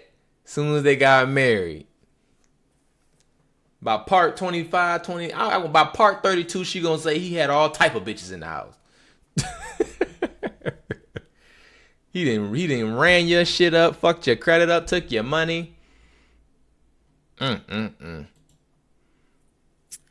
Anyway, because this is not a forum to be all R-rated or whatnot, but yeah, y'all get what I'm saying. No, I got you. So, we got married January 5th. January 6th, I went to work. It was a lot of people congratulated me because it kind of word got out that I had gotten married. January 7th, I filed the paperwork to change my last name. And if you were following me, you can go back like 15, 16 videos, and I talk about how I had to change my name back to my maiden name. But I changed my name within about 3 days of getting married. My attitude was, this is the bed that I made. I'm going to do right by him. I'm going to do right by my marriage. I took marriage seriously, and when I married him, I absolutely married him thinking, I'm going to be with you for the next 40, 50 years. So we're going to have to figure this shit out. That was my mindset. Facts. I did not get married to turn around and be divorced in 6 months. Damn. But I got married January 5th, 2021. Woo. And by January 31st, I knew I was in serious trouble. Oh, fuck. So, that is where we are. God damn. Part 17. Who the fuck did I marry? And if y'all wondering, 16 was a fucking interlude. And I watched anime. Fuck that buffer shit. So, for context and just to clarify some stuff, going forward, I'm going to now call my ex-husband, I'm going to use the name that I call him in real life. So that way it clears up the whole fiance, boyfriend, husband, ex-husband thing. So, his name is Legion. Anyone that knows me will tell you that is what I call him. So, Legion and I, when I left off at part 16, or excuse me, part 15, Yeah. Legion and I got married January 5th of 2021. Okay. For the first 2 weeks, things were fine. We got into like a routine, basically. I would go to work, he would go to work. He was still leaving the house at around 6:15 every morning. He was still on the phone with his brother, the one that lived in Philly, every morning. They would that was their time to talk. From what I was told, the brother got off work. I guess he must have worked the third shift. And so he was getting off work as He was Legion was going getting to ready work. to go to work. So that was the perfect time for them to talk. Yeah. He would talk to his brother in Baltimore and the brother in Augusta. Pretty much, just a quick phone call here and there, if not every day, every other day. So everything was pretty much the same. I would talk to my mom almost every day. I would talk to my aunt almost every day. So it was nothing to kind of, that's weird. Yeah, shit. These motherfuckers make me feel like I need to reach out, because I be texting and I be in the group chats and I'll like some shit. I'll double tap some shit, Damn. What the fuck? I hope you having a good time. You know what I'm saying? I don't fucking know, man. But y'all calling you're on the phone. You on the phone with a mother? Oh, wait. It's COVID. It's COVID. It's COVID. I'm like, what the fuck? You calling motherfuckers every day? But it's COVID. Y'all not seeing them. So y'all talk, okay, you can't just pull up on them. type shit. I feel that. Because at first I was like, what the fuck I don't know. Maybe it's just me. Maybe I'm fucked. That's what the morning routine was. He would talk. Yeah, you're on the phone and shit. So I worked at Georgia State Patrol.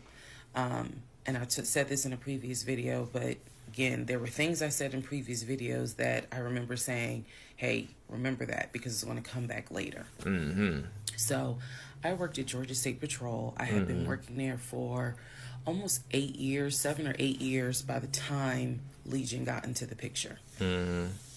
He was fine with the fact that I worked within law enforcement. I'm not a trooper. I'm not a sworn officer. I'm a civilian. However, he, again, his dad was a retired police officer. So he respect what you do. He was perfectly fine in the beginning with the fact that I worked for Georgia State Patrol. He had been to my office before. He had met some of my co-workers. Obviously, even with COVID, because I still had to go into the office 2 or 3 days a week, he had been up there. So the friend who took me to the hospital when I had my miscarriage has met him.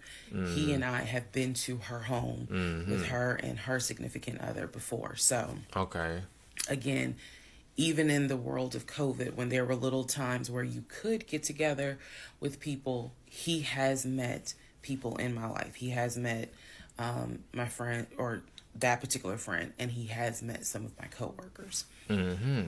So when we got married, the first 2 weeks, like I said, was fine. And then it's as if something snapped. What the something fuck? just changed. What was totally acceptable before, suddenly little comments were made. What the fuck? Why are you wearing that to work? Uh-oh. You get off at 3:30, so you'll be home by 5, right? Things that had never happened before. He had never questioned what time I'm going to be home. Really, he didn't need to question it because when I'm off work, I leave. So she said, fuck that, I'm it was gone. never a situation of, I'm going to just sit around at work and just run my mouth because I have nothing to do. No. He keeping tabs on that schedule. He keeping tabs on that schedule. He locked you in. I swear I done seen I seen movies like this. He locked you in. He got you he got you now, right? So now he need to know your schedule. He need to know where you're going to be, how you're going to be. But he got to make it look like I'm jealous. I'm trying to be controlling. When really, he just want to know a good time to cheat. He just want to know a good time to cheat. He just want to know a good time to have niggas and bitches in your house. And when not to have them in your house. But he can't make it look like that. For whatever reason. And then it turned into, he would call me every day from work, and I'm going to demonstrate how those phone calls went, but he would call me every day from work, and if he even so much as heard a male voice in the background, he would have little comments to me. Who was that? Are they in your office? Man, I never know who's around you, because it seemed like every time I call you, I have the hiccups, sorry. Girl, it seems like every hold time I your call breath. There's some man around. And Projecting, maybe. At first I kind of shrugged it off. I laughed it off because it really, truly was absurd to me. But then it became a bit more frequent. And so I really just didn't feed into it because I'm like, I don't know if this is some insecurity. I don't know if this is jealousy because nothing has ever been done to make you feel any sort of insecure type of way. I've never entertained another guy, never flirted with another guy. Like, I don't know where this is coming from. Y'all met on fucking Hinge. So it is also important to note, we got married January 5th. Things started changing around 2 weeks later. And the reason why I know it's 2 weeks is because I had recorded an audio diary on January 21st is the date of the audio diary. And I talk about how motherfucker acting maybe weird. I had unrealistic expectations of marriage, because it seemed as if things were changing. Yeah, like you thought you was finna get married. Y'all was finna be running through the motherfucking motherfucking prairie and shit with the grass and the dog and the fence and this motherfucker, shit. He and I. So 2 weeks pass. He starts making little comments. End of January comes. He informs me that he wants to start looking for a house again. I had no real desire to go through that process. So what he decides is that he's going to look for a house for us using his friend, the guy, realtor, the one I did not meet. Yeah, the guy you don't fuck with. So he tells me that he and his friend have been talking, and he's going to start looking at houses. And what he's going to do is basically, if he feels like it's a house I would like, then he wants to show it to me, because he feels like, I know that your attitude really isn't, you're in the mood to look for a house, so I'm gonna start looking, and then if I think it's a great house, then yeah, it makes sense. Come see it. No reason to bring your ass along every fucking time. And I remember thinking, that's not gonna work. You're not gonna choose a house without me. And he was like, no, I'm not gonna choose the house, but I just think that, me and old boy have been talking, and so I don't think, I can't speak for motherfucking Legion. What kind of name is that? I think he's saying instead of bringing you along through the process, he would just show you the best picks, I guess. At some houses that he is representing, he wants to show me. So why don't you let me look at it? And if it's worth the time, then I'll bring you to look at it. So he already had some sort of plan in place after talking to his friend about how he's going to start looking at houses. This is the end of January 2021. So I kind of threw my hands in the air and was just like, whatever, because I'm not getting emotionally involved in looking at houses. Yeah. And for me, that's kind of what it was. I felt like I would see a house, I could picture us living there, and then it gets snatched away somehow, some way. I didn't want to go through that. So the reaction that he wanted, which was for me to throw a fit, I did not do. I was just like, okay, all right. Like, I trust you. And remember that I said the reaction he wanted, because that's going to come back later. Oh, shit. So he started looking at houses. As he should. Funny enough, the houses that he looked at, none of them I actually saw.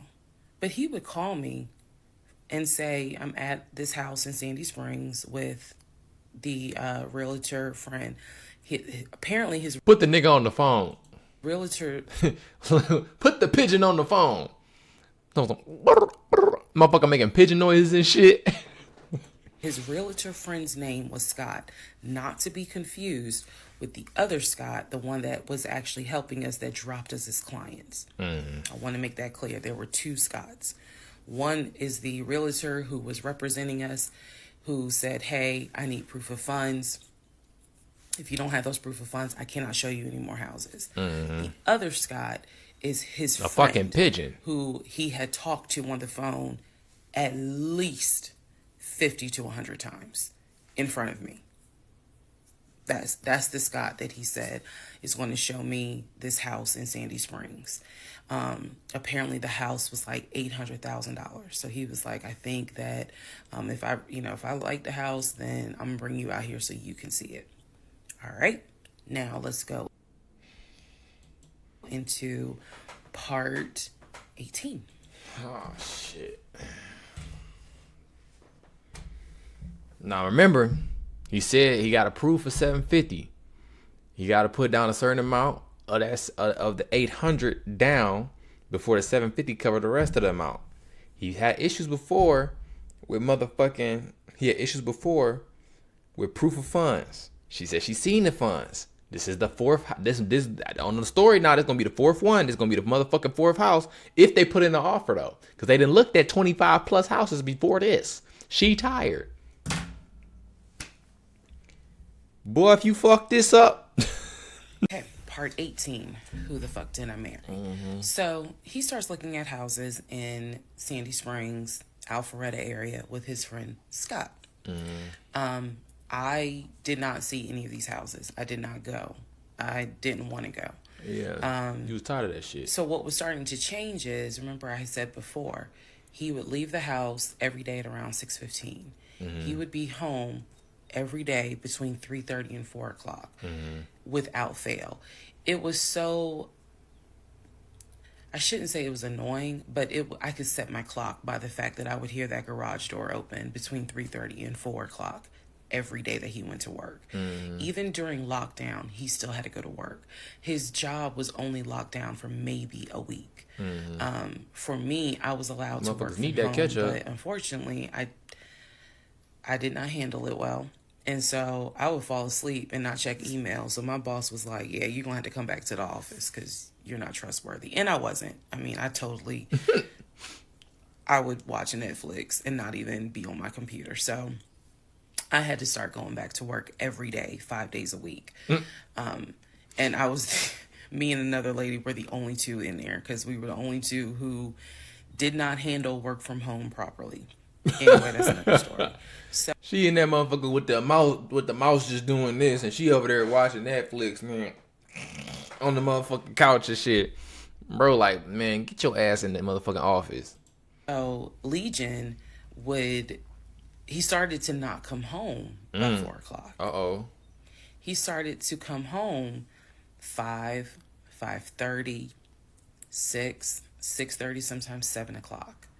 Because he was saying that he was looking at houses after work with his friend Scott. So it definitely was noticed that things are changing. And I just, at this point, kind of emotionally and mentally, I was just like, I don't know what to do. This is the end of January. Remember, I told you in part 15, I got married January 5th. By January 31st, I kind of knew I was in trouble. And by the end of January, sure enough, I knew things were changing in a way that I was like, I hate to sound redundant, but what the fuck is going on? So he's still maintaining the story of looking for a house. I had already let him know my lease is up in August. When my lease is up in August, I am moving to Cobb County.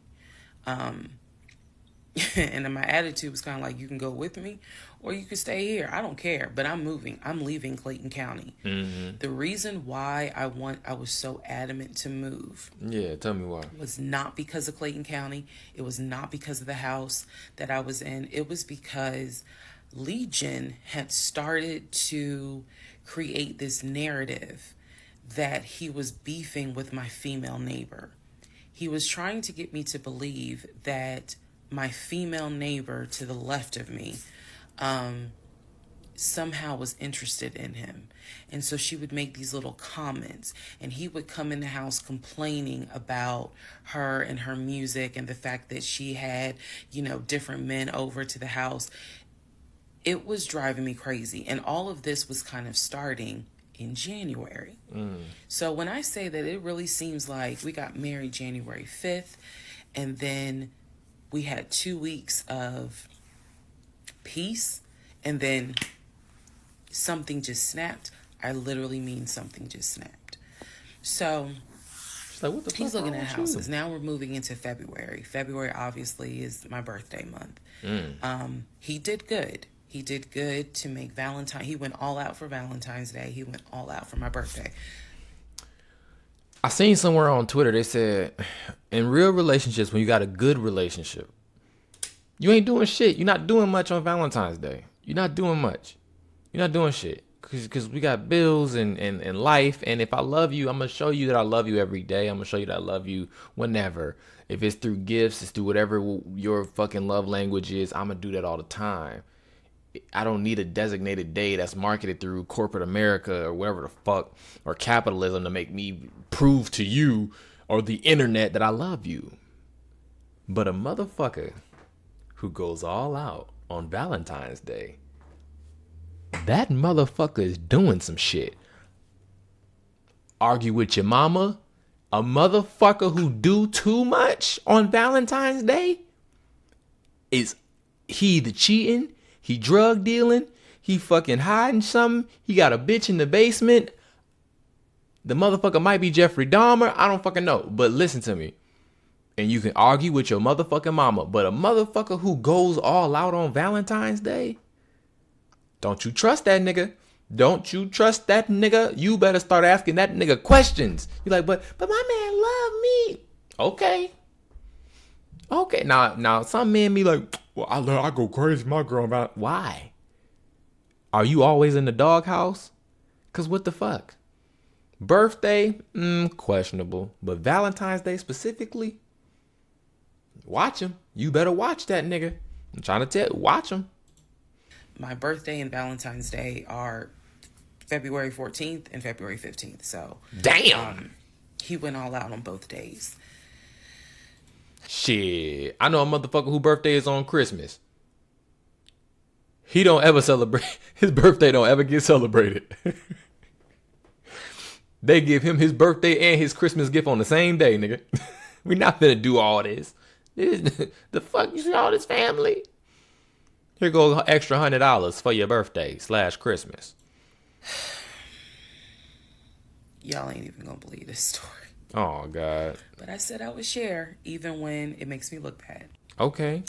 So, the weekend after my birthday. And what I mean by that is, if my birthday was on a Tuesday, we're talking about Saturday. Yeah. The weekend after my birthday, he gave me money to go to the nail salon. Go get a manicure and pedicure.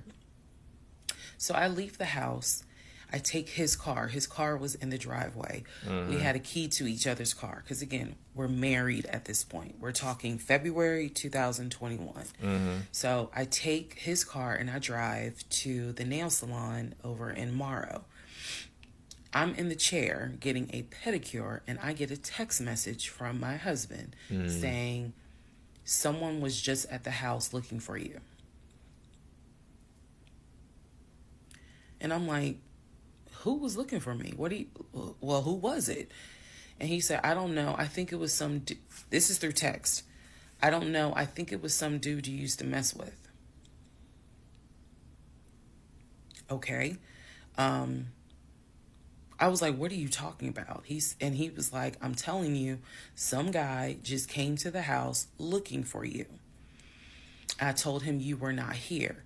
So at this point, y'all, I'm in the chair at the salon. Fucking up your nail salon I'm shit. Freaking out because Hell I'm yeah. like, who the fuck? You trying to think like, who the fuck know where I live? And when the last time I didn't have a motherfucking shadank-da-dank? Has the audacity to come to my home unannounced, uninvited, talking about they're looking for me.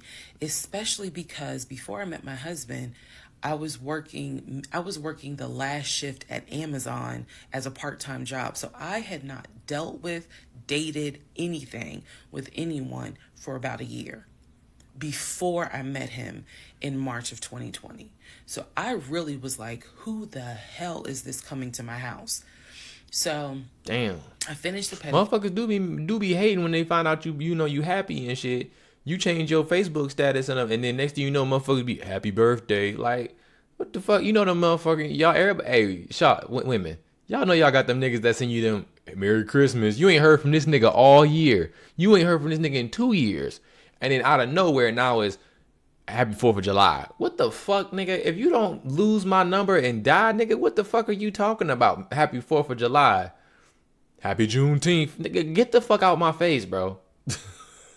I head home. Once I get home, I'm like, what are you talking about? What happened?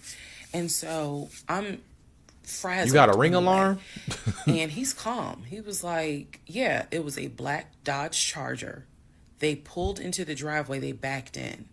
They backed in as if they had been here before. So clearly this was someone who's been to your house. He got out the car. He said, I opened the door and I went out there and I said, is there something I can help you with? And he said, the guy said, I'm looking for, and gave him my name. And he said, I'm sorry, she's not here. And he said, he was like, oh, okay. All right then. And just got in the car and drove off. And I was like, my brain stopped working. Y'all got no security Because I'm systems? thinking, who the heck could this be? A Dodge Charger? I was like, are you sure that it wasn't law enforcement? Like, was it the sheriff's office trying to serve me with a lawsuit for a credit card I didn't pay?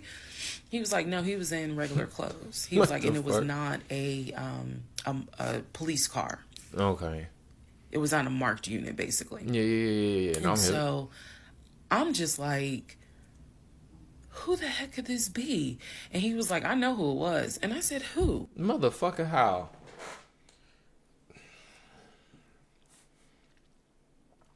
A black Dodge Charger pulled up looking for motherfucking Reesa Tessa.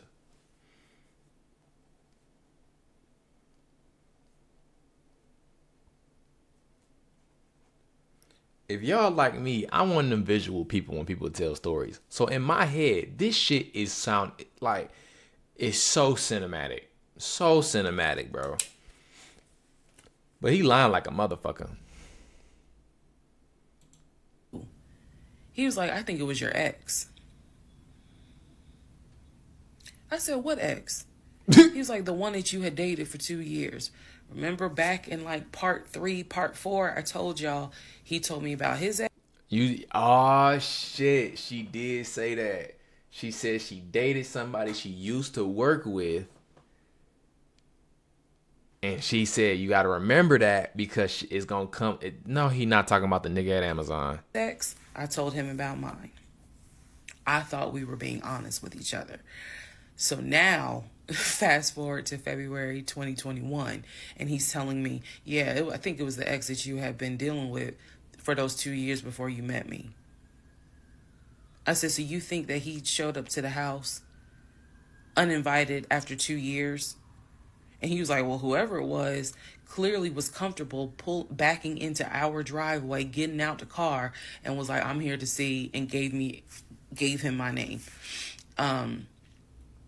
And so he was like, she's not here. Is there something I can help you with? And the guy was like, nah, it's cool. And then just got in the car and drove off. So, again. Them birds is twerping, nigga. What time was it? Like early as fuck in the morning. Could this be? So then Legion says to me, you know what? The way that you reacting to this is real suspect. And I'm like, what are you talking about? He was like, you over here freaking out. I told you I took care of it. I told you it was fine. And you over here freaking out, which makes me wonder, what have you been up to? Now, let's go to part 19.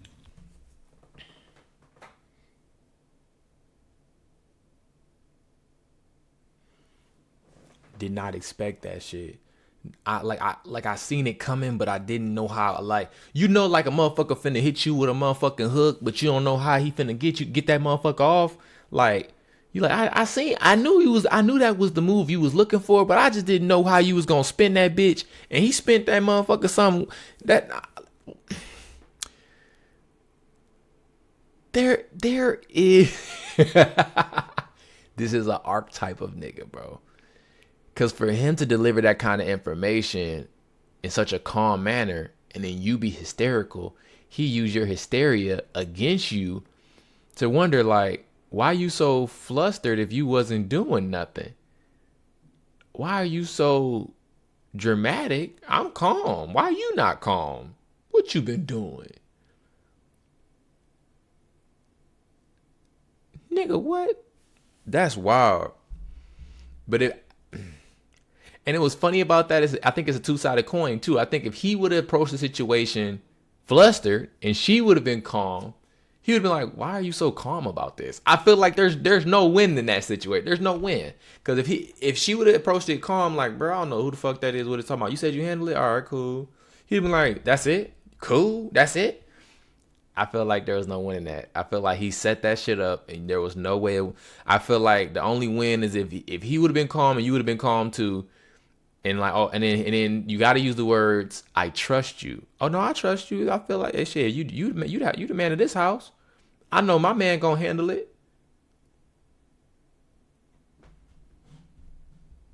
Cool. Okay, part 8. So the nigga came to your house. Team, who the fuck did I marry? Who did So you he marry, says to dog? me, the way you're acting is real suspect. Of Because course I told it you is. it was fine. I took care of it. He was like, I ain't even worried about it. He was like, obviously, You that must. nigga didn't know that you now married, that you've moved on. And so now he knows it. But for me, it was the fact that I don't do pop-ups.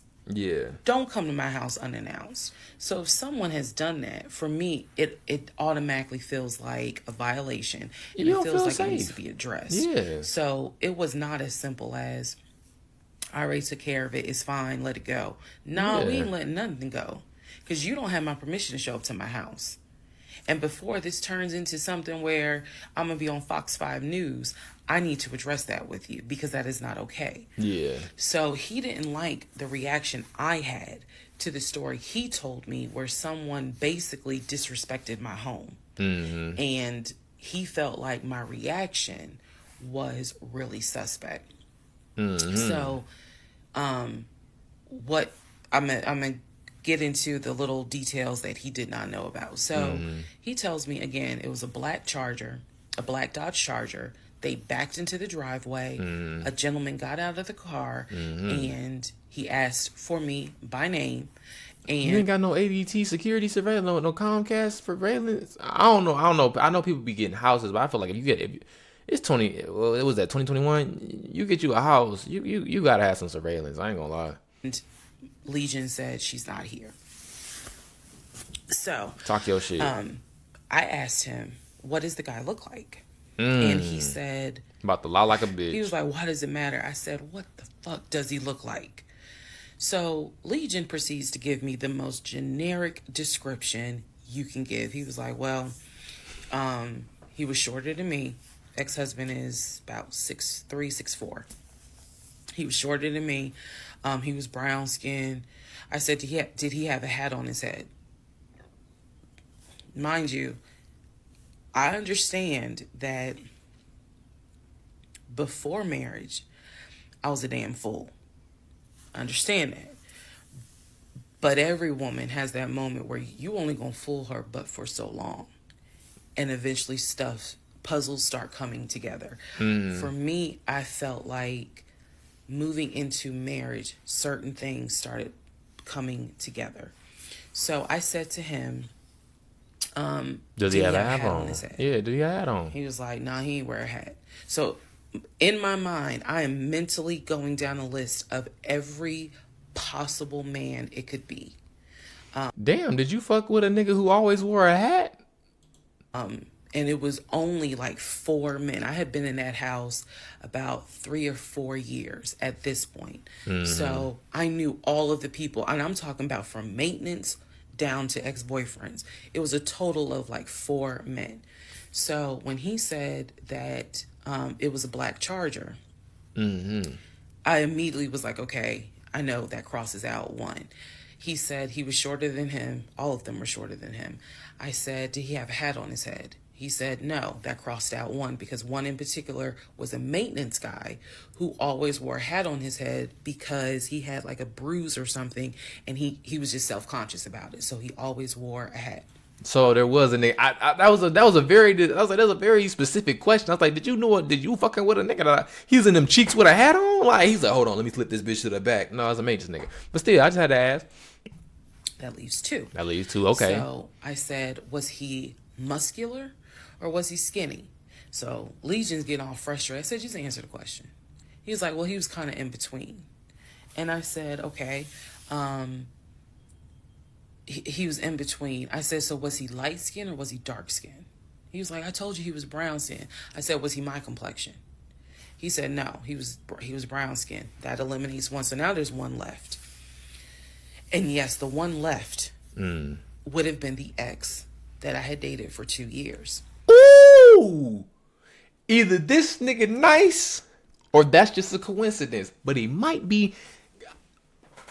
That nigga, he can't be that nice. He can't be that nice, bro. He can't be that fucking nice, bro. He can't be that nice, bro.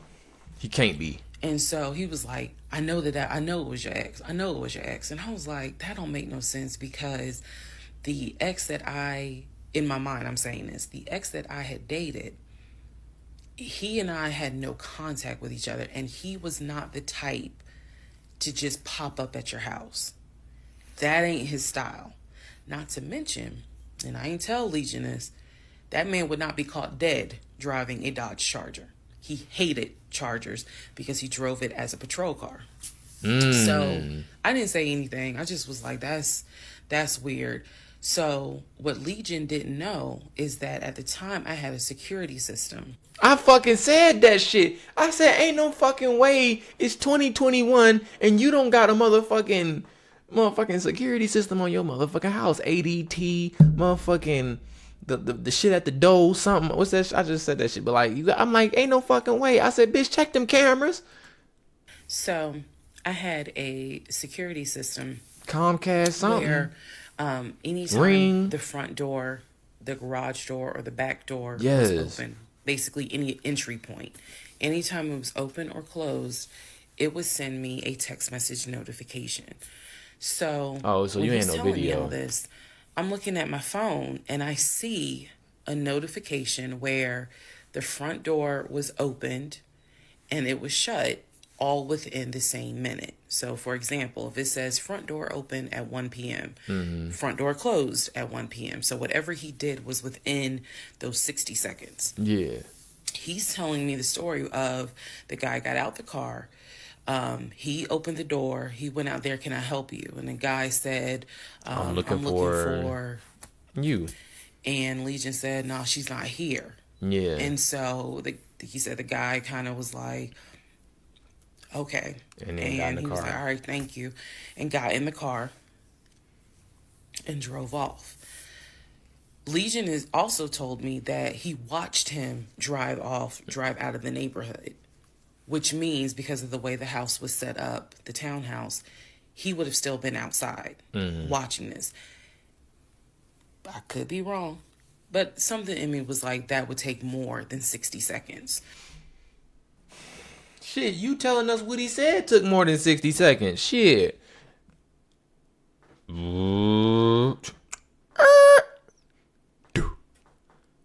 Hey man, can I help you? What's good, cuz? Is Reesa Tessa here? She ain't even here, big dog. Anything I can help you with? Nah, cuz, no, don't even worry about it. I'm smooth.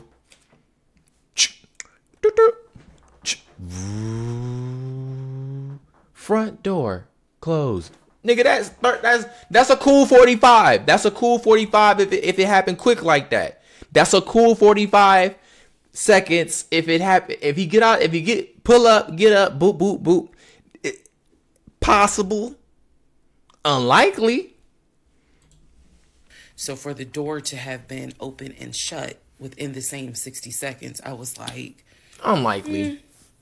okay. Unlikely. So also what he didn't know, we didn't have a Ring door camera, but my neighbor did. And her Ring door camera caught my driveway.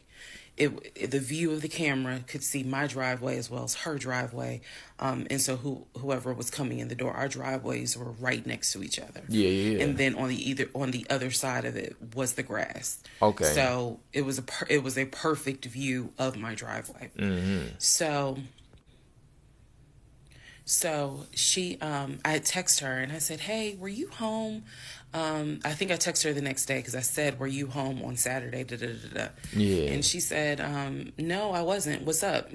Everything good? And I said, can you look at your security system and see if there was a car that came to my house at such and such time? And I know I did not tell her the reason I was asking, but I was like, is there any way that your security camera caught if someone came to my house at this time on Saturday?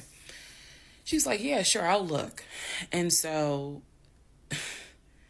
maybe about a couple of hours later, she texted me back and said, hey, I looked at the camera, but I didn't see anything. Damn.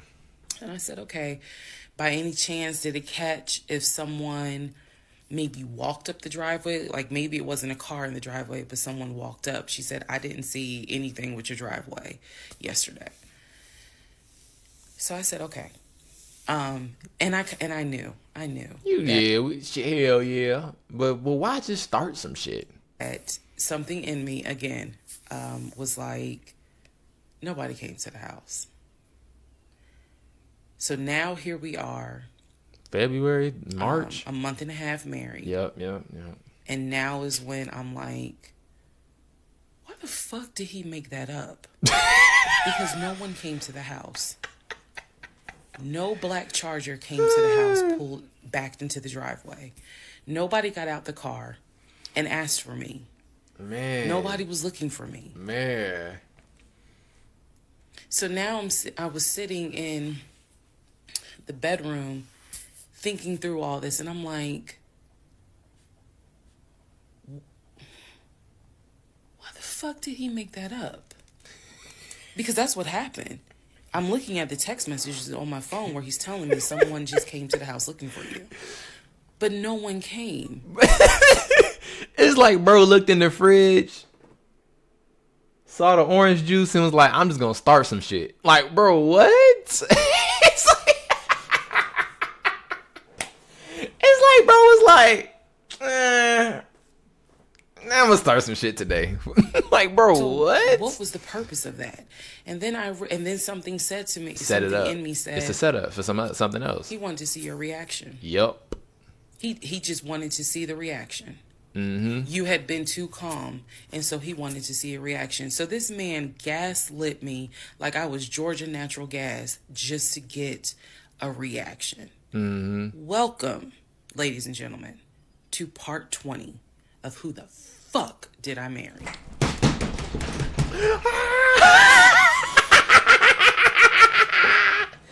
Oh shit! Oh shit, cuz. Oh shit. This shit get good. This motherfucker is different. This motherfucker different. Ooh. Oh my god. I told you wasn't no win in that shit. Wasn't no win in that shit, bruh. You was not finna win that shit, bruh. God damn. Hold up. Okay, sis. Right, part 20 of Who the Fuck Did I Marry? So you looking good. You done pulled it with the bust down. Incident, Black Charger incident was crazy. We're quiet. Legion was fine. Okay. Legion slept just fine. Me, that shit played over in my head for days and days and days. Because what the fuck? On one hand, I was like, I know nobody came. Mm-hmm. My head knew nobody came to the house. Mm-hmm. My heart was like, but maybe he didn't make it up. So the head and the heart were absolutely playing a tug of war. Because, again, I really couldn't fathom that he was making it up. But nevertheless, I filed it in the back of my mind, in my little filing cabinet, my mental filing cabinet. Hell yeah. So, a few weeks later, we go out to eat at this restaurant in Atlanta. Mm-hmm. It's a burger place, and I'm going to do my best by the time I post this to put the name of the burger place on the screen. Okay. So we go to the burger place, eat dinner, everything was fine. As we are leaving, he says to me, Did I ever show you where my grandmother's buried? This is the grandmother that passed away from COVID in 2020. I ain't gonna lie, bro.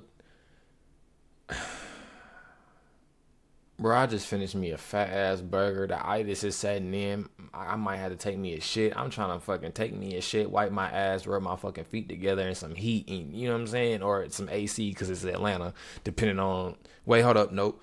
Because it's about, February, March? So it's probably still cold outside. And you talking about some you talking about some grandmama grave. I got cosmic fried seasoning under my goddamn fingernail. You talking about a grave. Go ahead, dog. And I said, no. I was like, we haven't been over here.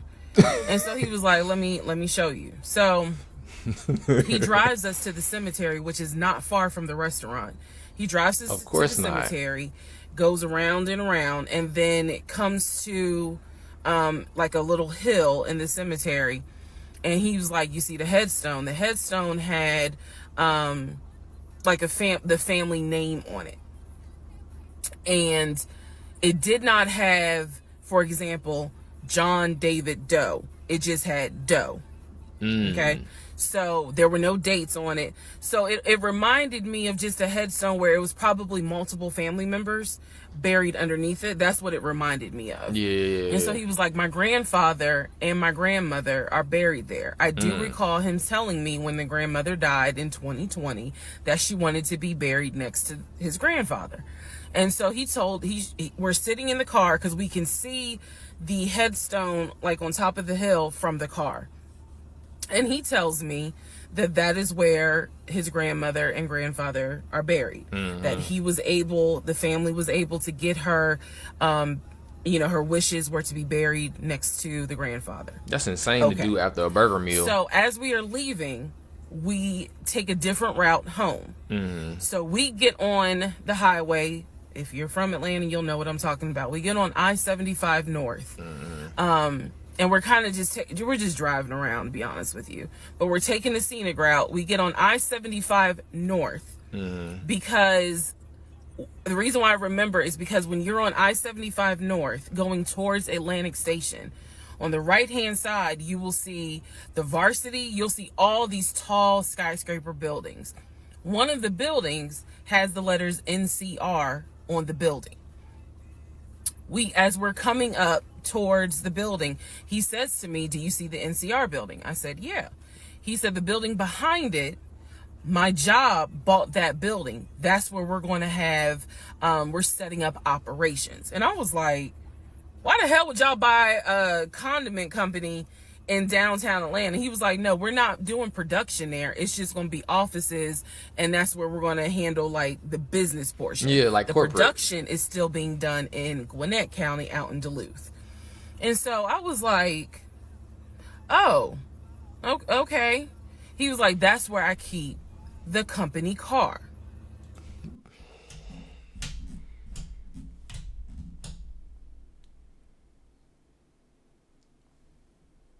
What the fuck are you talking about? What company car? So I was like, the company car. Right. Fucking right, nigga.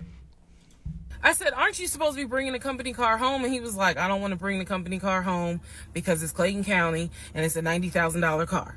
And I don't want no problem. Have you even seen the company car? So he's telling me that he keeps the company car at the building downtown Atlanta that's behind the NCR building.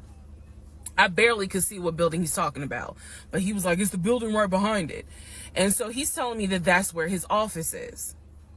So I said to him, take me to your office. I know it's a Saturday, but shit, you one of the VPs, right? So take me to your office. No, I had not been to his office simply because, again, COVID. So I was like, take me to your office. And he was like, I can. He was like, that's no problem. So do I have the other phone? I do. So y'all are in luck. So I can maybe reenact how this goes. So he gets off the exit and starts driving towards the NCR building. Okay. While he's driving towards the NCR building, he always has kept his phone in his left pocket. This is my left hand. So he pulls his phone out and he starts calling. He tells me he's calling Willie.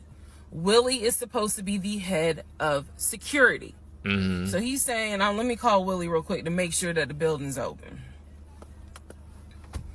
So he proceeds. This is another phone. But I ain't gonna lie, this is some old ass shit, man. And then she's saying, and the reason why I say this is some old ass shit. Y'all tell me if I'm lying. Who the fuck? What old ass? That's some old ass shit. That is some old ass shit to be putting your phone to your motherfucking ear while driving. It is 2021. You don't got no AirPods. You don't got no speaker in the car. You don't got no fucking, what's it called? The little shit. One of these type of bitches got your shit on the thing and you just talk. I don't fucking know. But this shit right here, to the ear, nigga, stop. He proceeds to go ahead and call Willie. We're still driving, by the way. We're still driving. I'm on the phone, scrolling through Facebook, trying to figure out some random shit. But he's driving with the phone up to it. So, driving with the phone, next thing I hear, hey, Willie, it's Legion. Mm. Hey, how's it going? I'm good. Hey, is the building open? No, I just want to take my wife up there so she can see it and see my office. Are you up there right now? You're not? Okay, is Mr. Justin working? Okay. So is there anybody up there that can physically open the building? Because I don't think my badge is going to get me at least in the front door because of it's on the weekend lock. Okay. That makes sense. To some degree. All right, let me know. All right. Thank you, Willie. Bye. Y'all see how I did that? He's having this whole conversation while I'm sitting in the passenger seat. So then he gets off the phone and he says to me, Willie is not working and Justin apparently called out sick. So the building is locked and my badge won't get us in the front door. He was like, Willie's going to see if there's some. Well, fuck it. Just pull me up. Just pull me up to the bitch. Let me just see the building. Shit. Let me just see the fucking building. That way I know where it's at and I can just pull up on your ass on a lunch break or some shit and I'll see the building in, motherfucker. How about you just pull me up to the bitch so I can see the fucking glass doors, nigga? Someone else that can open the front door so we can actually get in. He's like, my badge will get us on the floor, but it will not get us in the front door. No one ever called. So when he's getting off the highway, he basically turns onto Spring Street. Again, there's all kinds of shit I distinctly remember. He turns onto Spring Street so that he can then get on 75 South so we can go home. Never saw the office that day. But again, this is where he's saying that he leaves the car. A company car.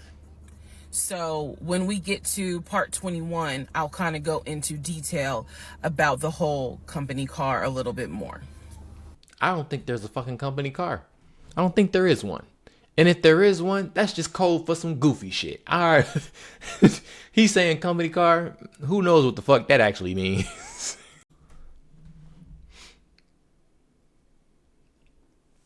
Oh my goodness. Ooh, Lord Jesus. Part 21, who the fuck did I marry? Girl. So, the company car apparently was a charcoal gray BMW. I believe it was a 5 Series. It was a 5 Series. I don't know much. Hold on. Now, y'all remember a few parts ago, they was looking at vehicles because he said he was allowed a certain amount for a car that's a company car, and they were looking at vehicles. Then he wanted to buy her a car, and that's when they got into that whole spiral of looking for cars. They never, and he had an issue with the wire transfers when he was trying to get the car for the financial department at the company to get the company car when it was at the BMW office and shit like that. And then I think they went to go see an Audi, and a similar thing happened at the Audi office. I think that was for her car though.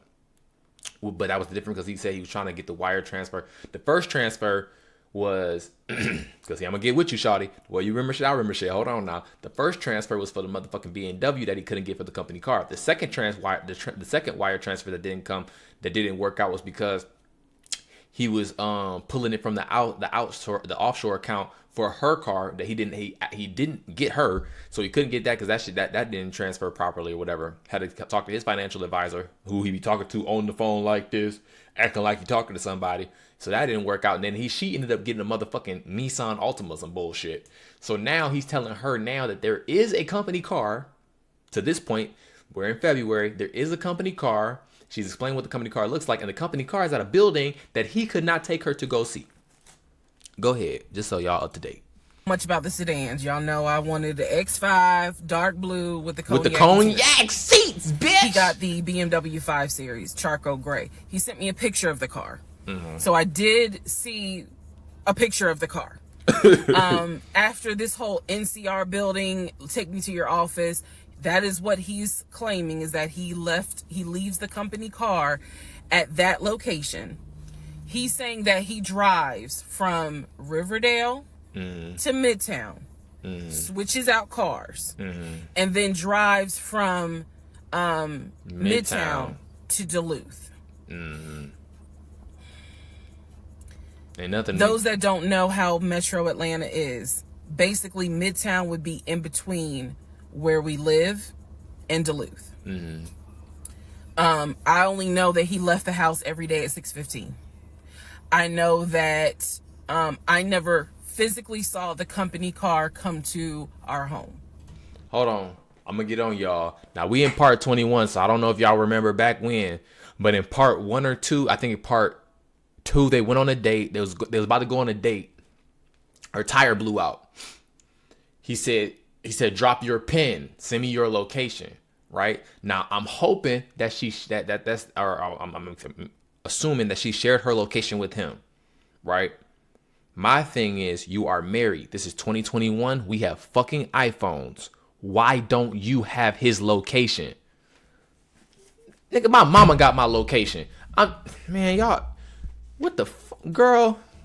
It's all pictures, plural. How you getting catfish with a nigga in your bed?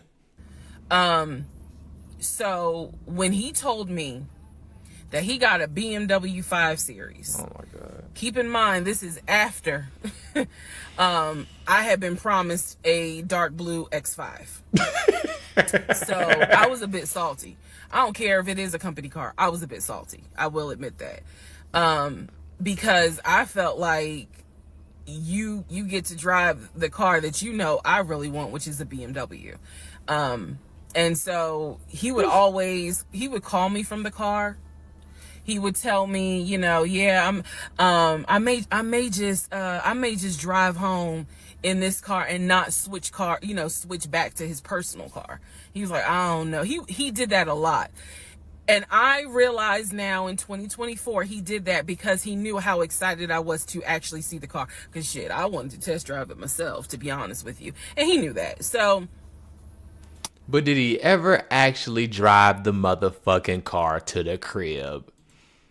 Reactions. So he would say stuff like that, like, man, I'm so tired. I might just drive the company car, go ahead and go home. And then, just let me park it in a garage type thing. So eventually he stopped doing that because I didn't want to hear nothing about that car. I'm driving a Nissan and you driving a BMW. And let's talk about the funds, because she driving a Nissan, he driving a BMW that is a company car. And you're giving her help to pay on the car note, but she says she's seen his bank account. But she only saw 2 out of the 4 accounts that he said he had. So I don't know what's going on with the fund situation. It's such a weird thing, because she says she's seen that he's making money, but a lot of the things that she's seen are printouts.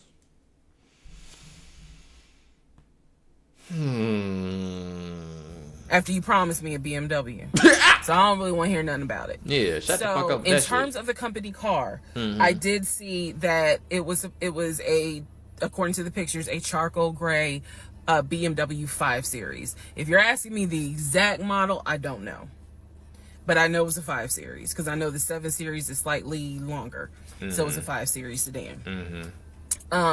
So after the whole situation with bitches in that motherfucker. the cemetery to see his grandmother and grandfather's headstone, then there was the NCR, the office is open, oh, it's not open, Justin ain't working, Willie ain't working. Willie's supposed to be head of security. But he ain't working. Okay. So at this point, I'm Willie already can't get a day off. It is important for me to point out how numb I became dealing with him. Yeah, you just didn't give a fuck. Mind numbing. Yeah, because I just got to a point where it was like, there's always something. Yeah. There's always something. Just pay the bills, nigga. Of course we're not going to go to the office because there's going to be something. So this is the end of February. My birthday had already passed. There clearly was tension on my end, not so much tension on his end. Yeah, so I get home a couple of weeks later. We are now in the beginning of March. This is something personal about me. The only way you would know this is if you know me. I have been dying to go to London and Paris. I had a layover in London when I did a study abroad, but It's not the same. I want to go to Yeah. London and be a whole tourist. I don't care. I don't care. I don't care. I want to see Buckingham Palace. I want to see the Tower of London. I want to see Paris. I want to see the Palace of You Versailles. love you some colonizers. This is something, if you know me, you know she wants to see Paris. She wants to see London. That shit funky in Paris. So I get home from work. This is the beginning of March. I get home from work. Don't And hold on. on the Hell no. Oh shit. Beginning of March. Let me.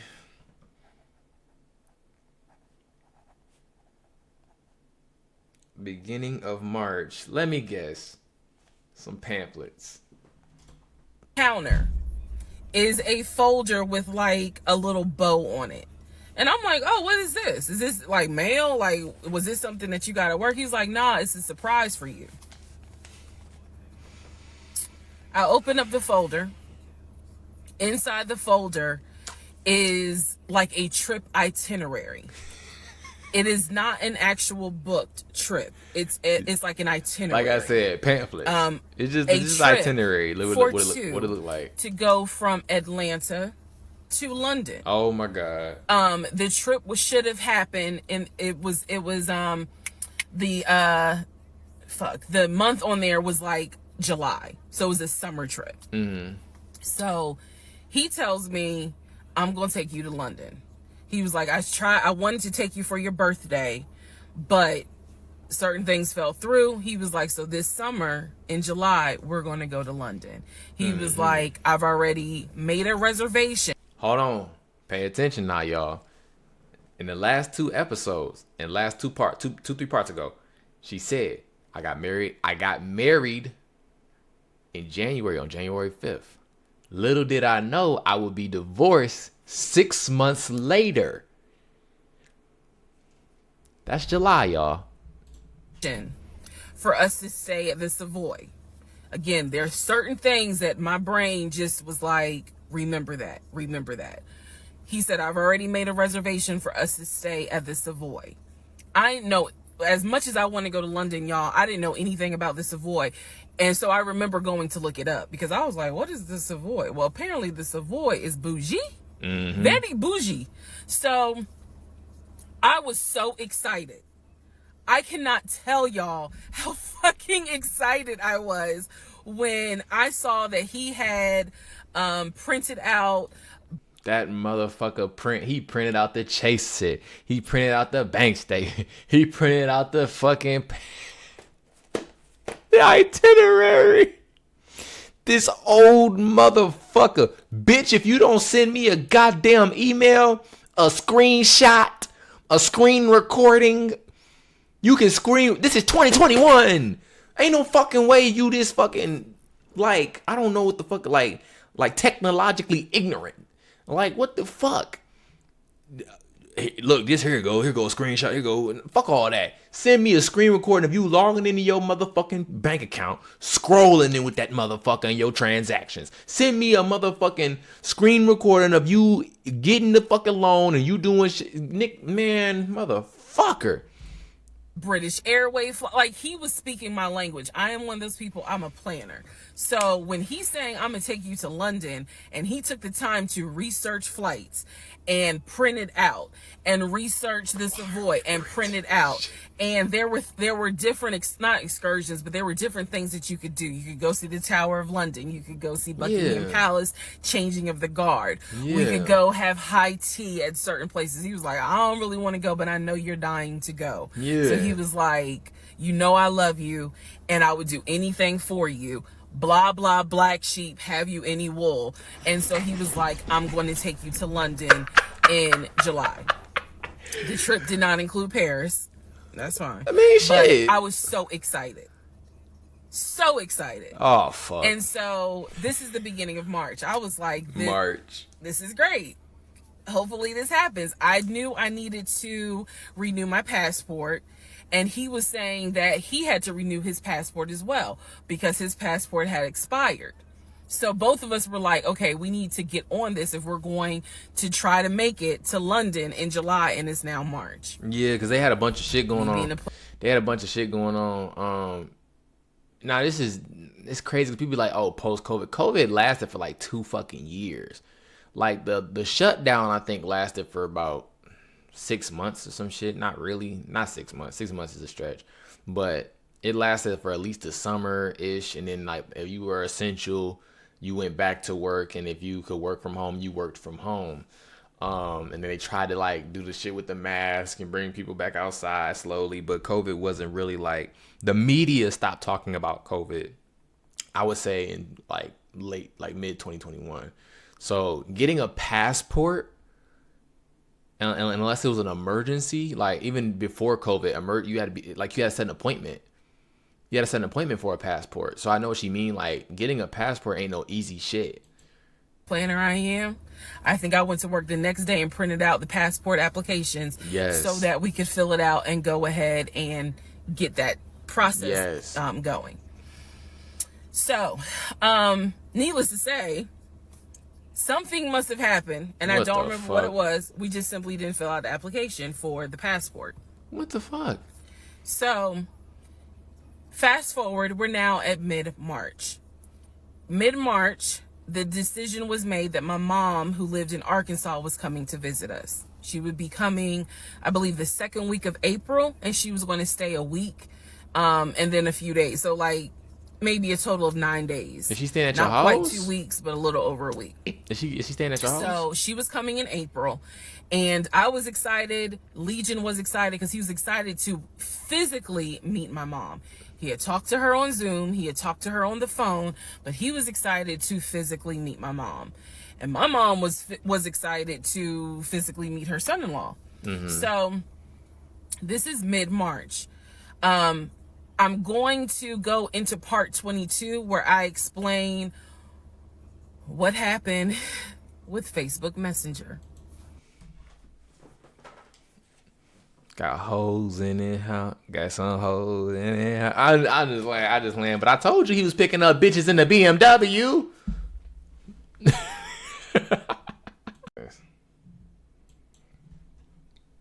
Me too. Who the fuck did I marry?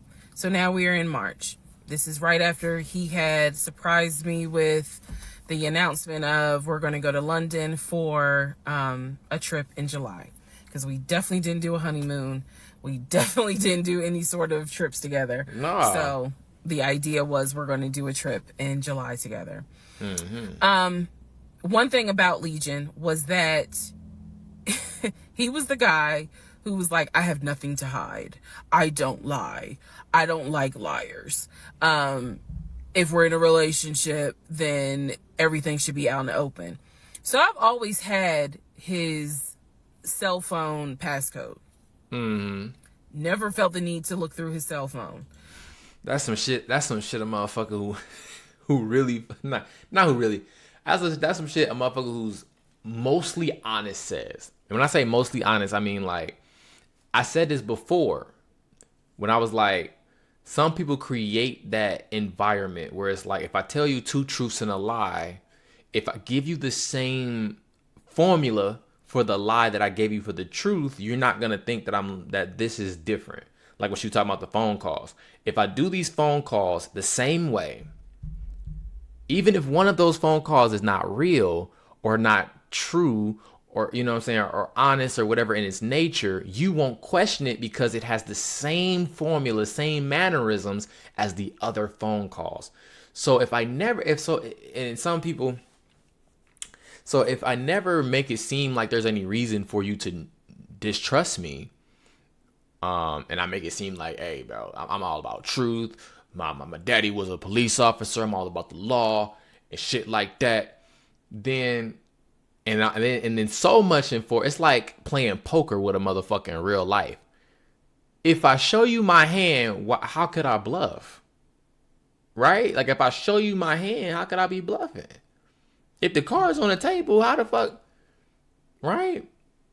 But it's like playing with 21 Savage. Nigga, the cards is marked. Nigga, the cards is marked. Nigga, the cards is marked. And funny enough, I can tell y'all right now, disclaimer, I will never go through a cell phone again. You cheating piece. So anyway, so one day, this is mid-March, around March 20th. So we're heading in towards the end of the month. He was in the shower. Keep in mind, my mom is coming for a visit in April. So he was in the shower and he received a text message on his phone from a woman. Oh, shit. The text message, because it was a preview. So the text message was something where if you didn't know the context of the text thread, you could either go left or you could go right with it. Yeah. So me being just curious, I opened up the phone, put the passcode in, read the text, then read the thread. Come to find out, it was a text from his aunt. His aunt and his ex share the same name. That's why I say it could go left or it could go right. Text was from the aunt. So I looked at the text, went through the thread, nothing in there. So I went ahead, X'd out of the messages. I see that he has Facebook Messenger downloaded.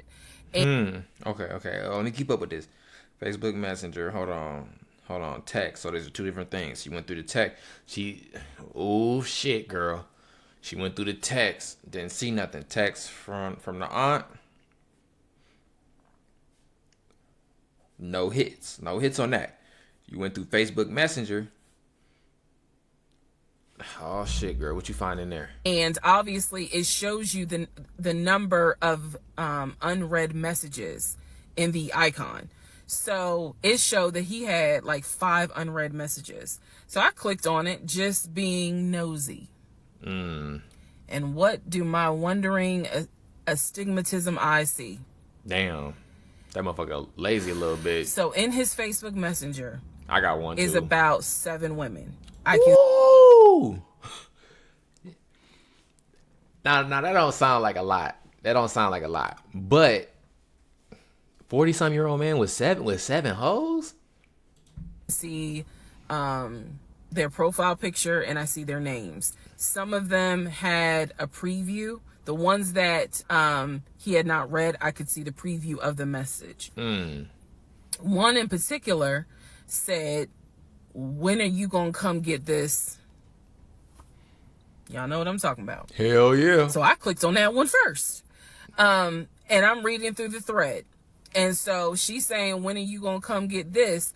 But earlier in the thread, or further back in the thread, he had asked her, "When are you gonna give me?"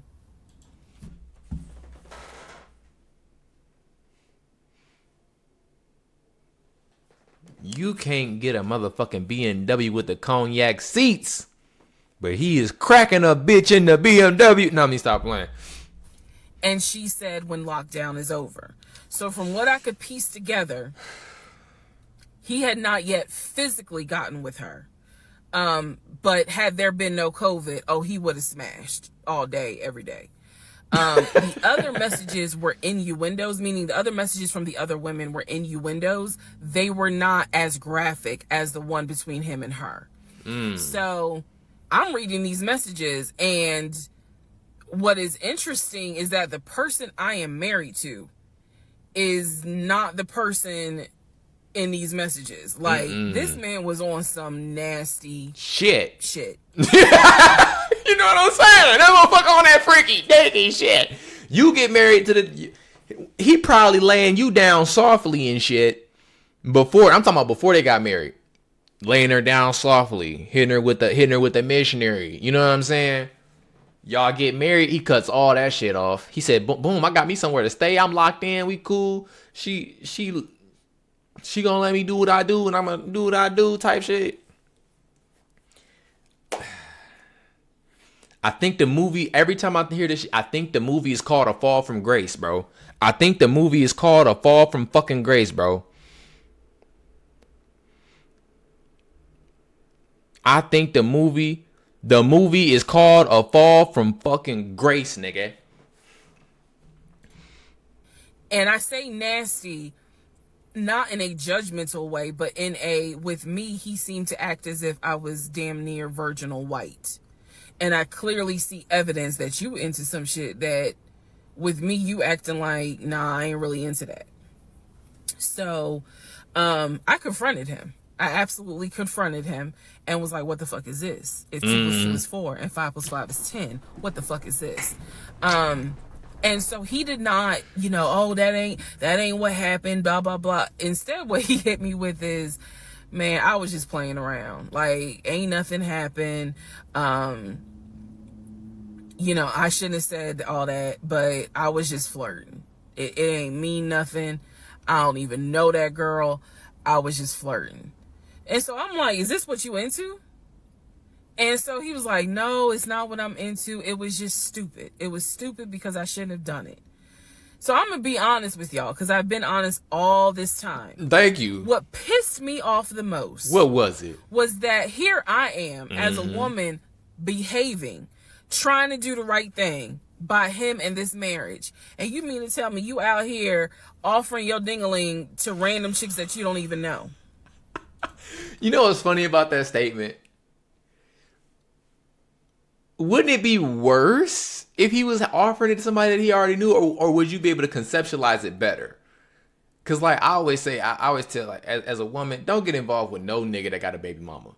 Don't get involved with no nigga with a baby mama. If he got 2, 3 baby mamas, I'm not saying that niggas with baby mamas don't deserve love. It's just like, if you can choose otherwise, if you got the option of some other, don't go with the nigga with 2 baby mamas.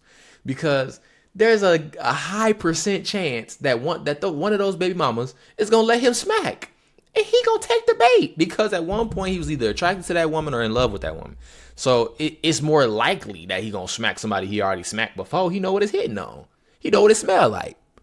You know what I'm saying? Like, but a stranger, you like, oh, you talking to stranger, offering your ding-a-ling to strangers. Would you rather him offer it to his ex-wife? Like, he shouldn't be offering it at all. Fuck it, come on.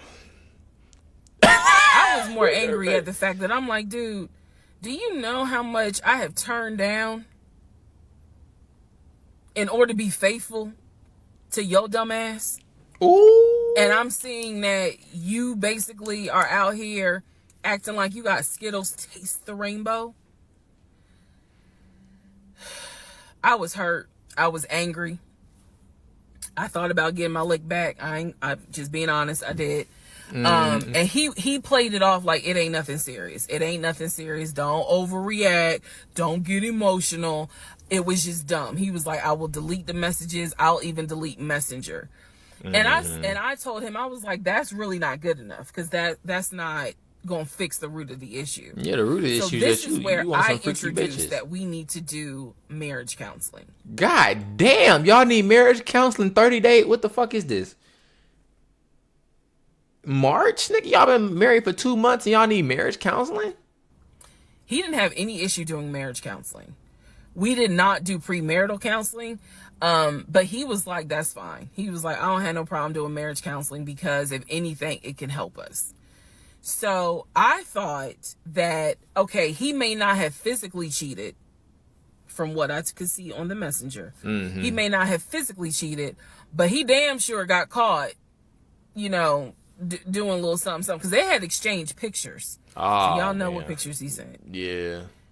And I was disappointed, because I don't like men that send those type of pictures. Oh, damn. Anyway, that's another issue. He and that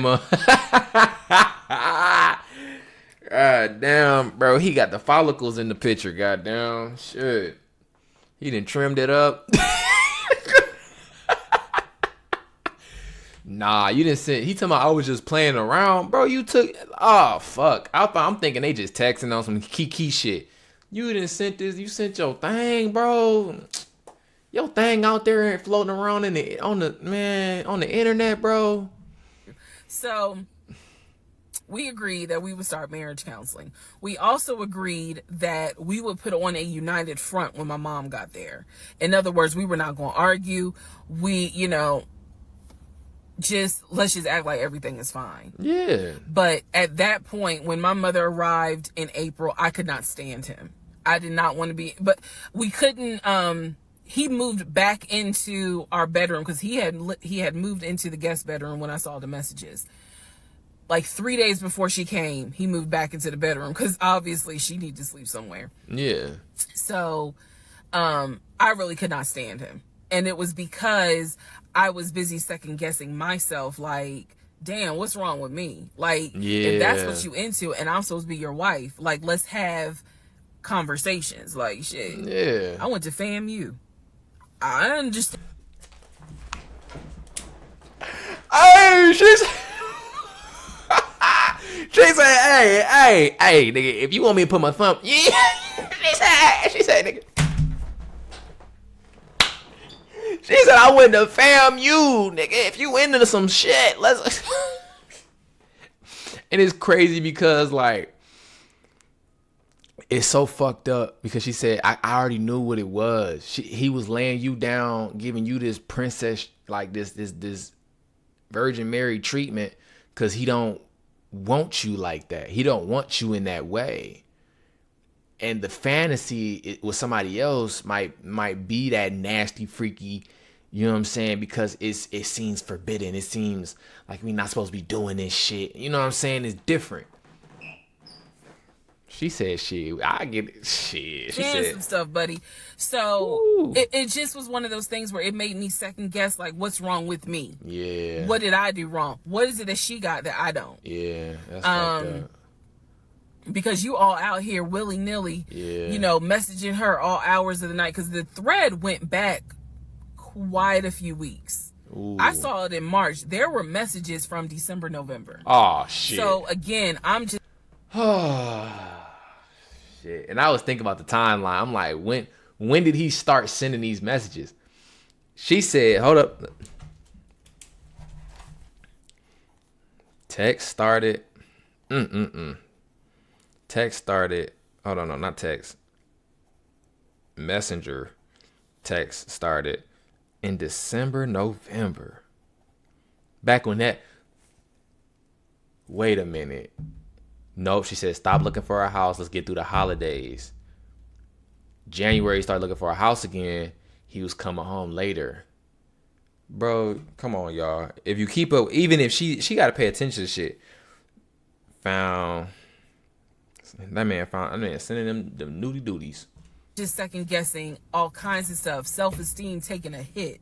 So no, I did not want to be around him. I did not want, I didn't like him. Period. I did not like him.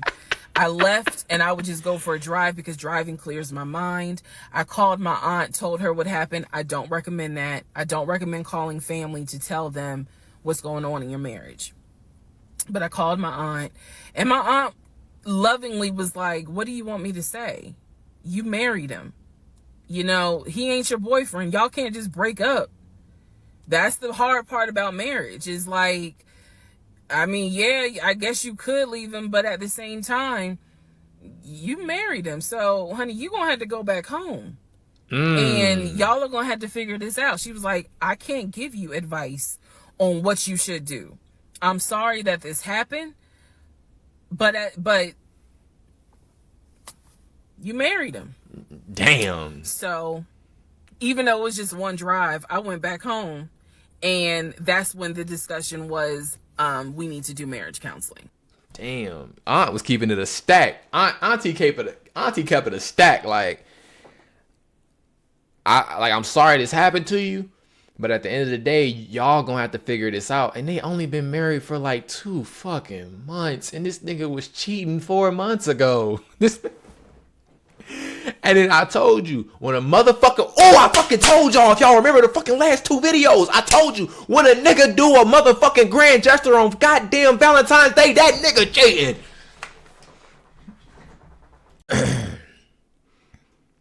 Alright. Part 23. Who the fuck did I marry? God damn. So, we agreed to do marriage counseling. I had found a pastor and his wife who agreed to do our counseling, basically. Our counseling was going to be on Zoom, and it was going to be every other week, every other Tuesday. Initially, Legion was... he was open to it. He was like, cool, let's do it. Participating in it. Yeah. His body language seemed to be that he was open and receptive to the marriage counseling. Now, the pastor and his wife were deeply concerned at the fact that we had only been married 3 months. Yeah. And we were already dealing with some form of infidelity. We were in marriage counseling, and as the pastor would put it, there seems to not be any sort of intimacy. Yeah. They were concerned. Yeah. Rightfully so. I think any person would be if they knew what was going on within those 3 months. Whew. So, the pastor and his wife, it is fair to note, we started counseling with them in the spring. We continued counseling with them up until a week before I found out what I found out, and he got kicked out. Mm-hmm. So, one of the first things that the pastor kind of talked to us about was, what was the deal with the Facebook Messenger stuff? What did he say? He said he was playing this shit. Like, it was stupid. I shouldn't have done it. It really was just attention, and I got carried away. He felt like he was not going to, he kept saying, I'm not going to keep apologizing. I'm not going to keep getting persecuted. After I told you, I'm sorry, I told you I wouldn't do it again, and I want us to move forward. You're either going to forgive me or you're not. The pastor and his wife were like, wow, the audacity is real on this one. So, needless to say, we started moving slowly forward. It was always in the back of my mind, just like it was in the back of my mind with that black Dodge Charger. It was one of those things where, okay, I see how you kind of are moving and operating. He came to me a few days after we started our first counseling session, and he was like, we should get a joint bank account. What he wanted to do was to each one of us have our own account, and to get a joint account for our money to go in there for joint expenses. Now, up until this point, he had been paying the rent, the utilities, and I really was just paying for my stuff. So now he's suggesting, look, we're married now, let's go ahead and get a joint account. I wasn't necessarily against it because I knew that I would still have my own account. I would still have my own savings. So what I countered with was, okay, let's take a look and see what we're working with. Show me your checking. Let's look at each other's accounts. Look at what we have currently. He was cool with that. So he shows me his checking account. His checking account available balance was just over $9,600.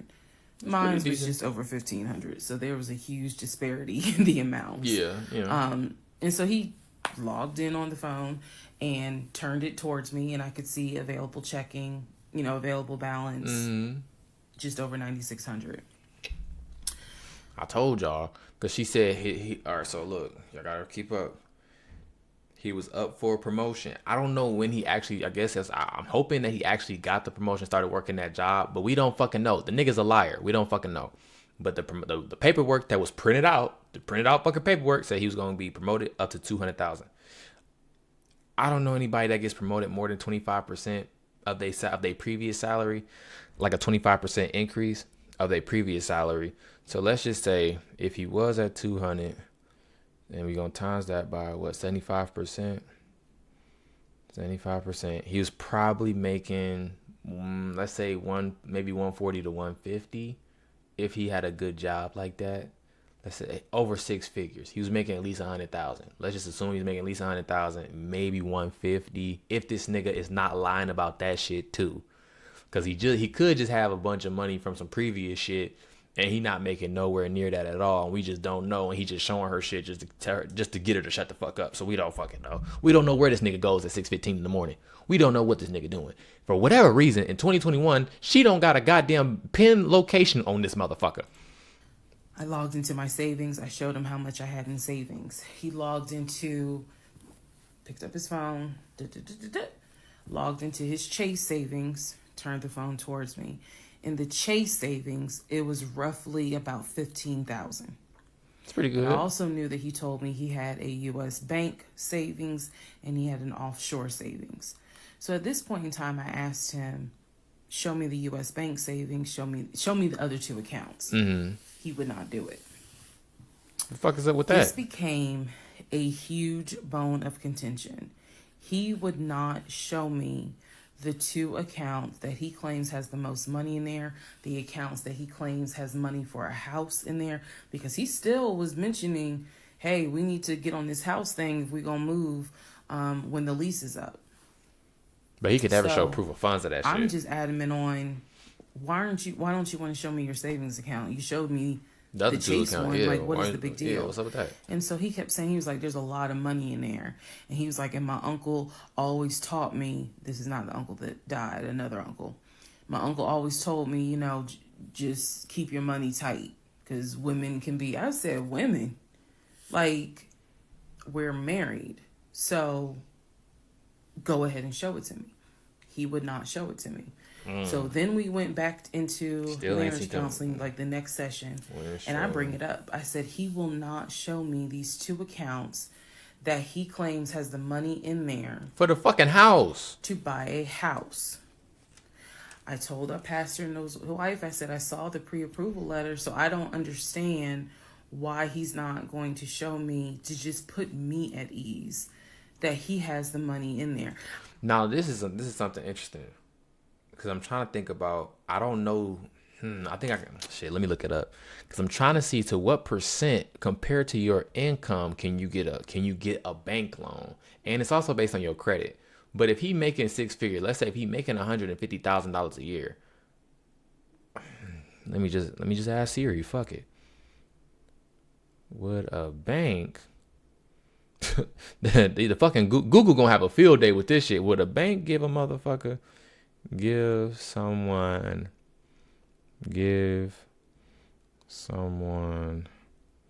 750K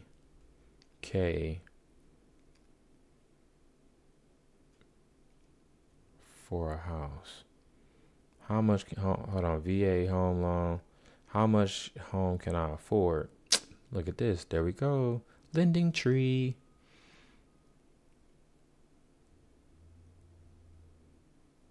Fucking. Oh my god, nigga. I don't have time for that. I'm trying to fact check this nigga. I'm trying to see what percentage of your income. I'm not percentage of your income, but like, how do they do the math on that far as a loan?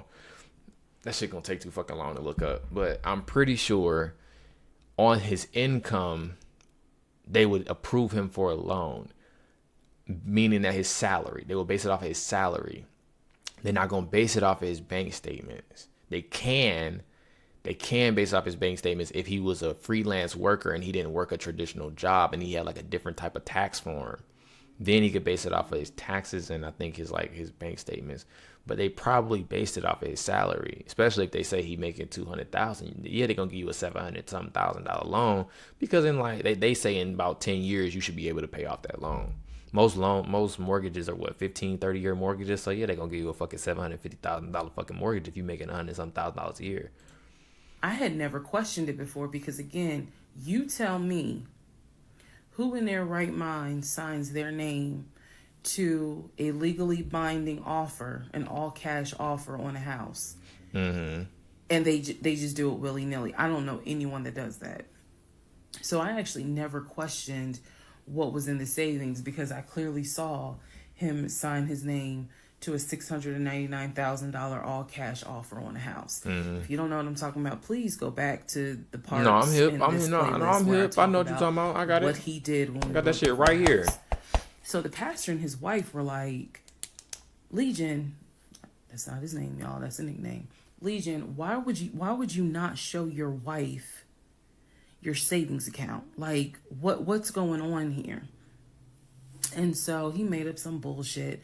And I remember the pastor's wife was like, something ain't right. She's like, nah, nigga, nah. And so at this point, Legion kind of shuts down.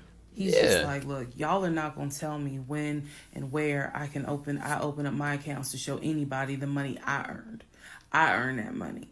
I earned that money by playing football, blood, sweat, and tears. He went to this whole Denzel Washington monologue about how he earned that money and no one is going to come in and tell him that he needs to open up the account. So then he starts talking about the ex-wife and how she tried to get money from him in the divorce back when they were in California.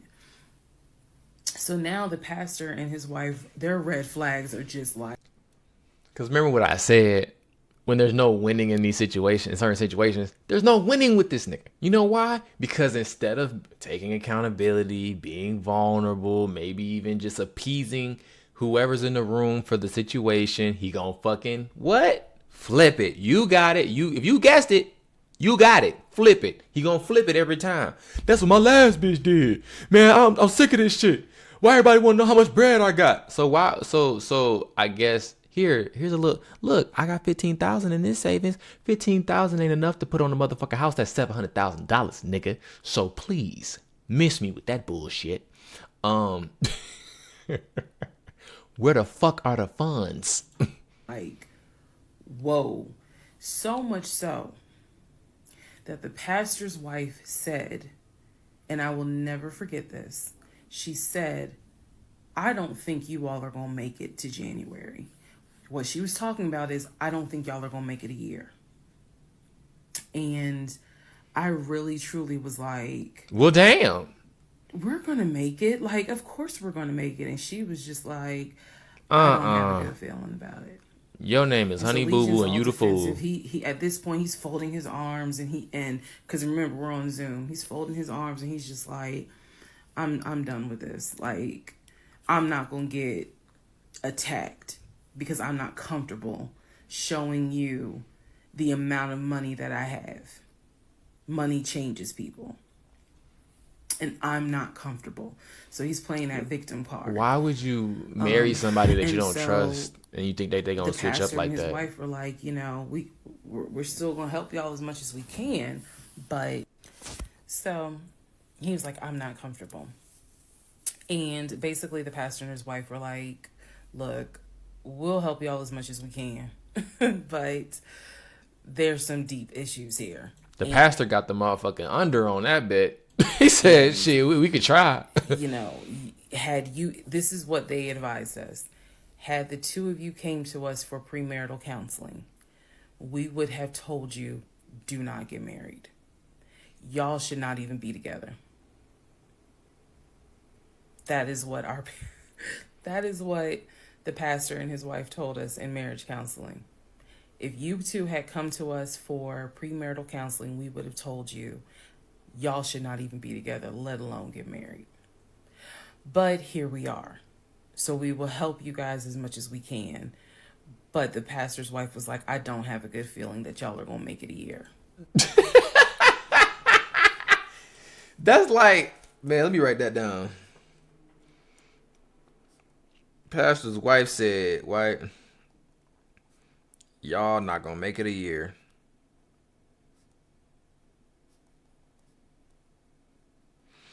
Bro said, if y'all would have came to me for premarital counseling, I'd have said, break the fuck up right the fuck now.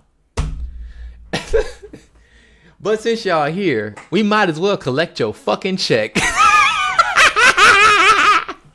Oh, shit. Bro said, we might as well get that money off you. Part 24, who the fuck did I marry? So, remember, we're in April. Mm-hmm. We're now moving towards the end of April. And he still did not show me his savings account. Mm. Saw the checking. Saw the Chase savings. So he decides that we should start looking for a house again. Because my lease was up in August. I'm saying I would have gave that man an ultimatum. Fuck that. When the lease is up, I am moving. I wanted to move to Cobb County. So he was like, we need to get the ball rolling. I didn't want any parts of it. Didn't want any parts of it. He found a realtor. This time it was a woman. And I believe her name was Amber. I think her name was Amber. So he found a realtor and he told her what the budget was. Amber started finding houses. So please understand, or you don't really have to understand, but I believed. Mm-hmm. I believed he was a sane, rational human being. sane enough Okay. that you would not sign an offer on a home if you didn't have the money. Yeah. That's what I believed. So when we started working with Amber, Amber, I believe, showed us 3 or 4 houses. It was not nearly as many as the other realtor, Scott. So one of the houses, absolutely loved. I love the house. I really wanted to put in an offer on that house, and I'm going to post it on the screen. The house. Love that house. It was just absolutely beautiful. And once again, he wanted to put in an all cash offer on the house. This motherfucker. But before he could put in he had told Amber, I want to put in an all cash offer. And she said, show me proof of funds. The woman was smart enough to say is, okay, let's just go ahead and take it one step at a time. Let's go ahead and get your pre-approval stuff together. She said, I work with a great lender who, if you're not already pre-approved, he can get you pre-approved, no issues. And then if you want to do an all cash offer, then we'll go ahead and get the proof of funds together. So that way we can submit it all with your offer. Got his ass. Gotcha, nigga. Y'all already know what happened. He called her. What happened on the last house was He was like, fuck that. I'm going to get the offer first. Basically, Legion was like, well, I can get you whatever you need. That's fine. But I really don't want to submit proof of funds unless they accept the offer. Amber, and I don't know where she is. I don't even know if she'll ever see this video. Amber, you in the chat? Amber has entered the chat. Keep going, and I'll explain why that woman has a special place in my heart. Oh, God. So Amber was like, I totally understand, but this is how we're going to do it. I'm going to need that paperwork, okay? Okay. And we'll submit it with your offer. Oh, God. She just simply was like, yeah, this is how we're going to do it. That's how it works. What is he talking about? He did not submit the paperwork when she had asked him to. And I remember I was driving to work and I stopped at the Quick Trip on Upper Riverdale Road in Riverdale, Georgia. And Amber had called me. It was in the morning. She had called me. What Amber say? And I believe with all my heart that Amber knew something was up, but she also knew I did not know what was up. So she called me and she was like, I just don't understand. Like, if he has the paperwork, like, you can submit the paperwork. But the issue was the Chase paperwork that I had was from a year prior. Yes. So my understanding was that it pretty much was no good at this point. Yeah. So she said all he has to do is just email it to me or take a picture of. She was like, I just need to know that he's able to back up his offer. And I said, I totally get it. And she was explaining some stuff to me. She was like, he needs to do X, Y, and Z. And so I said to her, I remember I said, I don't know what's going on. I said, I'm going to get down to the bottom of it, but I don't know what's going on. And so let's put a pause on this whole thing. Let's put a pause on looking at houses. Let's put a pause on getting his pre-approval letter because I'm not sure what's going on. And she got quiet and she said, okay. She probably, I don't know if Amber has seen some shit before, but if she has seen some shit before, I hope Amber, please save this lady. Please hit her with some real shit. Hit her, be like, hey, come here. That nigga don't got it. Okay. I said, and I know this sounds weird. And she said, no. She said, that is actually very smart. She said, do your research. And if I can be of assistance. Call me. She said, whether you buy a house with him or you buy a house on your own, I will be more than happy to represent you. I don't know where Amber is today, but that one sentence, I felt like just woman to woman, she was basically telling me something ain't right. Bro, I got goosebumps, dog. No fucking bullshit, bro. I got goosies off that one line, bro. Ooh, that shit. Oh, that shit put a tingle in my back. Oh shit, Amber. Whoo, she said whether you buy that motherfucker with him or you buy it by yourself, I'll support you. I'll represent you.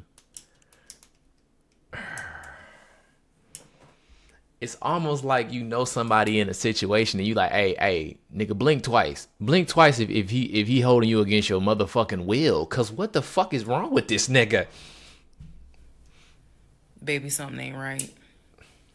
And now you need to open your eyes. I'll be more than happy to work with you. If y'all get your shit together, I'll work with both of you. But whether you buy a house or not, do your research and then let me know what I can do. That was our conversation at the Quick Trip on Upper Riverdale Road. So I got off the phone. Got your ass a hot dog and some life lessons. That was the last time Life that lessons. we worked with any sort of realtor. That was the last time that we looked at any sort of house. And I don't remember exactly what happened after that, meaning that day. I do know that when I went home, I simply told him, I don't want to look at a house right now. I said, I think it's okay if we rent. We'll just find a house in Cobb County and just rent for a year. And let's build, let's just see how it goes. Yeah, save some bread, see how it goes. Let's not worry about buying a house right now. Yeah. And basically what I was trying to do was save face. Yeah. Because that was the first time with Amber that I actually was embarrassed at the fact that he and I, because I felt like I was complicit in the fact that I'm going to look at houses with him. I felt like we are wasting these people's time. Yes.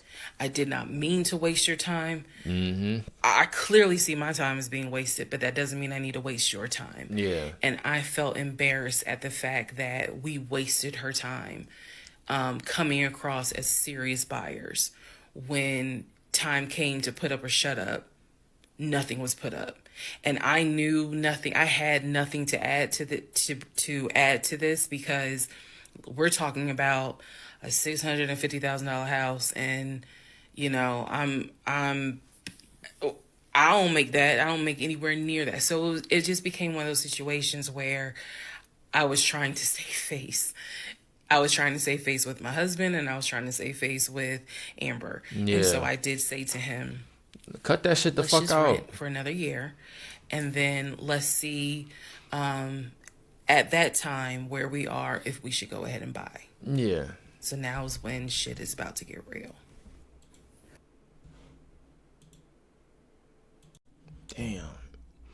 Damn, that's fucked up.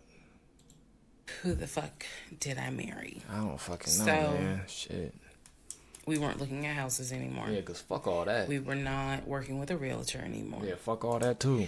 The end of April, I had decided Scott that was I for wanted sure a hoe. to look for another job. I did. Yeah. The reason I wanted to look for another job is petty. Yeah, it is. You wanted some I bread. wanted to look for another job because I was pissed off at the fact that You couldn't do shit. I had basically was dependent on him Yeah. to help with the car note. Yeah. So I wanted to look for another job where I could afford life all by myself, including that car note. Yeah. Basically where I would make more money. Yeah. I told him that I was going to start looking for another job. I wouldn't even He told him laughed. that. Oh, he laughed. His exact words were, "You're not going to leave Georgia State Patrol." He was like, "I swear you love them niggas more than you love me."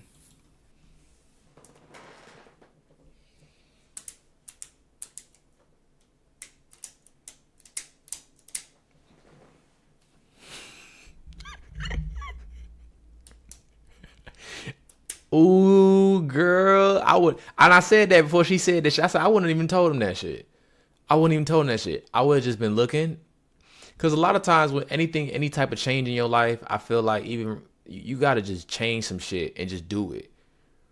Because when you talk to other people about it, it's not that you may not even be meaning to try to get validation from them, but you kind of are. You hope that somebody says, "You got this. You're gonna get it. I believe in you." That's what you hope, or somebody agrees or rationalizes your irrational, you know what I'm saying, whatever you know what I'm saying. And then when somebody goes, "Man, you fuck wrong with you, man. You ain't never leaving Georgia." You know what I mean? And this is life lesson to anybody, bro. If you think about doing some shit that's gonna change your life or better your life, just fucking do it. Just fucking. You want to go back to school? Just go. If you wanna go to get a new job, just go get one. Go look for one. Don't tell nobody what you're doing. Don't really try to discuss it. Don't try to validate it with them. Don't try to rationalize it. Just fucking do it. Trust you and God and move. You, God, and move your fucking feet. Get your feet up under you and keep fucking pushing. He laughed. Damn. So that fueled me even more. It should. So I was hitting the pavement hard trying to find another job. I was applying to all kinds of places. Mm-hmm. Got a phone call. Okay. From my current job. So this is how I ended up in my current job. Got a phone call. They had sent me an email with a background packet. The background packet was long and extensive, but in the background packet, it asked for my spouse's full name, my spouse's date of birth, and my spouse's social security number. Uh-oh. So I showed it to Legion. If you remember, what was it? I think it was the marital license. The marital license, he had to put a social security number on the marital license. She took a mental image of the social security number. She looked it up. She did a background check on the nigga. She didn't find nothing. Keep that in mind. Girl, go ahead. And then I was like, I need your social because, I'm applying for this job. It's a great job. It's way more money. And, He gonna give you pushback. He better not give you no pushback to on Cobb that shit. County. So this Legion, give her the fucking number. Thing. He did not want to give me his social. I fucking knew it. I showed him the paperwork where I was like, look, because we are married, I can't lie on here. So help me. Nigga, so he help writes down me. his social security number on the background packet. It was not the same number. Was it the same number? I eventually turned it in. I had scanned it. She ain't thinking about that. Saved it in my email and sent it in. And I looked at it one day, just going through it, just making sure I didn't really miss anything. All T's were crossed, all I's were dotted. Come on. And I looked at his social. Look at it.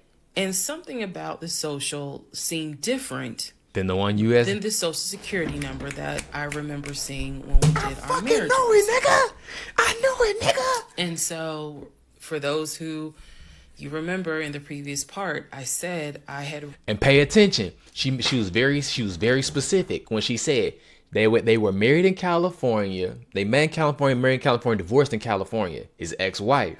On the marital license, there's a different social security number than the one that's on her paperwork for this job. Now she got the job. So to me, that says he put a fake social security number on the marital license. But why would someone do that? Ran his social security number from the marriage license. Yes. Nothing came back. I thought that I had written it down wrong. Basically, what it is that the first three numbers were different on the background packet than what was on the marital license. I could have told you that shit. If you don't know this, here's a little trivia. Your social security number, the first three numbers, pretty much are dictated by the state you were born in and the state that issued your birth certificate. So he was born in Pennsylvania. So the first three numbers of his social security number should be attributed to Pennsylvania. Pennsylvania, shit, they probably got like 5-6 different numbers 3-digit numbers that your social security number can start with. Mm-hmm.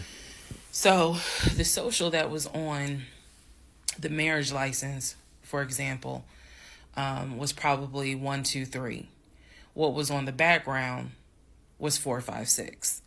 Both of those social security 3-digit prefixes are issued through the state of Pennsylvania. Again, this is an example so I can make it clear. So when I saw his social on my background, I immediately knew that was a different social. I know you did. I was hoping you peep game.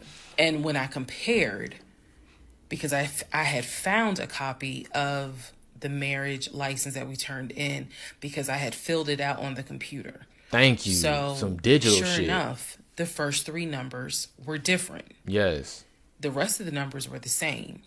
So one of 2 things. Either when I ran his background, I did in fact put in the wrong number, or the number on the marriage certificate or the background packet is wrong. One of those is wrong.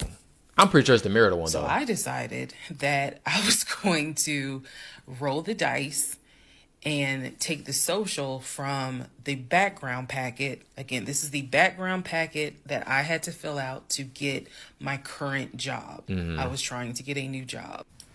Okay, so I took that social and I ran a background check on it. Ooh. What came back on this particular background was all the addresses that the social security number, I guess, had been attached to. So all of the addresses, the states were Georgia, Rhode Island, Pennsylvania. What I did not see Was California. was California. So I thought that was weird. I thought, okay, maybe this is not a complete background because clearly he went to San Diego State. It's on his resume. It's on quite a few things. Social media. He didn't have a LinkedIn, but it was on his social media. So No, hold on. No, it's very possible that he stayed on campus, and that's not something that I think will be on the thing. Because when you go to college or whatever, most people just leave their address as whatever their home address is. So it's very possible that when he was in California, when he was going to college, and he stayed on campus, he didn't change his address on his license. His license, his driver license or his state license probably still say whatever state he's actually from. So it's very possible that those wouldn't come up during college. Now, if he said he was married, remember I said it earlier, in California, he met her in California, married in California, divorced in California, then you would expect him to do a change of address when he starts living with his wife in California. Continue. Really, he had been to California. Mm-hmm. So maybe I just need to do a different background check. Also to note, during this time, I think I told you guys he had hit his leg at work. So what was happening was it was getting more and more difficult for him to walk, like put pressure on that leg, on that knee. He was still able to go to work. He was still leaving at 6:15 in the morning. He was still coming back between 3:30 and 4 o'clock. But I clearly could see where he was in pain. He would elevate the knee, ice the knee. It was getting worse. And I was constantly like, go to the doctor. Let me take you to urgent care so that they can look at this knee. Because you shouldn't still be limping and having a hard time putting weight on that knee. And every single time he was like, oh, it's fine. I have a doctor's appointment on Wednesday. The doctor just told me to ice it and to elevate it. This is an old football injury. It happens all the time. It used to happen a lot when I was out in California. So I'm mentioning this knee issue for a reason. But back to the background. So once again, when I ran the background the second time with the second social, it showed me states of Georgia, Pennsylvania, and Rhode Island. And that's all that I saw in terms of addresses. I didn't see anything for California. So by this point, we're moving into May. of 2021. Okay. Things are starting to reopen. One of the things that reopened was San Diego State. So I called San Diego State. Hold on, May 2021. And I remember in the other videos, I was wondering if I was right on the timeline, but I was like, stuff didn't start to reopen again until like mid 2021. So I was right. Mid, because it was mid June. She said stuff started opening up in May. So I was right. Stuff started really opening up again like in May 2021. So I was right about the timeline on that shit. He said May 2021. 2 different socials. Oh my God. I'm so glad I'm going through this shit, bro. Just so like, if you run into some crazy ass shit like this, you gotta see the signs. I called the registrar's office. Yeah.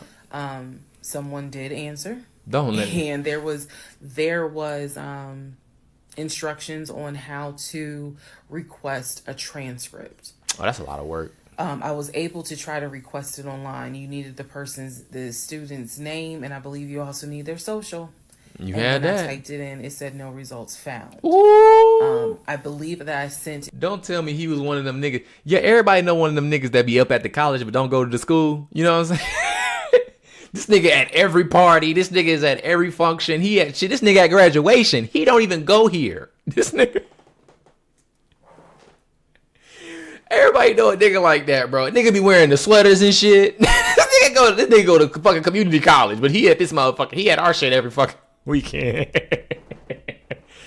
An email asking, He probably put that shit on Facebook. Shit, my Facebook don't got the real school on it. Shit, you can put anything you want on the fucking internet. You can just say whatever. This person is saying that they were a student there. Can you verify it? The response I got was there were no records found with that social security number. So I'm like, okay. I asked him about it. And in part 26, I'll tell you exactly what his response was. He flipped that shit again. I got $100 that say he flipped that shit again. Like, hey man, you said you went to San Diego State. Where the fuck is your diploma? Where's your transcripts? Where? You got any pictures of you crossing the stage? you got do you have a cap and gown somewhere in the closet, nigga? Where is your shit at, nigga?